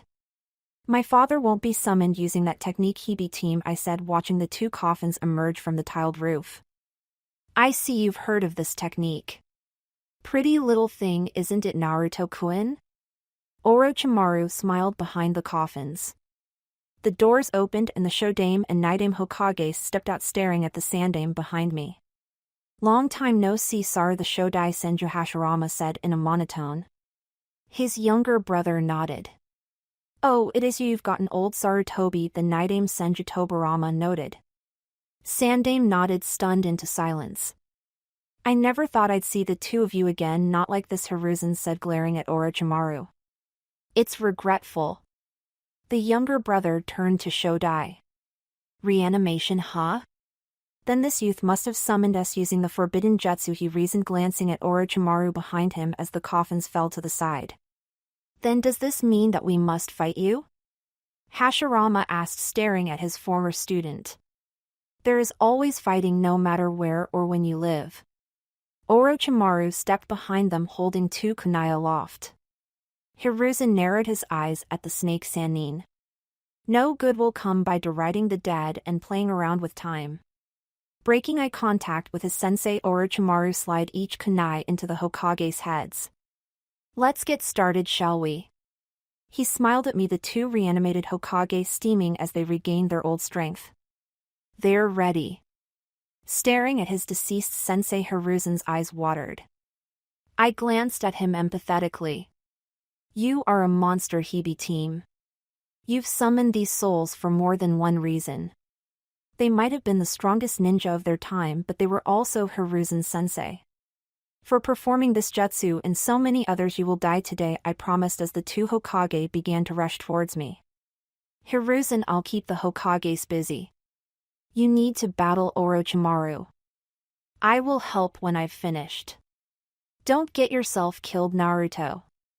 I know my teacher's abilities. Don't underestimate them. I know Ojaizen. Go kill the snake, I'll save your sensei, I assigned.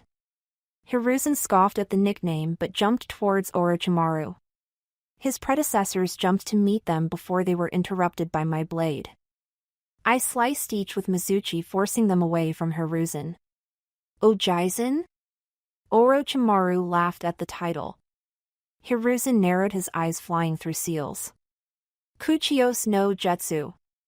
Enma appeared out of the smoke, transforming once more into a staff for Hiruzen.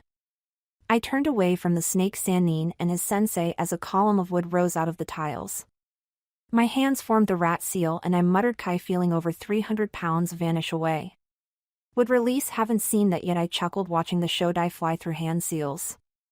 Pillars rose around me and I grimaced, recognizing the technique used to restrain Bijou. I glanced up, staring into the first Hokage's eyes. Senju Tsunade, your granddaughter, is here in Konoha. She is doing great, she even took on one of my students on as an apprentice.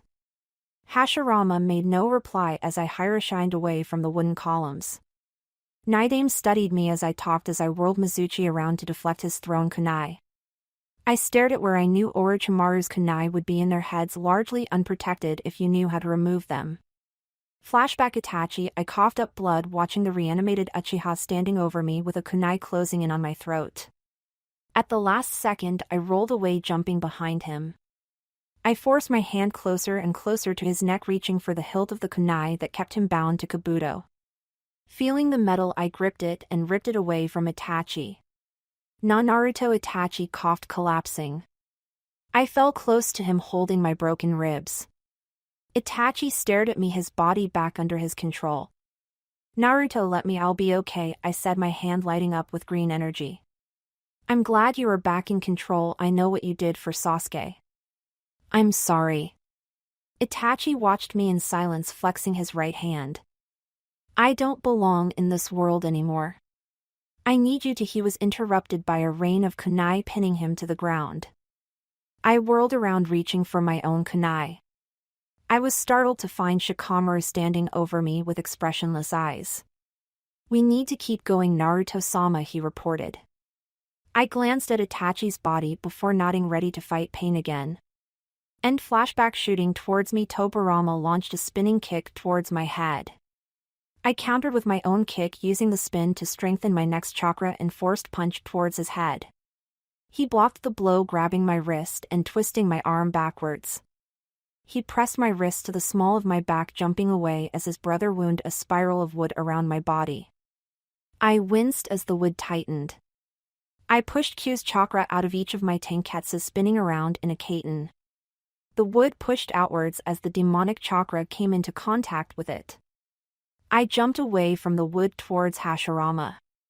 It really is a shame that I have to fight you too, I said in between kicks and punches. Hashirama met me blow for blow. I feigned an uppercut and the Shodai leaned away to the side, leaving the back of his head vulnerable. Faster than Guy could say yash, the kunai was in my hand and ripped away from the deceased Hokage. He shuddered just as Itachi had before, falling to his knees. I jumped away from him towards his younger brother. Tobirama narrowed his eyes at me, his white hair flying out away from his face. His hand flying to his back, I smiled as he drew Raijin no Ken, the sword of the Thunder God. I grinned and drew my own sword. Before you attack me blindly, you should know that I was trained by the samurai and Kiri's 7 swordsmen. Also, this blade is the Namikaze sword Mizuchi. It may not be infused with electrical energy, but it can pack quite a punch if I add my chakra to the mix, I said, pushing both my wind-natured chakra and Q's fire-natured chakra to create the flaming purple sword I now held in my hands. If you still feel pain, I apologize, I said, running towards Tobirama. He tightened his grip in preparation. When our swords met, the 3 elements exploded away from each other. Tobirama's sword was engulfed by purple flames. Mizuchi was tingling with electricity.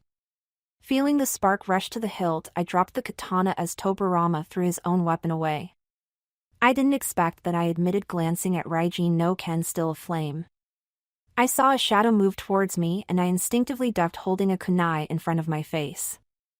I stopped when I saw Hashirama standing over me, staring at his younger brother. Tobirama was powerless to stop his brother's wood techniques as they wound around his body. Glancing at me, Hashirama nodded.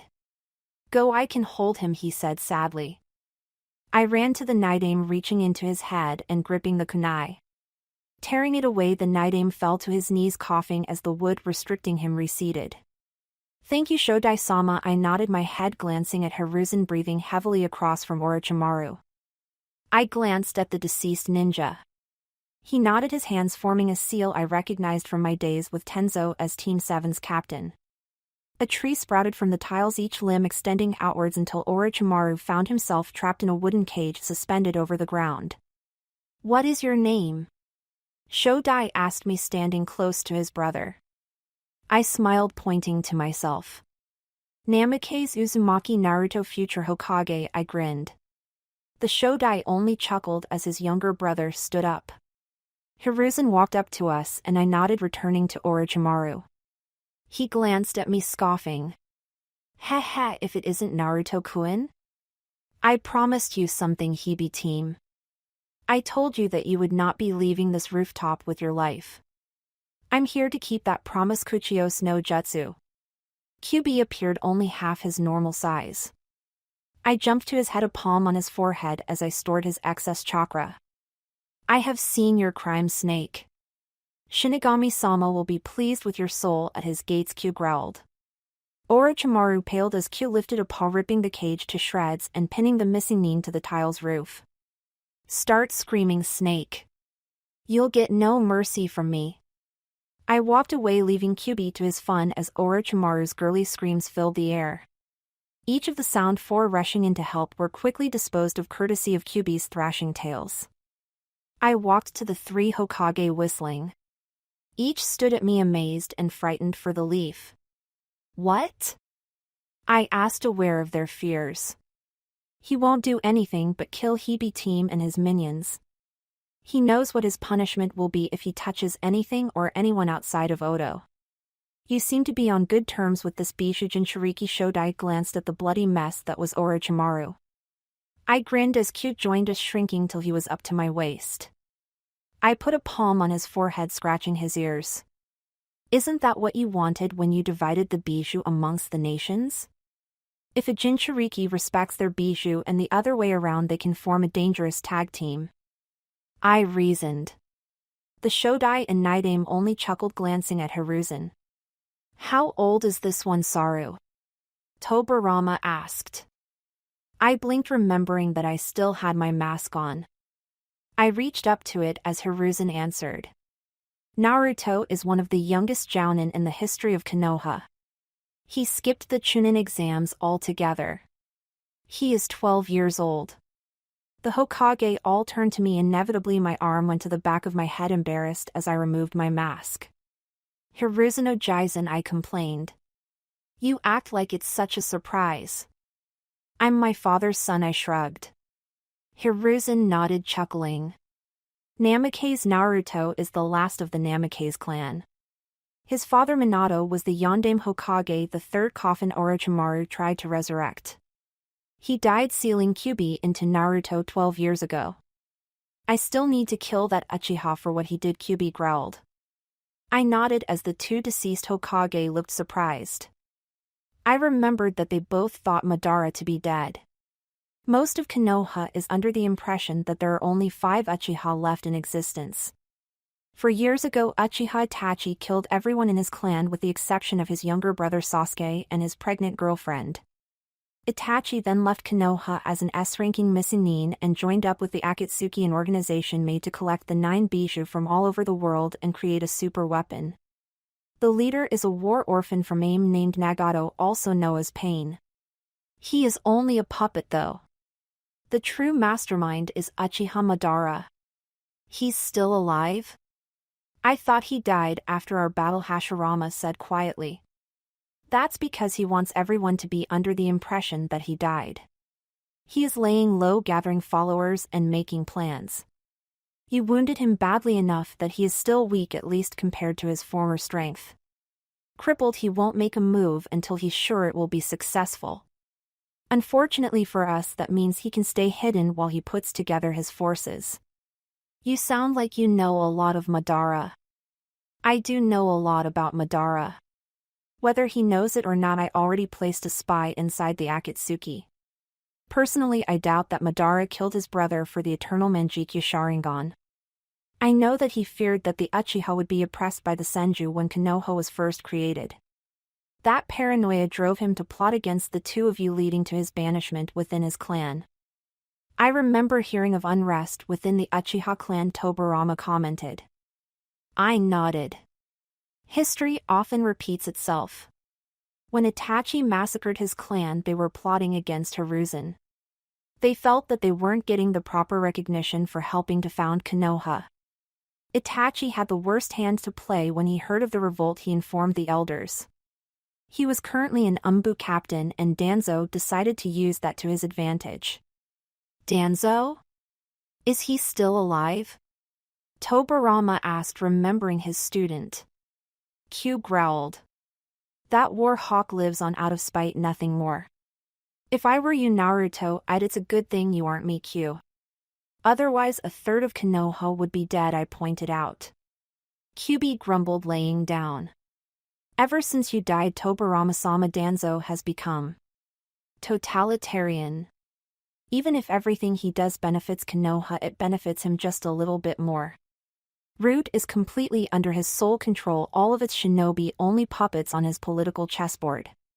He is the head of Konoha's council, and until I took my seat he was not afraid to attempt to intimidate or extort the council members into voting his way. Of course, I might be a little unfair to him. He's wanted me in Root since the day I turned 6. Actually, that was when he started asking me. He's been asking Kakashi since you were 2, Hiruzen corrected. I growled. You were attracting attention to yourself. Not many 2-year-olds can walk on water or outrun Umbu. We continued going back and forth until Hashirama cleared his throat. What happens now? Tobirama and I don't belong in this world anymore. I held back a shudder from the similar words. I smiled sadly. I learned a lot about this technique when I thought Hebe-teen was the biggest threat. According to my information, there are only a few ways to send you back. How? Tobirama asked, glancing at his brother. The first would be for your summoner to dismiss you. Seeing as that won't be happening, I drifted off, glancing at what was left of Orochimaru. The second is to seal your souls away so that you can't be summoned again. The last is to— my voice died as I glanced at Hiruzen. Hashirama nodded understandingly. To kill us again? He guessed. I nodded sadly. Hashirama glanced at his brother before shrugging. All right, let's get this over with. What? Hiruzen asked, his eyes wide. I put a hand on his shoulder. It's okay, Saru. We've died before, Hashirama said quietly.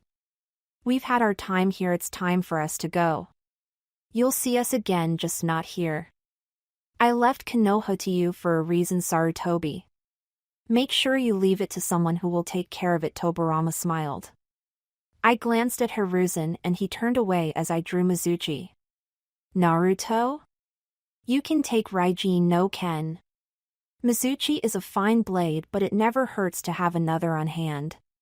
Say hello to Tsunade for me, Hashirama added, thinking of his granddaughter still in Konoha. I smiled at the Shodai and Naidame, almost numb to what I was about to do.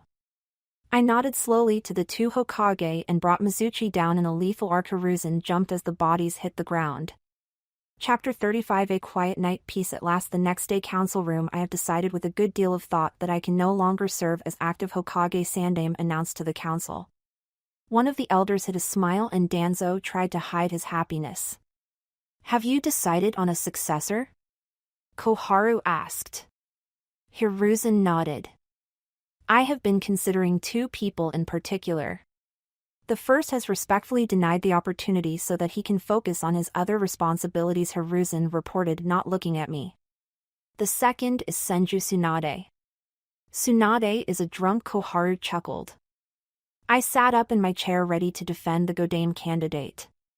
Tsunade fulfills all requirements and then some. Not only is she widely famous as one of the legendary Sannin, she is also one of the greatest medical nin born. What she lacks in organizational skills will be compensated for by her apprentice Shizune. Tsunade knows how to get her point across by threatening and yelling. Yes, Hamura countered. I sighed. Which is the only way to communicate with a number of men. If you haven't noticed, I am not exactly quiet or polite in these council meetings. Consequently, I usually get what I want. All Tsunade needs is to learn the subtleties of politics, something I'm sure you as elders should be able to school her in. Hamura and Koharu fell silent, opening the door to Danzo. I will not deny that Tsunade is a powerful medical kunoichi. I do, however, question her loyalties towards the village hidden in the leaves. Even now she could prove a liability for Konoha. Are you implying that my student does not have Konoha's interests at heart? Hiruzen nearly growled. Danzo glanced at the Sandaime, smirking. Her teammate seemed to have Konoha's best interests at heart, Hiruzen, Danzo said with a fake smile. I sighed again. Orochimaru was a time bomb. His disloyalty was inevitable the moment his parents' lives ended. He decided to adhere to his already questionable nindo and learn kinjutsu. Tsunade is different. When she loses someone, she tries to find someone to fill the gap they left behind. Nawaki and Dan both died in pursuit of becoming Hokage. Now her trust is in me because I share that ambition, I said, pulling Shodai's necklace out of my shirt. Danzo narrowed his eyes, recognizing it. And if you fall? Koharu asked pointedly. I tucked the necklace back in my shirt as Hiruzen answered for me. Yesterday Naruto successfully defeated both the Shodai and the Naidame single-handedly.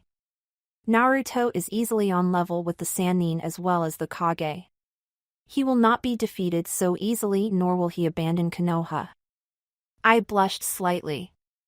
I had help with Naidame-sama. I corrected one hand on the Raijin no Ken's hilt now at my waist. Even with Shodai-sama, I don't think he was expecting me to break out of his "would you seem very trusting of this 12-year-old Homura," said, narrowing his eyes at me. I kept my face smooth as I drew Raijin no Ken. Hiruzen chuckled as the elders and the clan heads leaned back in surprise. Naruto released both Hokage from Orochimaru. Before they left this world, Tobirama-sama entrusted his blade Raijin no Ken to Naruto. Can you honestly say that I should have any reason to doubt this, Jounin? This is not about me, I said, retracting the sword into its crossguard. This is about deciding the next Hokage. The council, the elders, and myself are here to advise Sandaime-sama. We have no real say in his successor, I said, sitting down. Hiruzen nodded at me, laughing under his breath. Now that is settled, Senju Tsunade will be appointed Godame Hokage as soon as the daimyo approves her, Hiruzen ordered. I think that is all we came here to discuss. Jounin-sensei, come to my office. The new Chunin have been chosen. Dismissed. I stood from my chair, laughing with Tori about the ridiculousness of the meeting. We parted at the door. Tori left towards the academy to resume her class. I left for Hiruzen's office. Kakashi caught up with me easily and we walked away from the seething elders.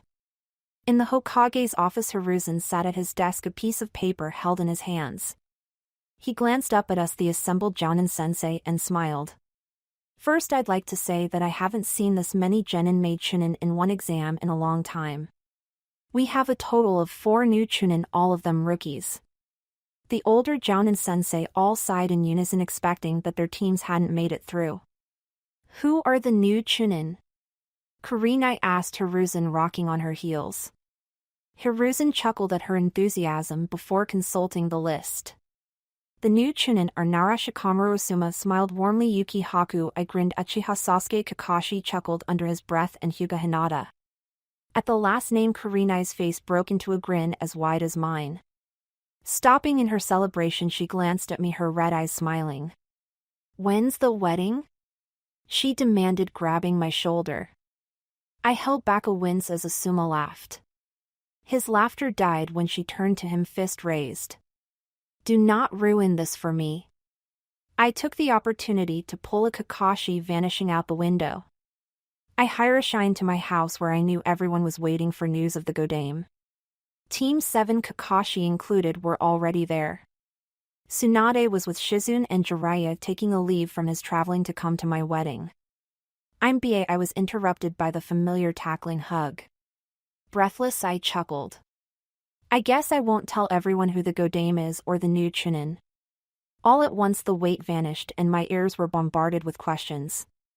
First things first, the Godame has been decided if they'll take the position. Who is it? Tsunade asked, oblivious to her sensei's wishes. I looked at her pointedly and she took half a step back. What? Hiruzen recommended you to be the Godame Hokage. I agreed completely, I smiled. Tsunade looked reasonably shocked. Me? Hokage? I don't think so, she drifted off. I raised an eyebrow. I mean, one student is one thing, a whole village is another, and you'll be perfect. Don't worry, Hiruzen is still here to help you, and I'm sure Shizune will keep you on track. I'll be there if you need me to deal with Koharu and Homura. I think I can handle those two, Tsunade coughed. Without punching them through a wall? I asked, raising an eyebrow. Maybe you should talk to them, Shizune said, glancing in between Tsunade and me. Jiraiya laughed and Tsunade growled, raising her fist. As Jiraiya blanched, I cleared my throat loudly. Tsunade, I do live here. I'd appreciate it if you didn't punch Erosenin through a wall. Besides, I didn't even announce the Chunin yet. The room quieted in anticipation and Kakashi sighed. You don't need to draw it out, Naruto. Just tell them who got promoted. You're no fun, I pouted.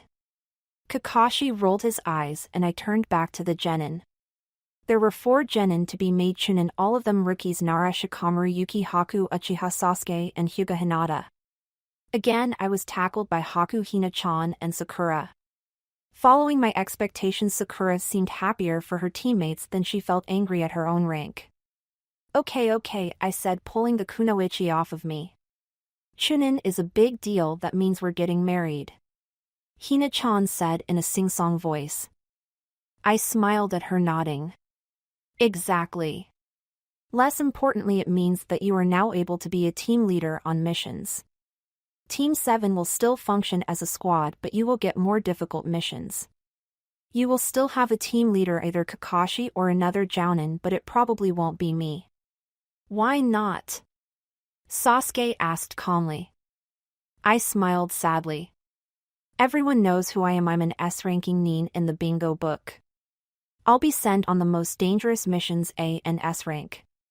Team 7 will be going on easier missions, B to a rank. The only times you'll see me are on A-ranking missions or in the village. Otherwise, I'm removed from Team 7. I was only your jounin sensei because Team 7 only had 2 genin. Ah, Haku pouted. Don't worry, I shouldn't be sent out for a while. After all, we have a wedding to throw. I smiled at Hina-chan. She grinned back and I wrapped my arm around her shoulders, glancing at the midday sun. Speaking of which, when is the wedding? I never asked. 2 weeks, Hina-chan answered, smiling. I nodded, thinking about the guest list. You should probably get the Sand siblings. We need Gaara and Temari here for the last-minute preparations. The entire wedding is a little last-minute, I pointed out. Hinata-chan smacked my shoulder playfully and chuckled. Okay, I'll get them tomorrow. I'll give Suna a few days to recover from Hibi team. Sounds like a plan, Kakashi said, stretching. He glanced around the room, his gaze lingering on Shizune before moving on. I laughed under my breath as Hina-chan smiled knowingly. Hinata, you should tell your father that you made Chunin. I'm sure Kurenai already told him. Hina-chan shrugged, seeing my memory of her jounin sensei's reaction. If she didn't, it can wait until I get home, she said, hugging my side. I chuckled. Who wants lunch? I asked, walking towards the kitchen door. Hearing Hina-chan come into the kitchen, I glanced up from the counter. She smiled at me, walking behind me and wrapping her arms around me. Love you, I reminded her. She chuckled and hugged me tighter. Always and everywhere, she smiled. Everything will be different now. Orochimaru is dead.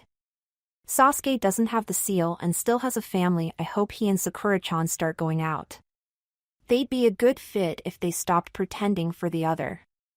I know. Sakura's getting out of her fangirl attitude. Now we're just waiting on Sasuke to figure out what's in front of him. Hinata-chan sighed, nodding against my shoulder. I guess Gaara and Matsuri aren't going to be together this go-round. He and Haku-chan will be good for each other once he figures out what to tell her. You've been watching them too? I asked quietly. Hinata-chan nodded into my shoulder again, releasing my as I picked up the plate of sandwiches. I carried them outside and Hina-chan called into the living room. Food's outside. She shouted through the door before following me to the backyard. Setting the plate down, I picked up a sandwich and sat down next to Hina-chan. Lunch was soon over, but that didn't force us inside. The sun was warm and partially hiding behind a layer of fluffy clouds. I glanced at them, knowing Shikamaru would be on his familiar hill. Anyone up for a swim? I asked, directed towards Team 7 and Hina-chan. Jiraiya threw a hopeful glance towards Tsunade. I noticed Kakashi throw a more subtle glance towards Shizune and I smiled knowingly. Sakura, Haku and Hina-chan immediately agreed, running into the house to grab bathing suits, something always left at my house for emergencies. Even Sasuke nodded, laughing under his breath.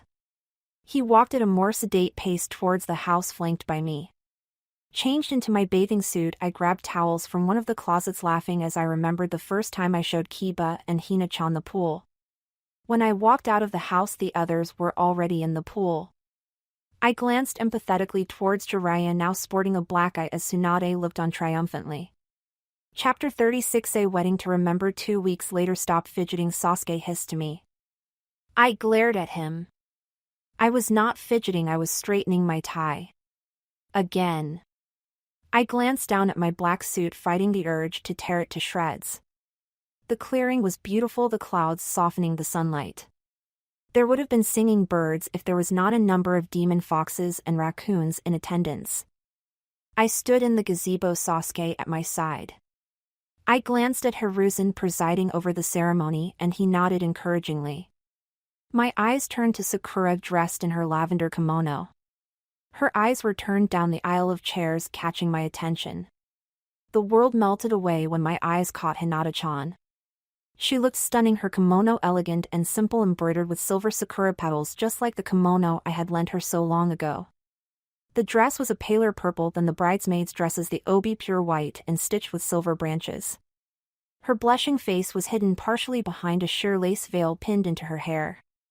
Her dark hair was smoothed into 2 buns, not unlike Tenten's normal style. She walked easily, gracefully down the aisle at her father's side. She met me in the gazebo, her father lifting her hand and placing it on my own arm. I couldn't help but smile. "You look so beautiful," I thought towards her. Hina-chan's blush darkened and she tightened her grip on my arm, smiling shyly under her veil. I found myself not hearing Hiruzen, the background fading away as I gazed at Hinata-chan. When it came time to say our vows, I smiled broadly. I, Namikaze Naruto, vowed that though time may pass, fortune may smile, trials may come, no matter what we may encounter together, I will love you, Hyuga Hinata, always and everywhere. Hinata? Hiruzen looked at Hina-chan. She smiled, her eyes watering. I, Hyuga Hinata, vow that I will stay at your side no matter what tries to part us. I swear to laugh with you in good times and to comfort you in bad. My body, heart and soul all belong to you. I love you, Namikaze Naruto, always and everywhere. She smiled, tears falling down her cheeks as she stared into my eyes. Then, by the power vested in me as the Sixth Hokage of the village hidden in the leaves, I now pronounce you man and wife. Naruto, you may kiss your bride. I smiled as I lifted the veil covering my maid's face. I pulled her into my arms and the witnesses clapped and stood up when our lips met. Parting all too soon, we were soon rushed by our friends and family, all coming to congratulate us and wish us well. I hope for your sake she's not too troublesome, Shikamaru sighed. Temari smacked the back of his head. What he meant to say is that he hopes that you are happy together, Temari growled. Shikamaru shrank before the Sunakunoichi as she grabbed his wrist and pulled him away. Tenten and Niji took their place. My jaw fell just a bit as I noted their joined hands. Tenten released her hold on Niji, moving to hug Hinata-chan. "Ah, Hinata-chan. I'm so happy for you," she smiled. Hina-chan blushed, beamed as her cousin nodded towards her, a small smile on his face. "Thank you," Hinata-chan blushed, smiling towards me. I talked a little with Niji before Tenten dragged him away. I chuckled at the behavior, so much like their future past selves. The infamous Kyuubi kitsune settling down with a mate? Never thought I'd see the day, a familiar voice behind me chuckled. I turned, smiling at Gaara. "Are you still upset that you weren't best man?" I joked. Gaara stuck his tongue out at me, stopping when Haku pushed him aside in her rush to congratulate us. After another tackling hug, Gaara pried the former Kiri Kunoichi off of me and my mate. The second he let go, Hinata-chan tackled Haku in a hug. I rolled my eyes at her revenge. "Hinata-chan, you're in your wedding dress. You can't roll around on the grass," Ino scolded. Hina-chan stood from the ground, mumbling apologies as her blush deepened even more. Her anger forgotten, Ino continued on to squeal about how beautiful the ceremony and Hinata-chan were.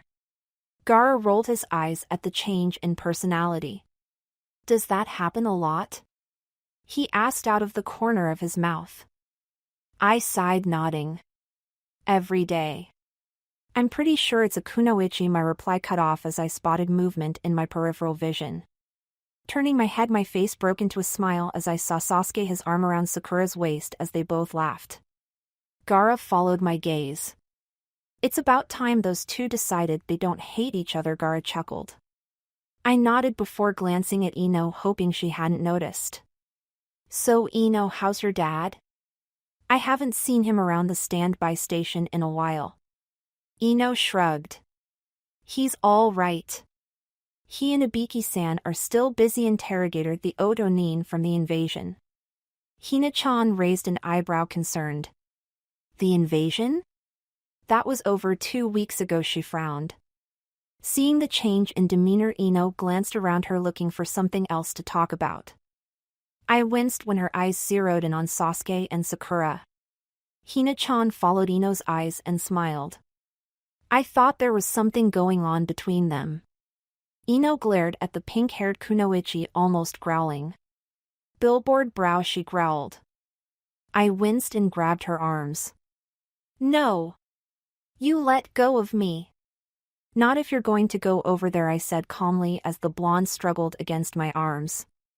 Not giving up, Ino leaned to the side trying to knock me off balance.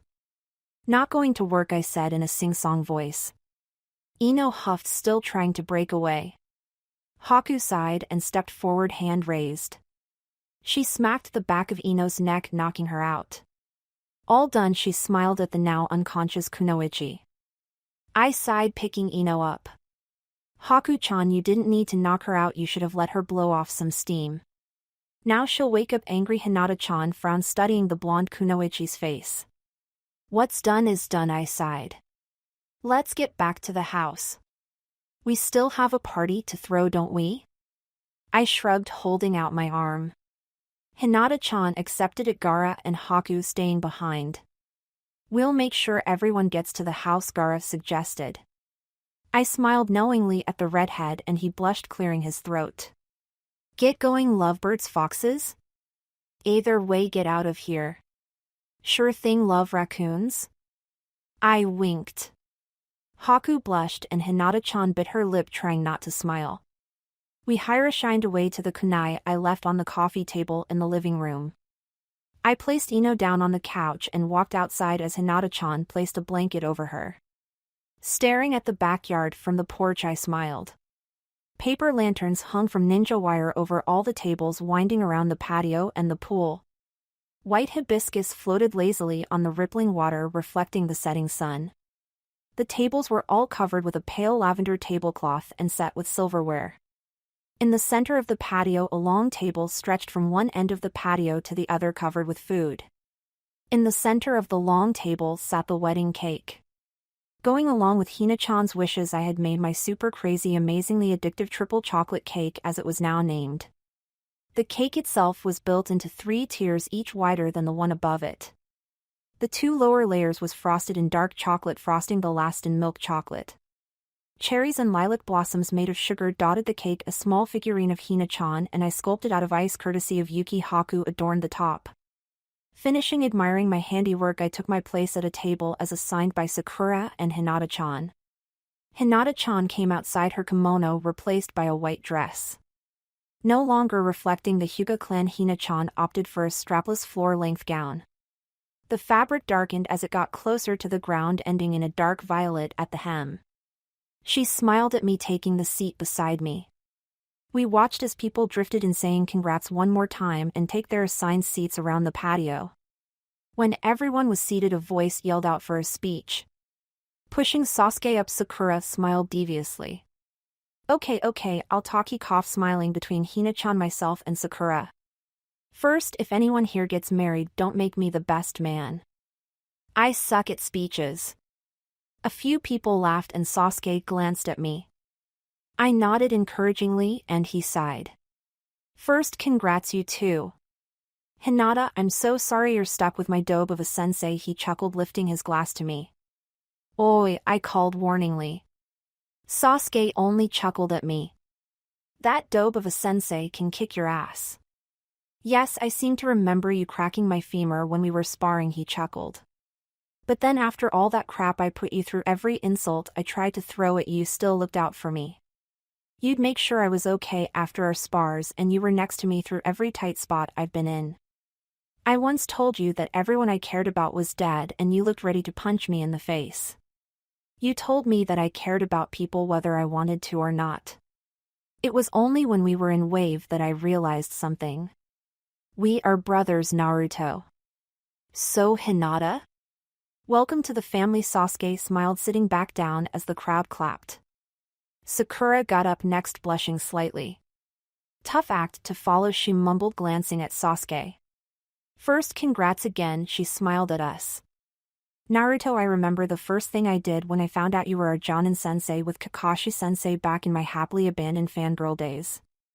I saw you and thought, how is this Baka stronger than my Sasuke-kun? Then you shut me up before I could say anything. Do you remember what you said? She asked me, smiling as she told her story. I chuckled. Glaring is not going to make me any weaker, just as it will not make you and Sasuke stronger. Instead of complaining about my position, work on improving yours, I answered.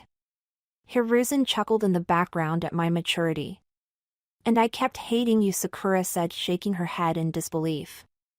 I don't think I even liked you until I started learning medical ninjutsu. You taught me that there was something other than fighting in both my career and my attitude with people. Hinata-chan, don't lose this one, she smiled at my mate before sitting back down. Hiruzen stood holding his glass. A toast, he proposed. Everyone picked up their glasses, staring expectantly at the sandaime. To the Namikazes, let Kami keep you in this world both happy and together, safe from harm and hardship. To the Namikazes. Everyone chorused, lifting their glasses to their lips. Hinata-chan and I laughed, intertwining our arms before drinking the white wine. The end. Thank you for your views, likes, subscriptions, and overall support of my ongoing efforts to bring great content to all of you. Check out my Patreon for more mature fanfiction. The link is in the description and like everywhere on my channel.